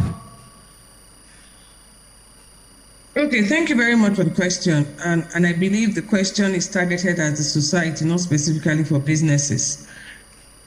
However, one of the common trends is that people do not speak out. Because before it gets to that stage, it has started already. Just like we say in safety, when a near miss happens, when the man starts, he slaps you, you don't report or you don't take it up, then it becomes a beating. So our culture does not really encourage people to speak out. If people speak out more, I believe it will be addressed. And I also know that Lagos State has a unit that you can report those cases. But how many of the neighbors, how many of the family members actually report? Sometimes people that find themselves in that situation cannot really speak out. They are in the situation because of the cultural bias. What will people say? I mean, in our Africa context, what will people say? There will be blames to them. So there needs to be more avenue for people to speak out. There needs also to be a support group that will support those women when they speak out. And there needs to be an enabling environment for people to actually express themselves, especially in the environment we find ourselves. So back to your question, to summarize it, are we doing enough? No, we're not doing enough. We can do more. And then lastly, I want to say that our men should also encourage us, and especially in businesses, to empower us more instead of being violent to us. That's how I'll conclude. Thank you. Thank you, Aressa. Henry, would you like to give your take on that question and then wrap up as well? Thank you very much. Some of us in LBS are actually gender equality champions. So the first question is, what is the culture of the organization? Does the culture of the organization encourage or speak against that? Do you have a gender violence policy against gender violence in your organization? You as the leader or the supervisor of the people that you supervise, is it all about work? How emotionally intelligent are you to realize when somebody that is working with you is down, is feeling down? Are you looking at the person's emotional composure? If somebody, for instance, has been beaten at home and the person comes to work, you will notice that something is wrong. Did you ask questions? Does the person trust you enough to tell you what happened at home? Do you have a policy that encourages whistleblowing? What examples do you give to those who are guilty of those gender violence? All of these are some questions you need to ask. And if your answers are they don't exist, then you are encouraging that. But let me also say that gender violence is not just about women. Also men, there's also violence against men. Yes. Good. Yes. So it's both ways, eh? Yeah, it's both ways, okay? Yeah, it's both ways. So, but you must have a policy that discourages that, and it has to be part of your culture, part of your DNA, so that everybody in the organization knows that this is no. And once that is done, and then on the individual level, the persons that work with you, be their friends, know when they are sad, when they are, when they are disturbed, ask questions, and if they trust you enough, they may open up to you. Thank you. Let's clap for Henry. He has a way of always... Yes, your turn, sir. Margaret, I'll be coming to you. Thank you. You'll answer his questions and then you wrap up. Good afternoon, everyone. My name is Michael Banjo. I call myself, I'm a lawyer and also a railway man, so to speak. But for the case of brevity, I'll stay here as a railway man because lawyers are known for speaking too much. Now, I think what I wanted to reference was the three panels that we had. And I was thinking about the African free trade, blah, blah, blah, blah, blah. My concern is, there was a mention earlier on about the last mile of retail. And I'm thinking about the first mile of retail. In the last 3 months, in August, September, and October, 3 boats capsized in the Niger and the Benue, taking about 500 Nigerians into the sea. Estimates. Now, on those boats, people were carrying goods and materials, cement, roofing tiles, and iron rods that they've bought. So food items going to shops. Now, I think in Africa, generally, when we talk about retail, we think of the urban centers, the big cities, the big malls. We forget about the people in the rural areas who bring the goods and the raw materials to the manufacturers and the supply chain. Our supply chain is broken. People in the villages are poorer because we don't think about them sufficiently. So my question is, it's a challenge to the African Retail Academy, to London Business School. You must put transportation in your agenda for retail from beginning to the end. So the question is, how are we going to harmonize transport strategies and policies, business requirements, and also our planet commitment to make sure that everybody is included? So my question is, LBS, please do something about transport in the Retail Academy. People don't suffer rich. Thank you. Thank you, sir. Margaret, are you up to that? I can have a stab at it. Thank you very much. Thanks for that question. I think we can put it on the people. The question is relating to the welfare of people, retailers, the buyers, the people who go around to source the goods and bring it to the market.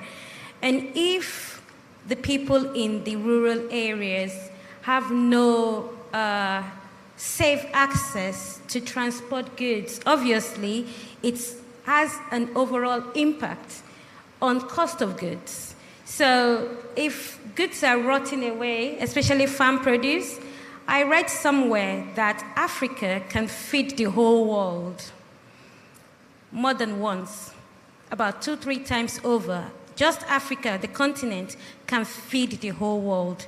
But what is happening is that 50% of our food produce are actually wasting away in the farm before they get to the last person. So right from the beginning, we've already lost 50%. And when we think about the environmental effect on agricultural produce, by the way, I'm also a farmer, other than being a retailer. So this is close to my heart as well. So when you think of the environmental impact on production, on yield, you begin to understand that, first of all, the environment has reduced the yield, then they lose 50% of the produce, and no wonder even Gary that we produce here in Nigeria is expensive, because whatever is left is what people are going to price in order for them also to be able to earn a living, pay school fees and every other bills that they have to pay and have a living. So we can see how everything is connected and everything is all in the circle of that. And when we talk about value chain in business, this is what it is all about. So we now go back to who is responsible for this part. You know, the government, unfortunately, we have to go back to the economic stability, macroeconomic growth, and policies, government policies, consistency, policies that have a human face, that actually think about the people that the policies will affect. So it's a no-brainer that the government should start looking at the interior parts of the country, the rural areas where the farms are, the road networks. I saw a video online shared by my alumni, Nigerian Warwick alumni, and the video shows a road somewhere in the east where every day a lorry, a tanker will turn over. And when you look at the road, it's like a gully. No wonder food gets stuck, and by the time they fix the car, push it out, the food is already gone. So these are some of the things where we are causing ourselves unnecessary pain. No African should go hungry. There's so much. We pour pepper at the back of our house and it grows. There should be no hunger, no food hunger, no food poverty in Africa. So I understand where you're coming from, and it's unfortunate that we do not have all the regulatory bodies here, but hopefully our conversation and our message will get to somebody. And as a wrap-up, I just want to say that once we start having strategies that are people-focused, a lot of retail problems will be solved, because, like I said earlier, it's a loop.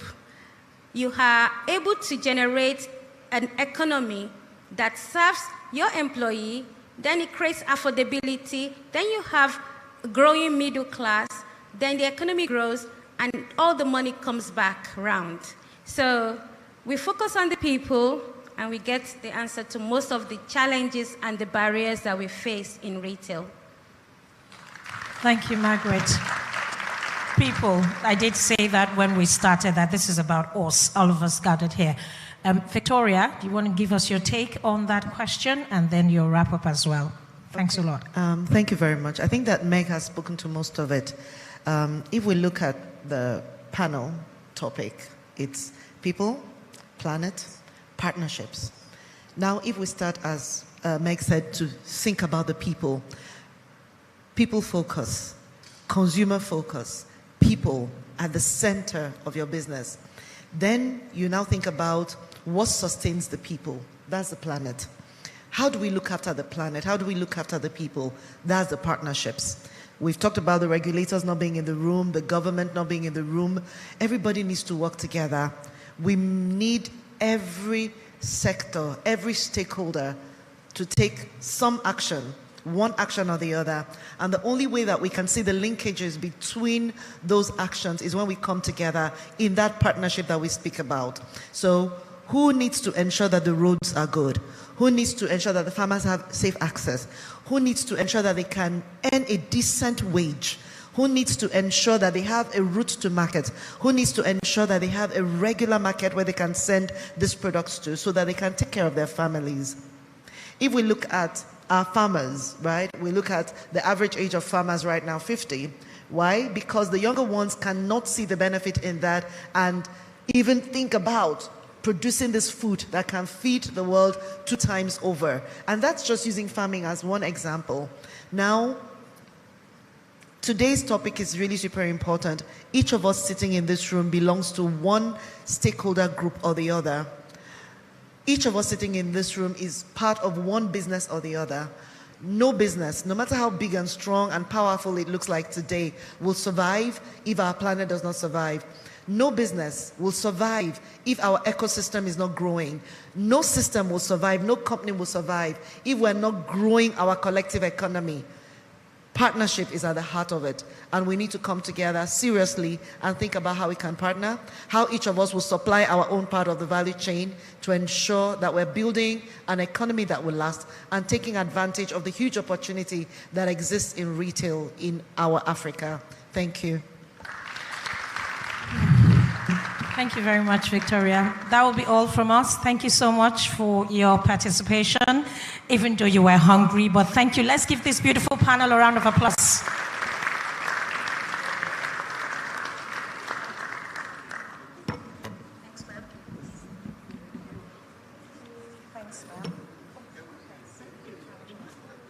Can we have Professor Uzo up to join the picture? Professor Nzegu, are you here as well? Okay.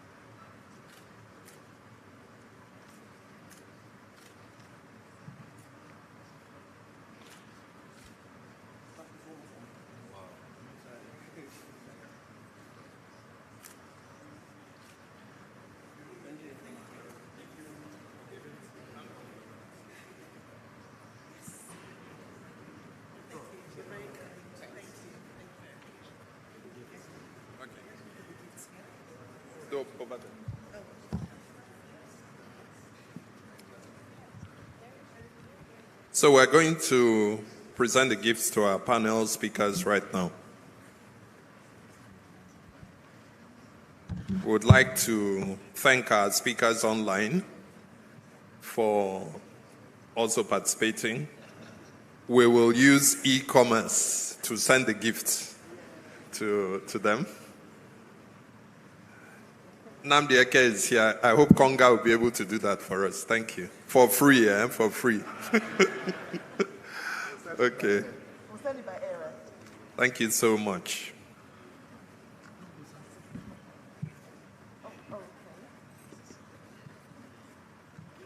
Please, another round of applause for our panelists. Thank you very much. Okay, so there's been a slight adjustment to the schedule. Right now, we're supposed to break for lunch. But we kind of appreciate, the time is fast spent, and it might be difficult for you to return here in the same way if we break for lunch now. So we've decided to just delay that till the very end. Whilst we have a few more items on the agenda, we'll go through that really quickly, have the vote of thanks, and then we'll have lunch and networking as the closing, okay? So right now we're going to move swiftly to the Retail Awards. the Retail Awards, where we'll be rewarding those who have been exemplary in the African retail sector. The first category we'll be dealing with today, bear with me one moment, is the Best Retail Organization for Innovation Excellence. Best Retail Organization for Innovation Excellence. And the finalists there are Omni Retail. Round of applause, please, as we go.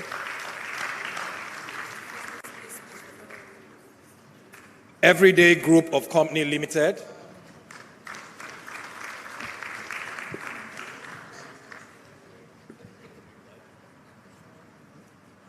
Nigerian Bottling Company.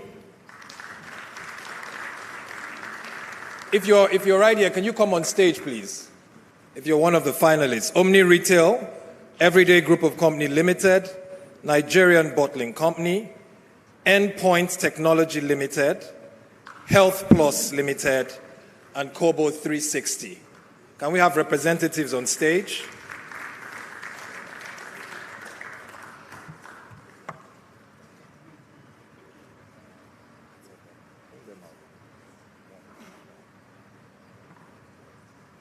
And can we call on Ugo Obichukwu to make this presentation, please? A round of applause for Ugo Obichukwu.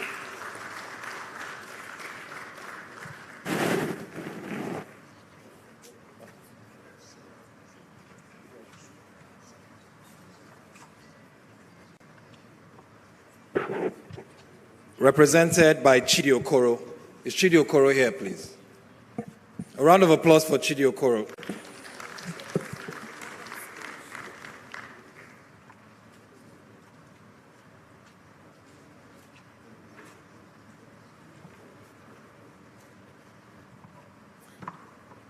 Ladies and gentlemen, please put your hands together for Chidi Okoro as he takes the Retail Awards speech. Thank you very much. Okay, so I'm standing between everyone and lunch. You can see the faces are down. Okay, so I'll try to keep this. I think this year we received overwhelming number of applications. The Retail Academy is evolving all over time. And we all agree that retail is, even where it's local, it's traditional, but retail is very innovative. Much of innovation we find in this country is coming out of retail, whether you're in financial services or white goods or FMCG, whatever you have. So we received incredible number of entries, and it was open entry.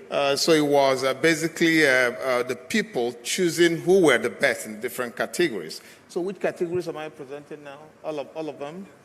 All of them? So there were 5 categories, right? 5, right? 5. I see 5 here.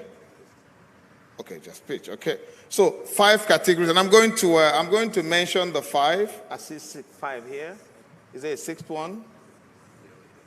The 6th one? It's 5. It's 5. Good. Oh, great. So what I'm going to do, the first one is a most innovative retail organization.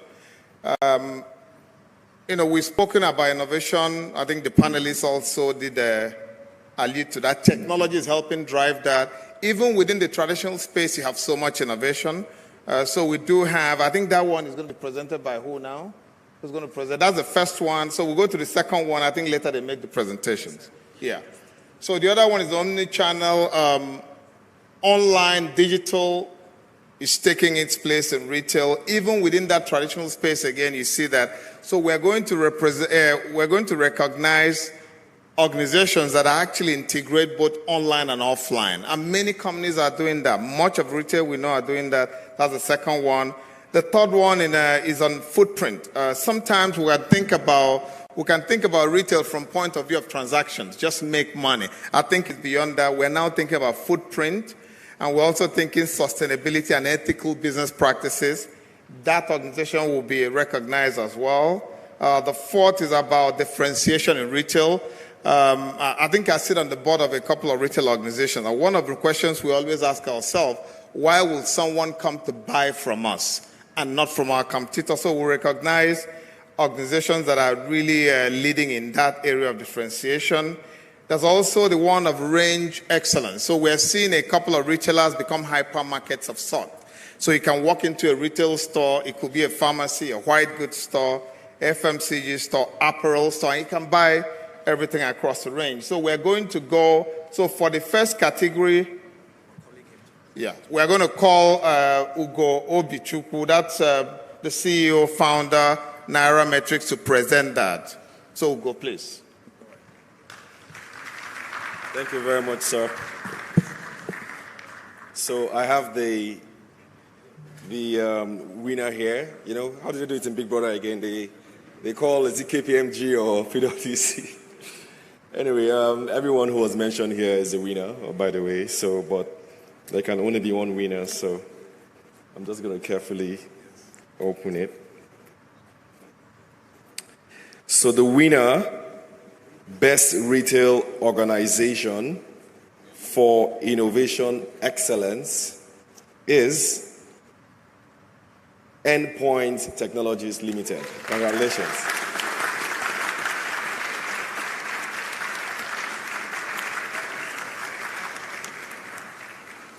Your representative here, Endpoints. I can see them.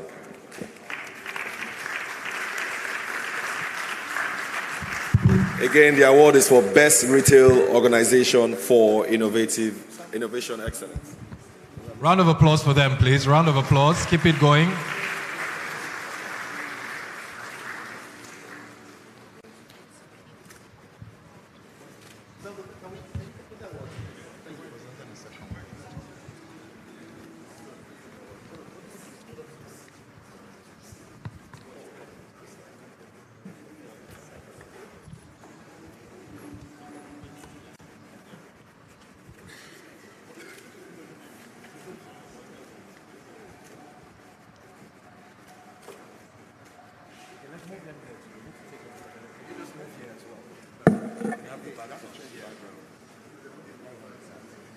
Congratulations, Endpoint Technology Limited. Please put your hands together for them once again.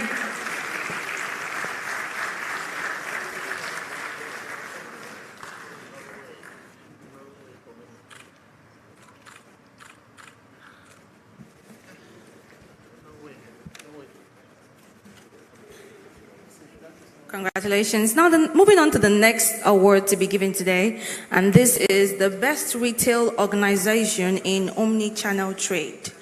So for our finalists, if you're being announced as a finalist, please make your way upstage to get your certificate before the winner is announced. So the finalists for the Best Retail Organization in Omni-Channel Trade are Cornerstone Insurance PLC. Please put your hands together for them. Cornerstone Insurance PLC, we have Celebration Cards and Gifts Limited. Can we have your representatives make their way up stage? We have Cars 45, we have Health Plus, as well as Emadeb Energy Services Limited. Please put your hands together for them as they make the stage. Congratulations on being finalists. And to present the award for the winner today, please put your hands together as I make welcome the Director of the Department of Executive Education here at Lagos Business School. Please put your hands together for Mr. Victor Banjo.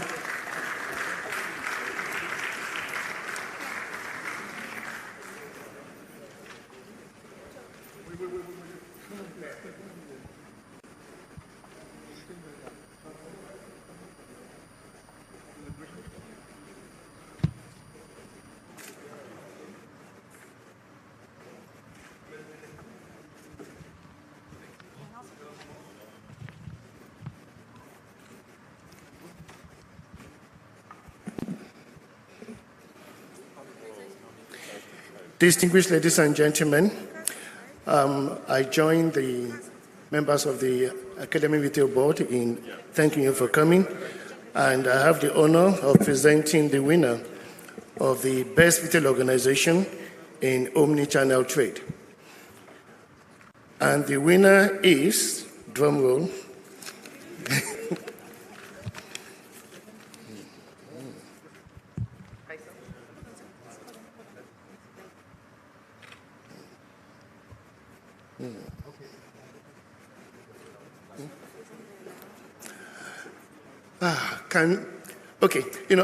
being part of the advisory board for the Retail Academy for me has been a source of joy. From the foundation and all the hard work that goes in, we have to keep on thanking our board members who are still here at this time when I'm the slot. And so, because the work that goes into the working through the nominations, the selections, and also the final award is a lot for all the partners. Therefore, it gives me great pleasure to announce Health Plus as a winner in the best retail organization in omnichannel trade. Health Plus. Congratulations, Health Plus. A round of applause for Health Plus, please. A round of applause for Health Plus. Thank you. Winner, Best Retail Organization in Omni-Channel Trade.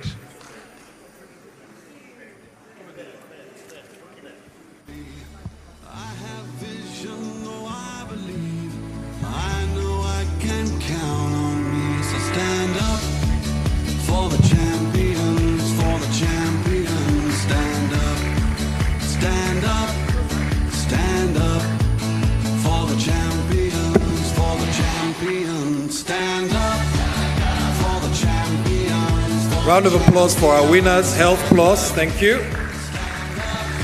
And congratulations, Health Plus. Okay, so we move to the third category today, and that's the Best Retail Organization for Footprint Excellence. Best Retail Organization for Footprint Excellence. And the finalists here are Slot Systems Limited. Round of applause for them. Please come up on stage. Slot Systems Limited.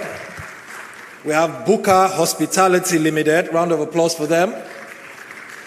And then we have Emadeb Energy Services Limited. Our three nominees. Round of applause for them. Can we have representatives of Slot, Booker Hospitality Limited, and Emadeb Energy Services on stage? Thank you. And then to present the actual winner, we'll call on Mr. Chidi Okoro. And the winner for Best Retail Organization for Footprint Excellence. You want to give? Where are the three? Are they there? Okay. Booker Hut here. Emadeb Energy Services. Their representatives should please come on stage. That's Booker Hut, Emadeb. Yeah. Okay. Good.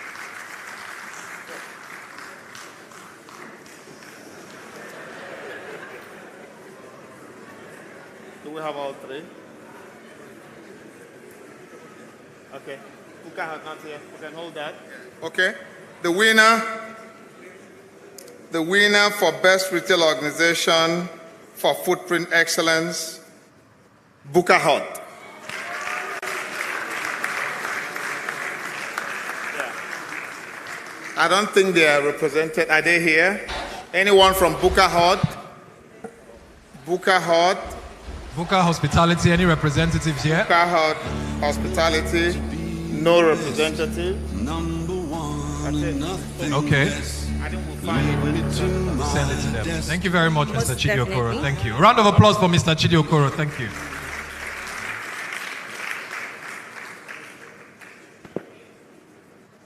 All right, then moving on to the fourth category. This award is going to the Best Retail Organization in Differentiation. The Best Retail Organization in Differentiation. And the finalists are the Lacasera Company Limited. Do we have a representative here? Please keep your hands jamming as they make the stage. We also have Vanguard Pharmacy Limited. Do we have representatives here? Nition Incorporated. Please keep it jamming as they take the stage. It's not easy to be a finalist. The fourth finalist is Celebrations Cards and Gifts Limited. Do we have a representative here? Please make your way to the stage. And last but not the least, we have Food Co Nigeria Limited. That's the final finalist for the category of Best Retail Organization in Differentiation. Please put your hands together for them once again.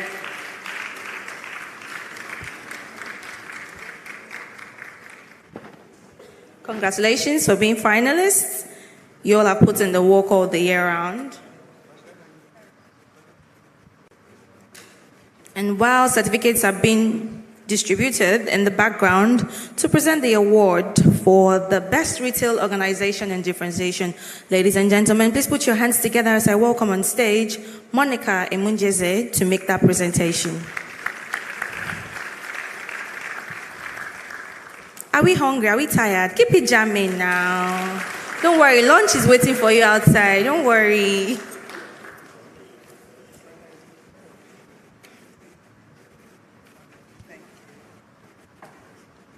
Are we good? So good afternoon again. So the Best Retail Organization in Differentiation. And the award goes to Night On. Are they here? Yes. Encourage him. Do we have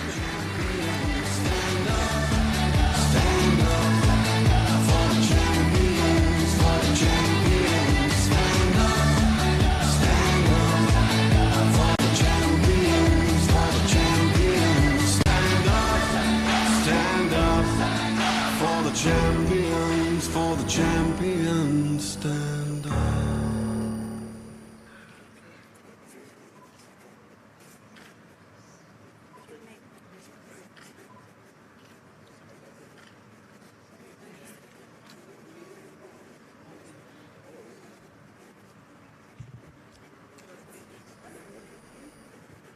Another round of applause for them, please. Thank you very much. Congratulations to Nition. Okay, so the next category is Best Retail Organization for Range Excellence. Best Retail Organization for Range Excellence. And the finalists are Everyday Group of Company Limited. Round of applause for them. Can we have your representatives on stage? Everyday Group of Company Limited. Next finalist, So Fresh Neighborhood Market Limited. So Fresh Neighborhood Market Limited. The third finalist, we have Super Saver Supermarket. Round of applause for Super Saver Supermarket. And then we have Priceless Stores and Grocery Limited. Priceless Stores and Groceries Limited. And the last finalist, but definitely not the least, Foodco Nigeria Limited. Round of applause for all the finalists.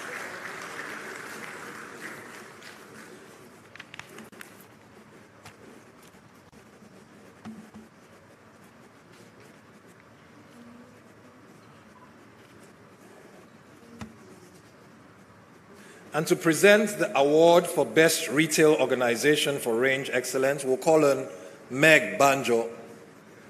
A round of applause for her as she makes her way upstage. Thank you.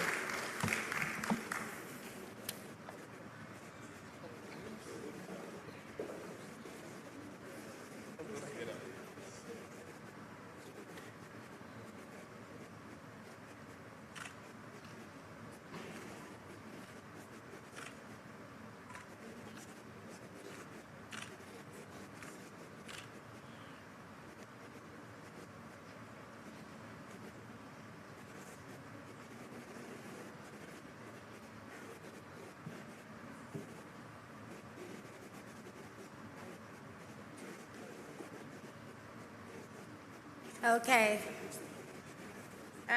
Good afternoon.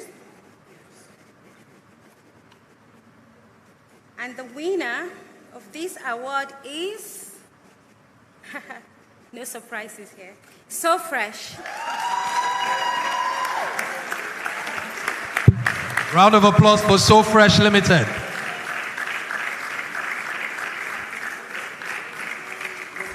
Keep the applause coming. Keep the applause coming. These are winners we're talking about. Thank you.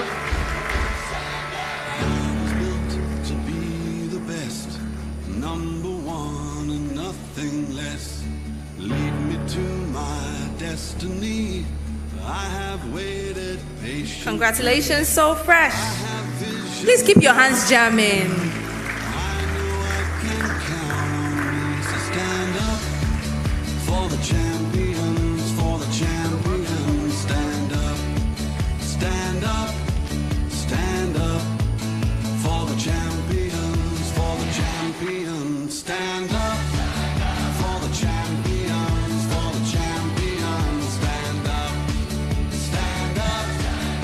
Round of applause for So Fresh Neighborhood Market Limited, winners of the Best Retail Organization for Range Excellence.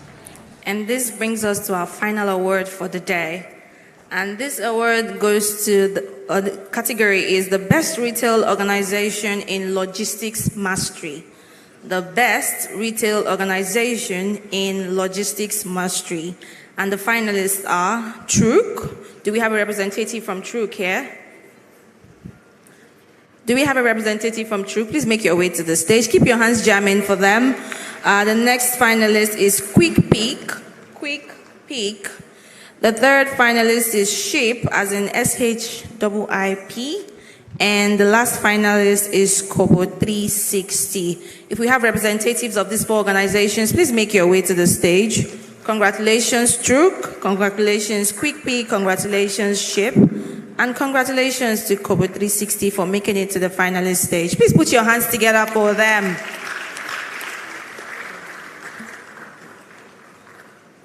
Keep it jamming, keep it jamming, keep it jamming, keep it jamming. Encourage them. It's no mean feat to make it down to the stage.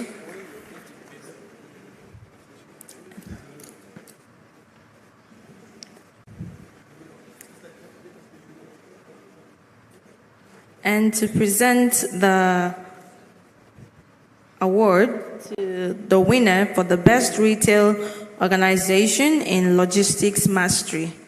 Can anybody guess? Can anybody guess? Quick Pig, who are you rooting for? I didn't get that. Truck, who are you rooting for? Kobo 360, who are you rooting for? I didn't get that. Sheep, those at the back, who are you rooting for? Sheep, who are you rooting for at the other end? All right, that's fine. There's only one way to find out. To present this award is Professor Louis Nzegu for the Best Retail Organization in Logistics Mastery. Please put your hands together for him. I'm going to open it. I've not seen it.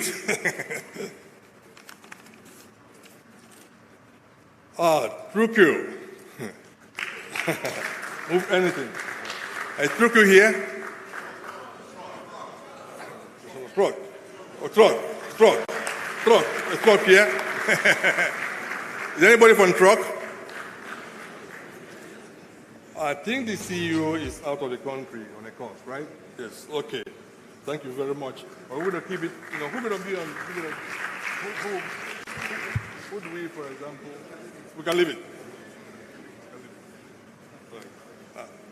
Okay, that's fine.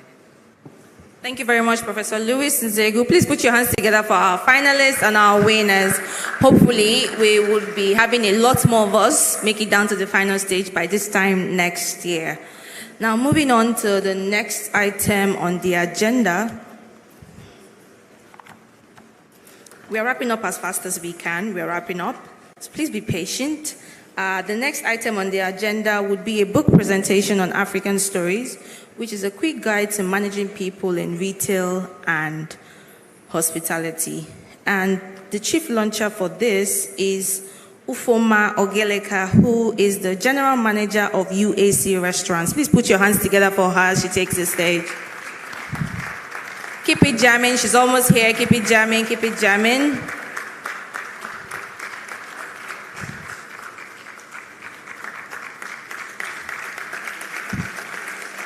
Keep it jamming. She's almost here. She's almost here. She's here already.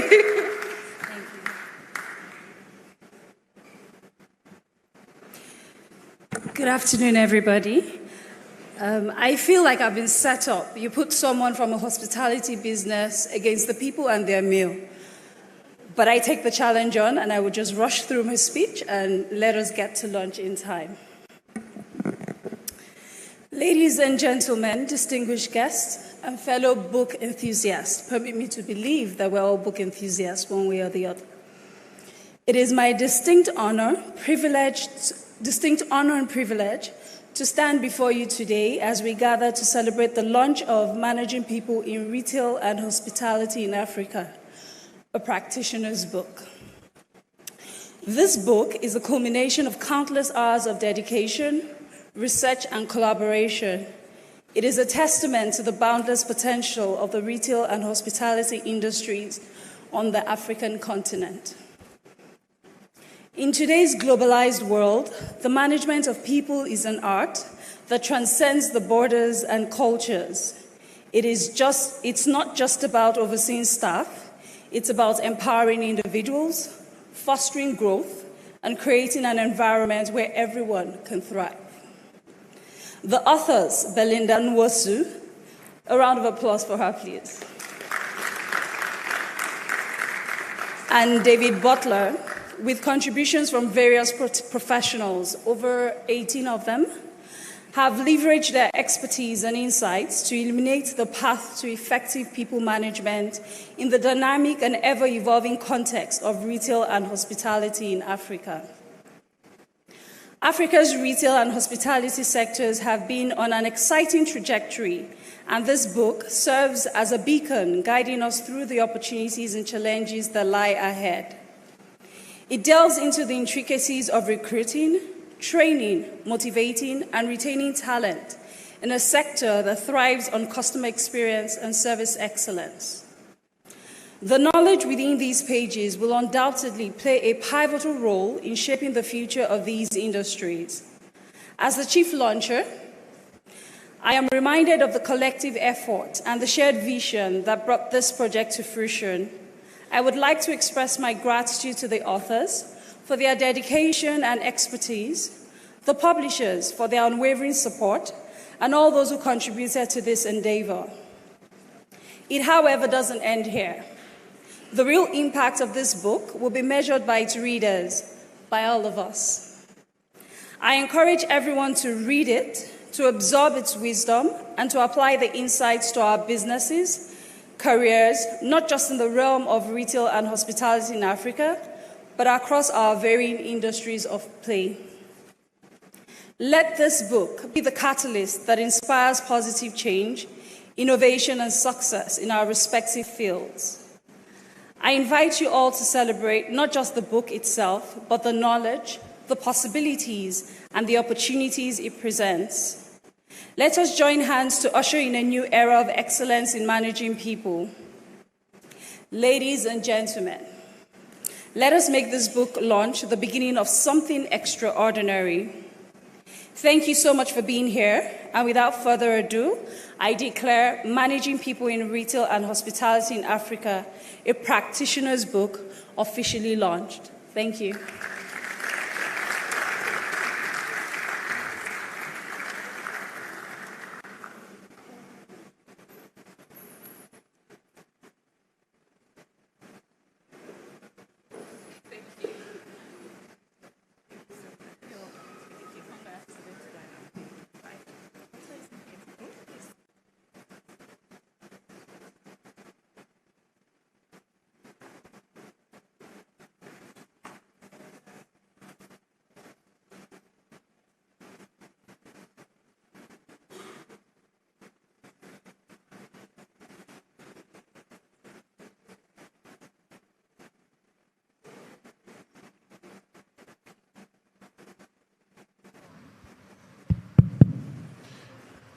So I'd like to congratulate Dr. Belinda Nwosu, who has spent the last 365 days putting this together for us, and all the other chapter contributors.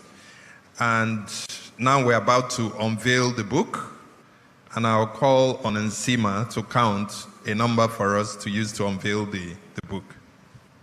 Thank you very much. So we're going to do odd numbers from 10 to 0. And I'd like the audience to join us in the count from odd numbers. So the first odd number is 9, 7, 5, 3, 1, and it's unveiled that way.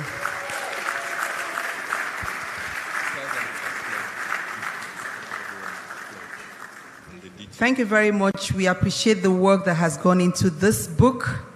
I think all of the prof, don't leave yet, please. You pick a copy, you just hold it and show it. The photographers would like to.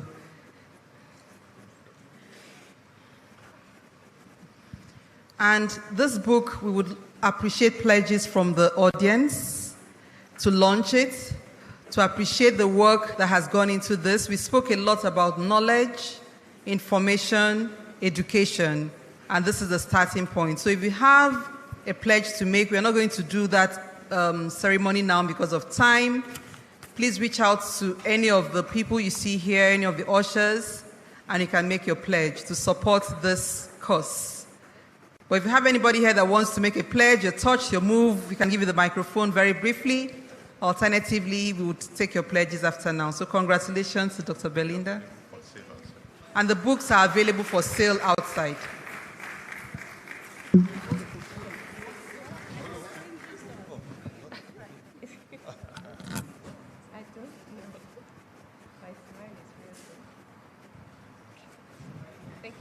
Thank you.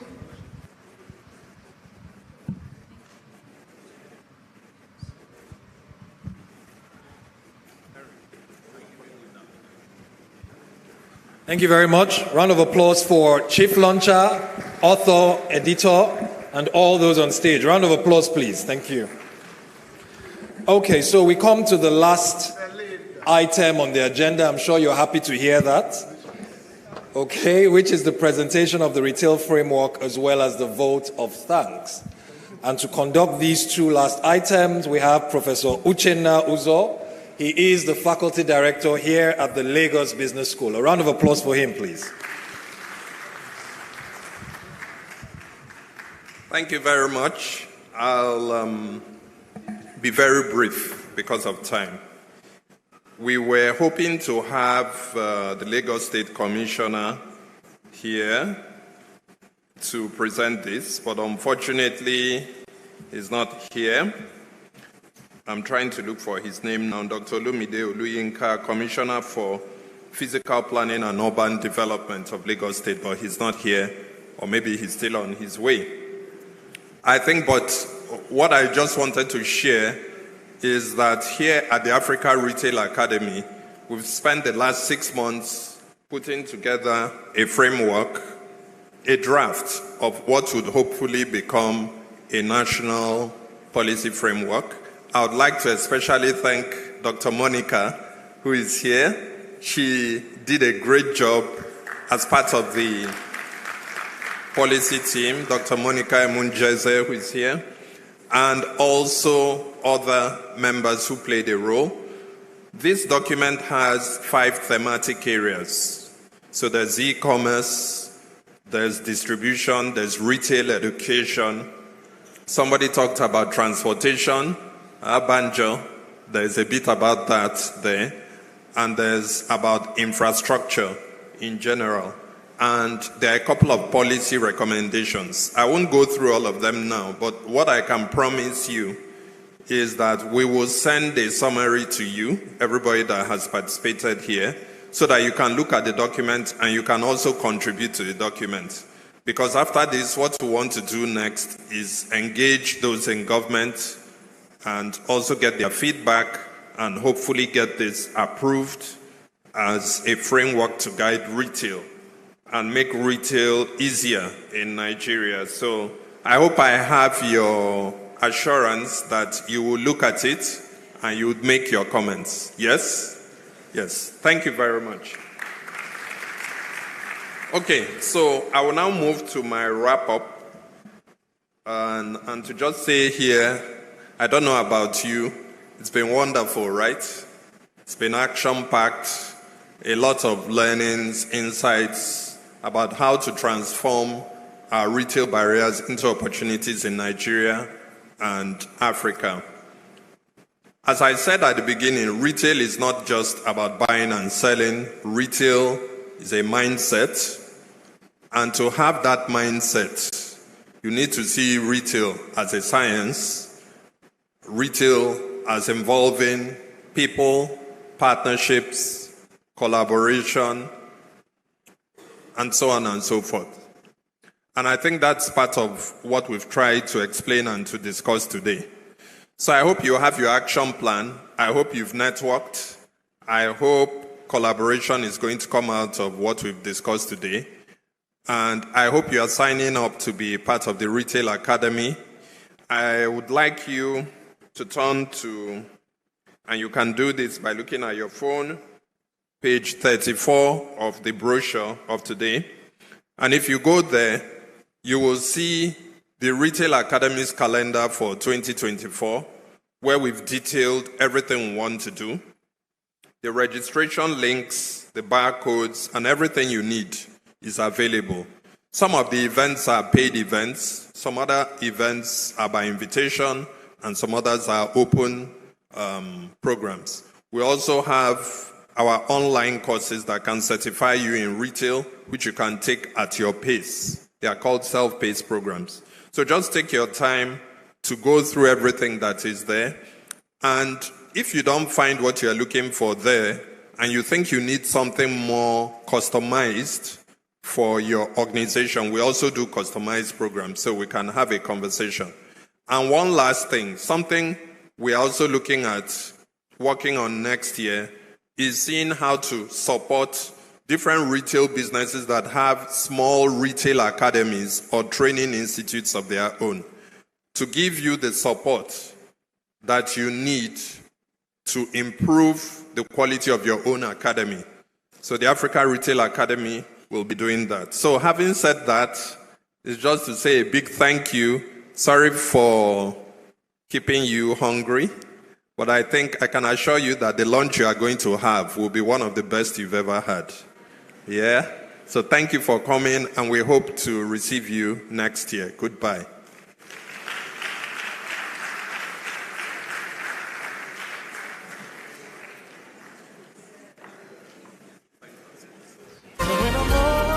Ladies and gentlemen, thank you all for coming. I'm sure we've had a fantastic time here at the Africa Retail Congress. We thank all our sponsors for aiding this event, and we hope to see you next year. From me, it's bye, Dr. Emeka Azinge, and